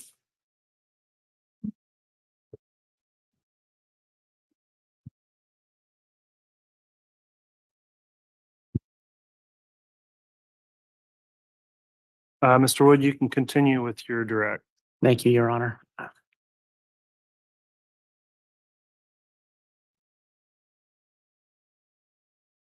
I can continue publishing. You may.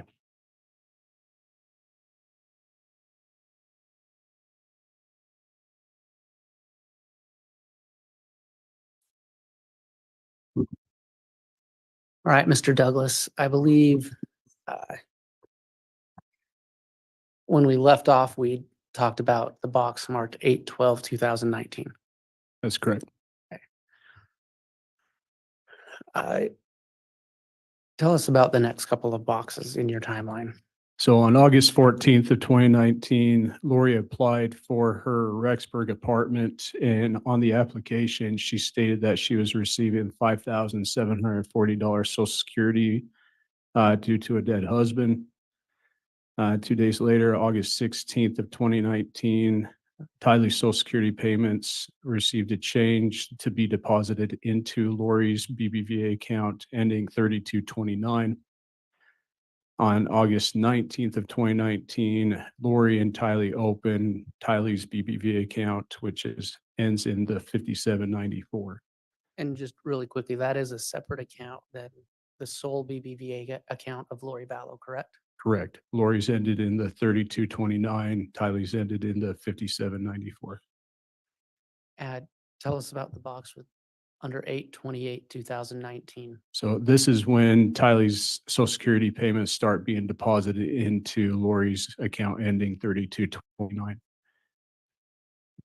And what happened next? Okay, and then as noted below, we have the move to Rexburg with Lori and the children. And then on September 8th of 2019, while Tylee received a text message from Colby. Colby was inquiring from Tylee or for her to send him some money via Venmo. This was a regular occurrence, to which Tylee responded back that she couldn't Venmo him money because mom gets her money now. On the same day, as I stated before, I don't just review financial records, we review electronic data as well. Noted that Chad had searched the wind direction in his search history. And this is also the same day as the last known sighting of Tylee Ryan.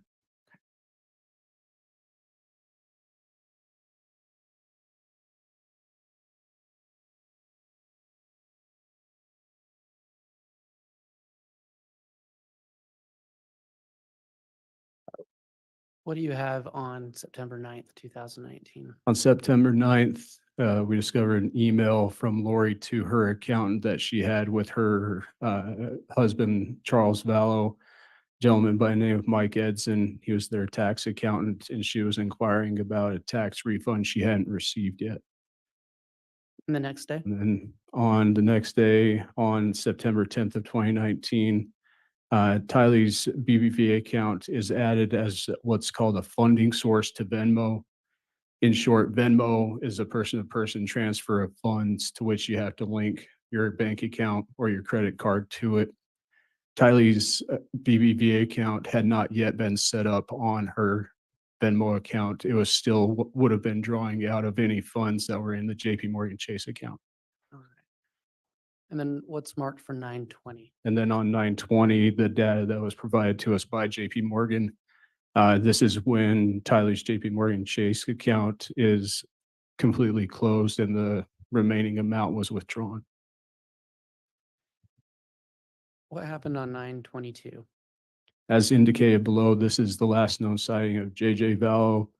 There's also text information regarding phones associated with Tylee, Lori, and Colby, where either Lori is messaging one or the other or receiving a message from them in request of starting on 9/22 of 19 and including the other dates, October 1st, October 14th, November 22nd, and November 25th of 19 of either requesting or stating that a Venmo payment would be sent to Colby. And who was requesting Venmo payments? Colby would request them, but these messages specifically were Lori either texting Tylee's account or Tylee's phone saying to send Colby money, or Lori would text Colby saying that she had transferred money into Tylee's account and Tylee would send the money to Colby. What's the next event? So on the bottom, on October 9th of 2019, this is a reported shooting at Miss Tammy Daybell. The following date, Grounds.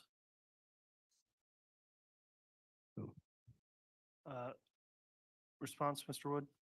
Your Honor, I think the evidence has shown so far that, especially with the way he said that that is not an inaccurate statement. All right, and I agree, looking at the time frame as well, or the timeline exhibit here, I'll overrule the objection. What happened on October 10th? On October 10th, so Venmo also provided the IP data regarding the transfers of the funds. And in regards to the IP data associated with Tylee's Venmo account on October 10th of 19, a transfer of funds from Tylee's bank account via Venmo was sent to Colby with the IP being in Kansas City, Missouri. And then if you just go through the last few boxes. And then to finish up, on October 9th of 19, this is the reported death of Miss Tammy Daybell. On November 5th of 2019 being the wedding of Chad and Lori. And then on June 9th of 20 is the date that we discovered the bodies of Tylee and JJ.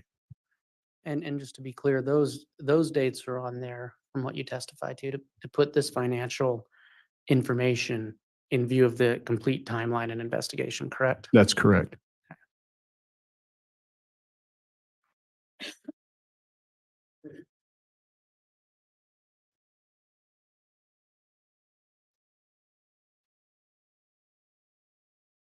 Mr. Douglas, we've been talking about Tylee and a financial timeline you prepared for her.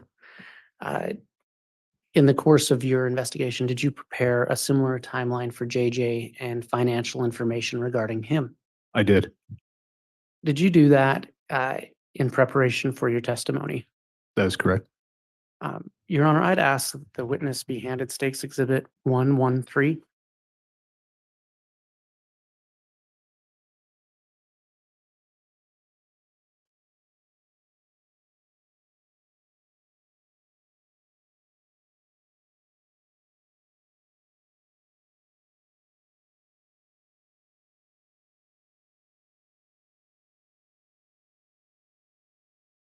Mr. Douglas, do you recognize State's Exhibit 113?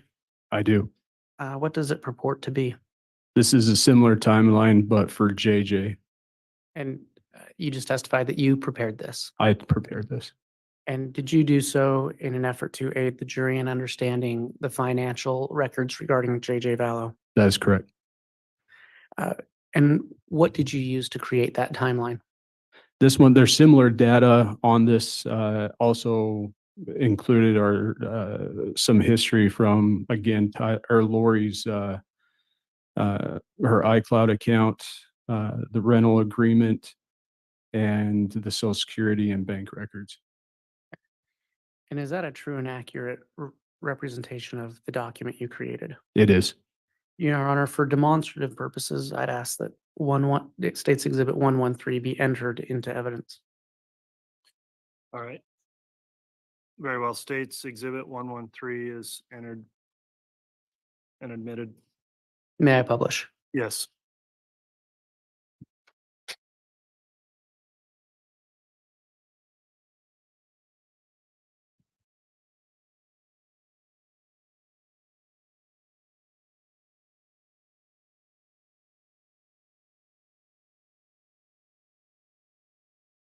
Detective, is this the financial timeline we just spoke of? It is.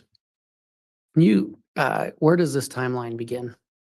This one, due to JJ not receiving Social Security funds until later into 2019, I started this with the date that is reported to be when Chad and Lori met. All right, and then what's the next event? The death of his father, Charles Vallow, And that was on, July 11th of 19. walk us through the next couple of boxes. Again, Lori texted Chad about receiving the $4,000 a month Social Security, but not receiving the life insurance money. JJ was reported to have an emotional support dog or a support dog of nature. And this on October 9th of 2019 is reported that Lori had posted this dog for sale on Animal Direct. On August 12th of 19, again, the life insurance money or life insurance policy being changed to Colby to the tune of $2 million that did not list JJ on it. All right, and then, and that was the same that was on Lori's, or I apologize, on Tylee's? On Tylee's, correct.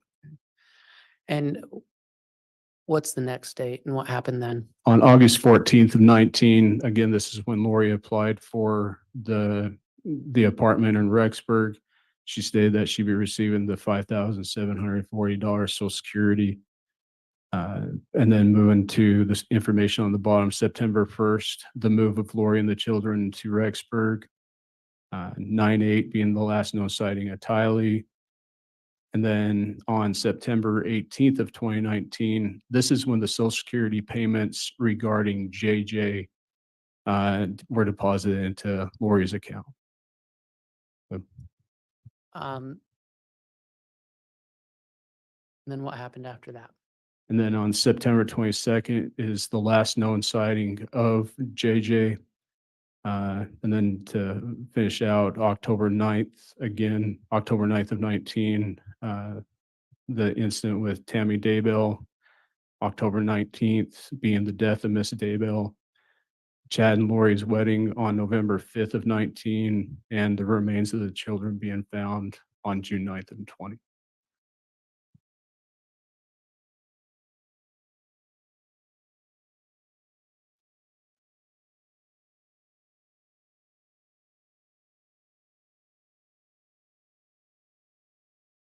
Mr. Douglas, we've spent a fair amount of time talking about finances and Social Security, correct? Correct. At any time, did you prepare an exhibit that showed the amount of Social Security paid out to that Lori Vallow received on behalf of her children after their last known sightings. I did. What did you use to prepare that? That includes Lori's BBVA account information solely because that's where the funds were being deposited at the time. And did you prepare that in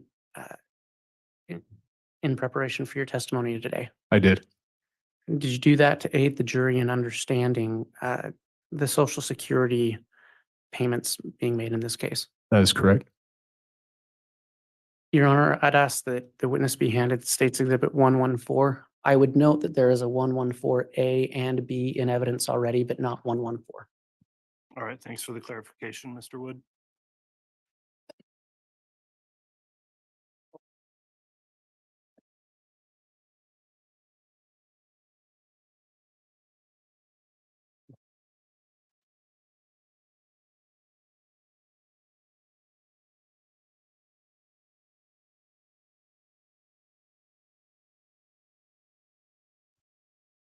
Mr. Douglas, do you recognize State's Exhibit 114? I do. What does it purport to be? This is the Social Security payment table that I created regarding the Social Security deposits being deposited into Lori Vallow's BBVA account. All right, and is that a true and accurate representation of the chart you made?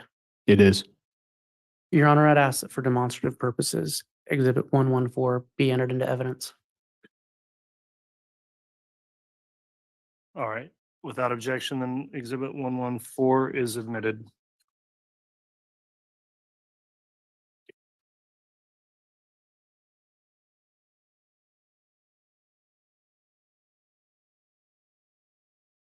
May I publish? Yes.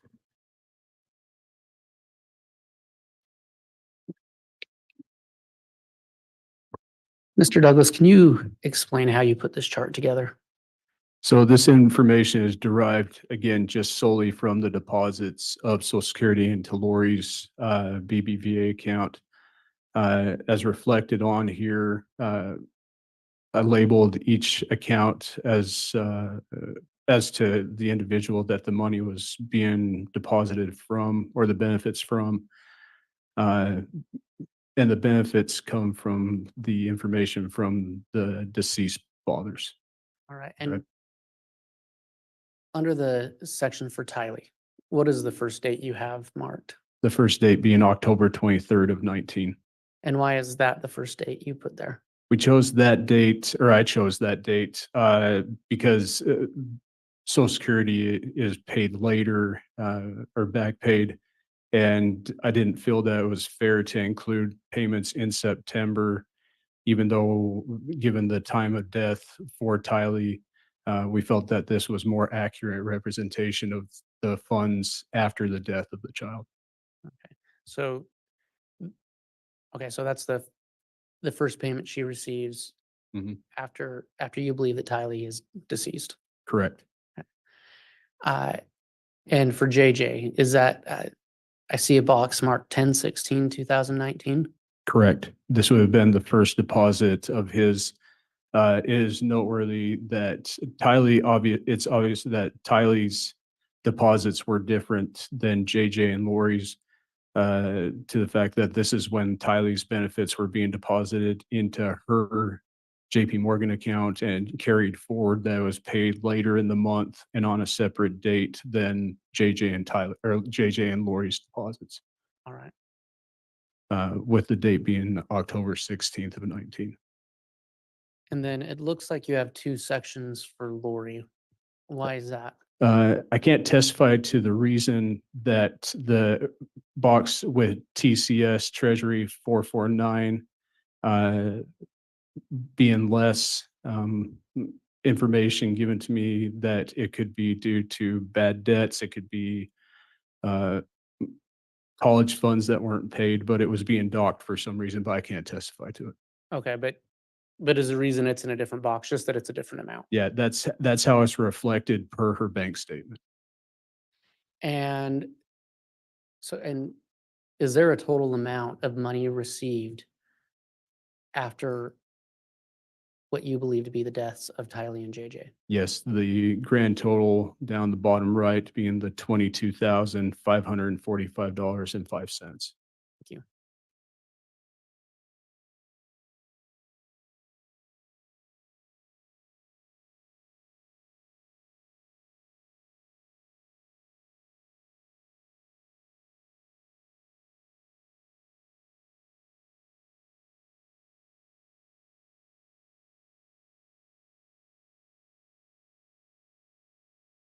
Detective, as part of your investigation and preparation for today, did you prepare a timeline that identifies what you see as the theft of financial funds from the Social Security Administration? I did.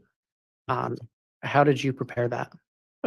Again, given the information from bank statements and the social security information, the time of death of the children, search here history reflected information, text messages, emails.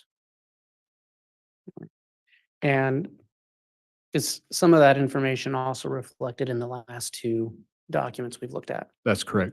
But you've included other information as well. I did. Did you prepare that document in preparation for your testimony today? Yes, And did you do so in an effort to aid the jury in understanding this complete financial timeline? yes. Your Honor, I'd ask that the witness be handed State's Exhibit 115.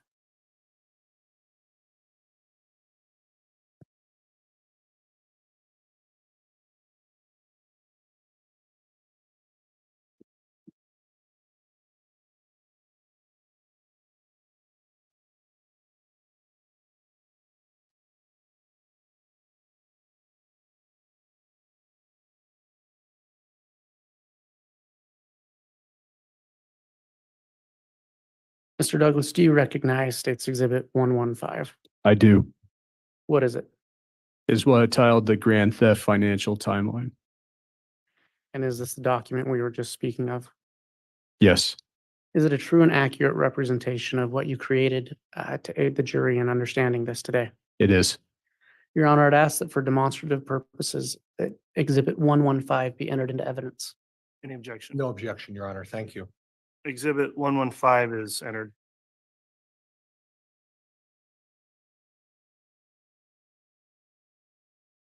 And may I publish? Yes.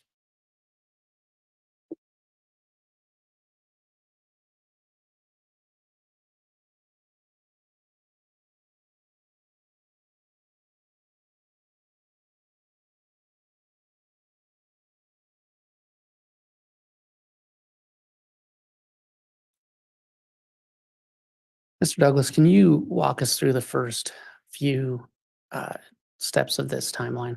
Well, starting again with on April 3rd of 2018, the death of Joe Ryan, and June 14th of 2018, this is when the Social Security starts being deposited into Tylee's JP Morgan Chase account, ending 3918. When Lori opens her BBVA account, ending 3229 on October 23rd of 18. The life insurance proceeds being paid out to Lori on October 26th of 18, also being the same date that Lori and Chad met. The death of Charles Vallow on July 11th of 19. On July 12th, Lori's bank card, Bank of Hawaii, is used to make a payment to Value the Sun Mortuary. And this being the same day that Chad calls Value the Sun Mortuary. Okay. And then what happened next? On July 18th of 19, Lori texts Chad about receiving the $4,000 a month Social Security and not receiving the life insurance. July 24th of 19, this being the last date that Social Security is deposited into Tylee's JP Morgan Chase account, ending 3918.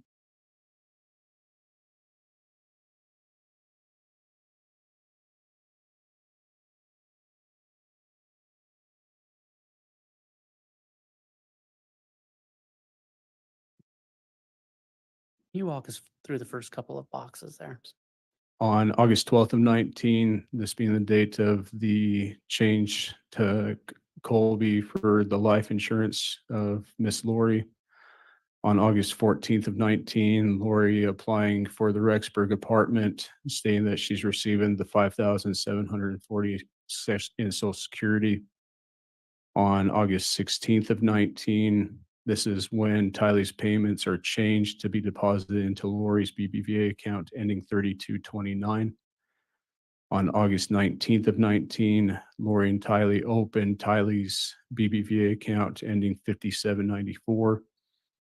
On August 28th of 19, this being the date that Tylee's Social Security deposit or payments being deposited into Lori's BBVA account ending 3229. Lori and the children moving to Rexburg on September 1st of 19. The text messages from Tylee to Colby that mom gets her gets her money now. And this is also the date that Tammy's life insurance with LifeMap was increased on September 8th of 19. And also this being the same date, the last known sighting of Tylee Ryan on September 8th of 19. And what happened on the 10th? On November 10th of 19, Tylee's BBVA account is as the funding source to her Venmo account.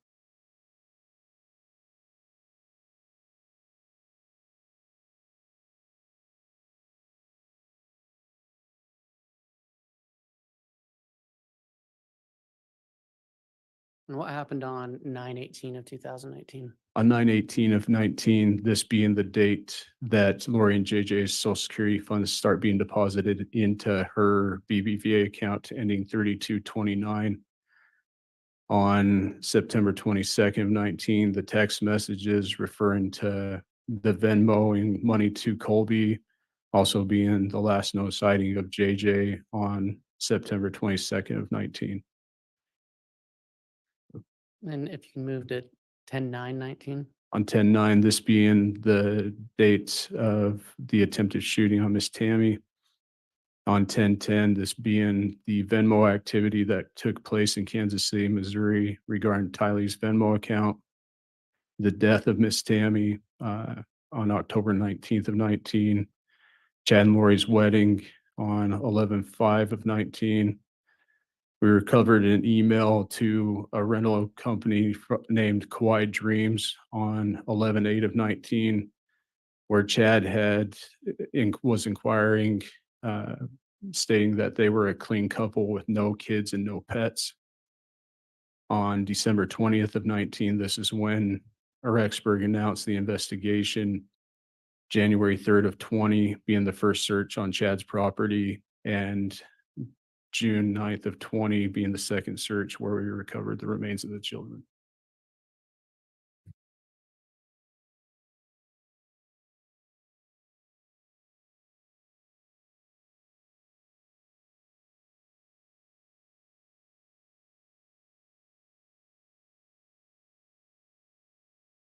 Mr. Douglas, those last several exhibits dealt primarily with the Social Security funds of Tylee and JJ. Did you review financial documents related to Chad Daybell? I did. What documents did you look at? Primarily his Mountain America Credit Union account, including his personal and the business Spring Creek account. But there was also credit cards that were included that we found that we researched as well. All right. And did you also look at life insurance? Oh, yes, the life insurance for Tammy, the 2 policies. Detective, in preparing for your testimony today, did you, Your Honor, if I could have one moment, I think I have the.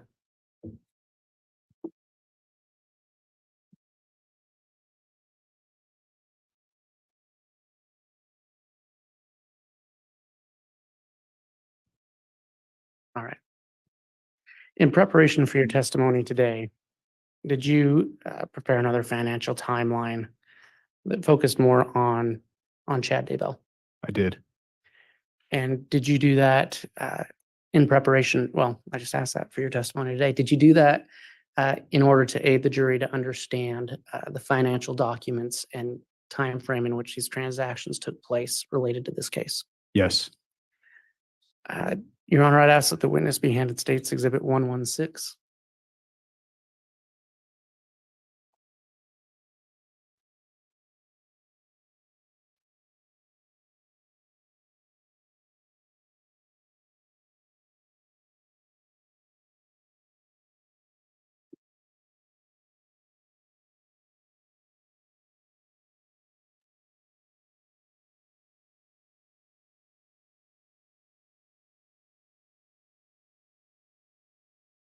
All right, thanks.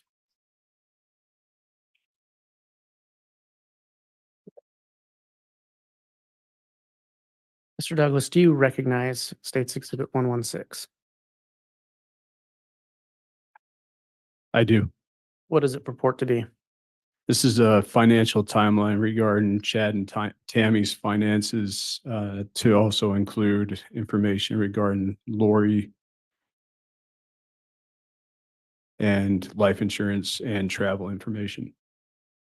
And is this this is the document we were just previously speaking of? Correct. Is this a true and accurate representation of the document you created? It is. Your Honor, for demonstrative purposes, I'd ask that State's Exhibit 116 be entered into testimony. No objection. Into evidence. I apologize. Exhibit 116 is entered and admitted into evidence.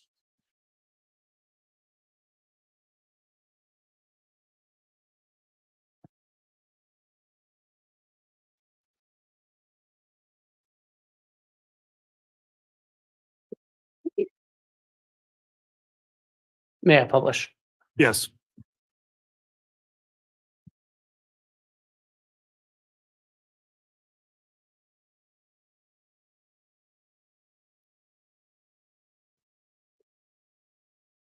Mr. Douglas, can you walk us through the first few steps of this timeline? I can.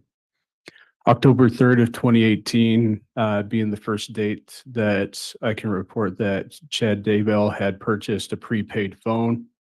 October 26th of 18, also being the date that Chad and Lori met. On February 23rd of 19, Alex's Barclay card was used to purchase a flight from Lori, or for Lori, to Idaho Falls. March 14th of 19, Lori's Barclay card is used to purchase a flight for Chad to Arizona.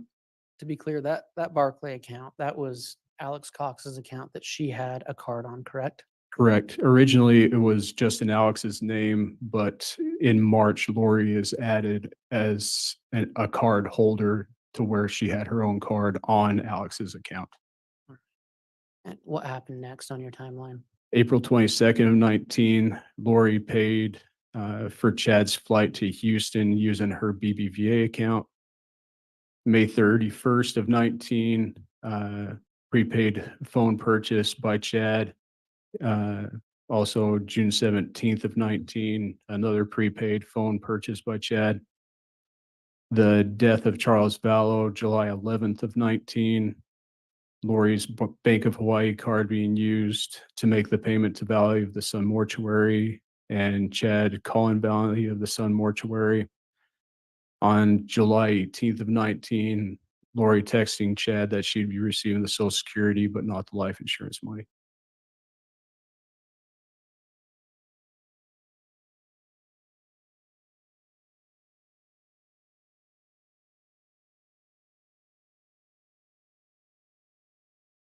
What do you have marked for July 20th of 2019? That is the day that Lori used her Bank of Hawaii card to purchase a flight for Chad to Arizona. This took place again August 2nd of 19. Lori's Barclay card is used to purchase a flight for Chad to Arizona. August 10th of 19, Lori's Barclay card is used to purchase her flight into Idaho Falls. And just for clarity, is the Idaho Falls Airport the closest airport to Rexburg, Idaho? That I know of, aside from flying directly into Rexburg. Let me rephrase that. Is it the closest airport that you can take commercial flights into? Yes. Uh, If you can go through the next couple of slides. On September 1st of 19, this being the move of Lori and the kids to Rexburg. Miss Tammy's increase of her life insurance on September 8th of 19 regarding life map, also being the last known date, last known sighting of Tylee. On September 18th of 19, Chad purchased another prepaid phone. On September 22nd of 19, this being the last known sighting of JJ. On October 8th of 19, Chad initiated a refinance with Wells Fargo. On October 9th of 19, the attempted shooting with Miss Tammy. October 19th of 19, Tammy's death. On October 24th of 19, this is when Chad filed with the life insurance company Primerica.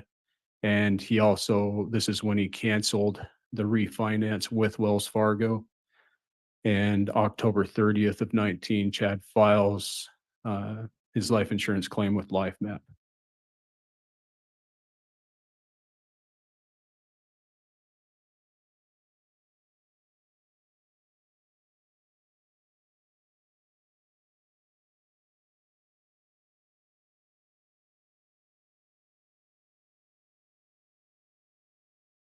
You can start us on November 1st, 2019. On November 1st of 19, Chad received his final check and resigned from LDS of Vallow. If you can pause, what is a vow? LDS of vow? LDS of Vallow, the Chad would write a column for LDS of Vallow. Mr. Chris Perrett is it is his business that he oversees, and he would give Chad a percentage of the fees that he acquired regarding those that would read Chad's column. And November 5th. On November 5th, this being the wedding of Chad and Lori. On November 18th, Chad purchased a SIM card and a total wireless phone card. November 29th of 19, this is the trip to Knott's Berry Farms. The information that we acquired from Knott's Berry Farms included a ticket for Chad, 5 of his kids or in-laws, as well as one for Lori. December 20th, On 19. those financial records, did it list the names of who those tickets were purchased for? So Knott's Berry Farms was able to produce copies of the tickets that included the names of the individuals. December 20th of 19, Rexburg announced the investigation into Chad, sorry, let me restate that. December 20th of 19, Rexburg PD announced the investigation. I also noted that Chad had transferred $1,000 each to 3 of his older children, specifically the children that lived near him in the Rexburg area. And when you say the Rexburg Police Department announced an investigation, what investigation did they announce that day? At this time, it was the missing of the children. The children were missing at this time and trying to locate the children. And on January 3rd? On January 3rd of 20, this being the first search of Chad's property, I also noted that there were 2 transfers to Chad's middle son, Seth, from one being from his business account, one being from his personal account with Mountain America, to the tune of $1,500 to his son, to his son Seth that day. March 6th of 20, this is the date that Lori was extradited from Hawaii to Idaho. On March 8th of 20, Chad sells his Dodge Dakota and his Chevy Equinox to his two daughters. They both reimbursed him $200 each for both vehicles. And on June 9th of 20, we discovered that Chad had transferred $8,000 each to his 3 older children that lived in the area the morning of the search, and this being the same date that we located JJ and Tylee's bodies on the property.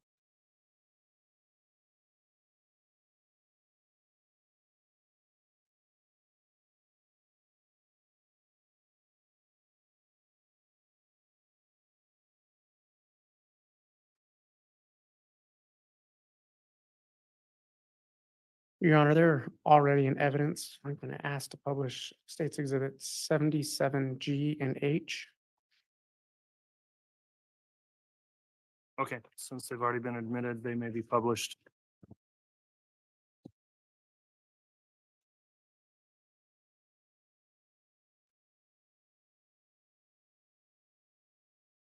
Mr. Douglas, do you recognize States Exhibit 77G? I do. What is that? This, can you scroll or bring it down just a little bit? This account, and in 3007 would have been Chad's personal account with Mountain America. And why was this document of interest to you? So again, with the date, right there, June 9th. Do you have a pointer? I do. You could point to Yeah. what you're speaking about. So June. Yeah. Twist this here.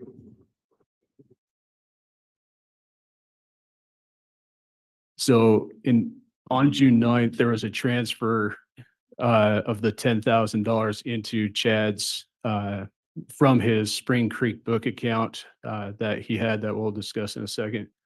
The 10,000 making the balance, this 20,000 and change here. And then transfers to his son Seth on June 9th to the tune of $8,000. And then another transfer June 9th to his, the account is in the name of Joseph Murray, but this is also his oldest daughter Emma's account for $8,000 as well, leaving an account balance of the $4,400.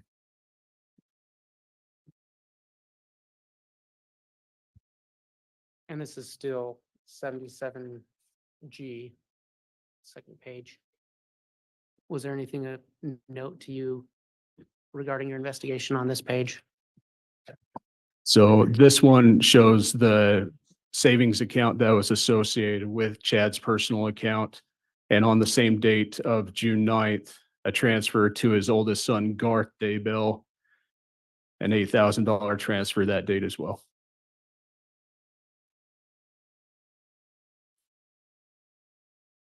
And this is 77H. Do you recognize this document? I do. What is it? This is the transfer data that Mountain America was able to provide regarding the transfers of the 10,000 into the account that I just spoke of, and then the 3 transfers to the 3 oldest children. And it also includes the date and time of the transfers. And so I think you've already testified that the date was June 9th, correct? Correct. What time, and if you can point, I understand it's small, to the time those transfers were made. Again, put this thing here.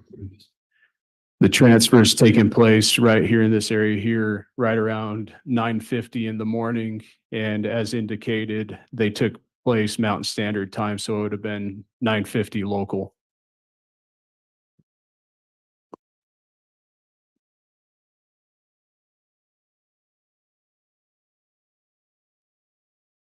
Your Honor, I have just a couple more exhibits with this witness, but I think they'll probably take more than the 6 minutes. And it would probably be easier to just start with them in the morning. I understand that's 6 minutes early, but I think this would be a good place to stop and continue in the morning. Okay, I think that makes sense as well, Mr. Wood. Thanks for watching the clock on that. We will conclude with evidence for today then, and I'll go ahead and announce our schedule as well for tomorrow, the rest of the week. We'll continue on with the same schedule basically tomorrow as well as Friday, 8:30 to 3:30. And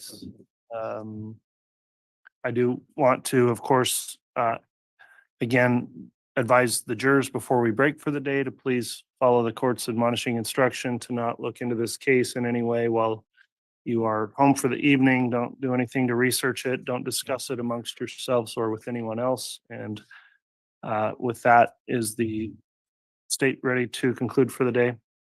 Yes, Your Honor, if that's all right with me.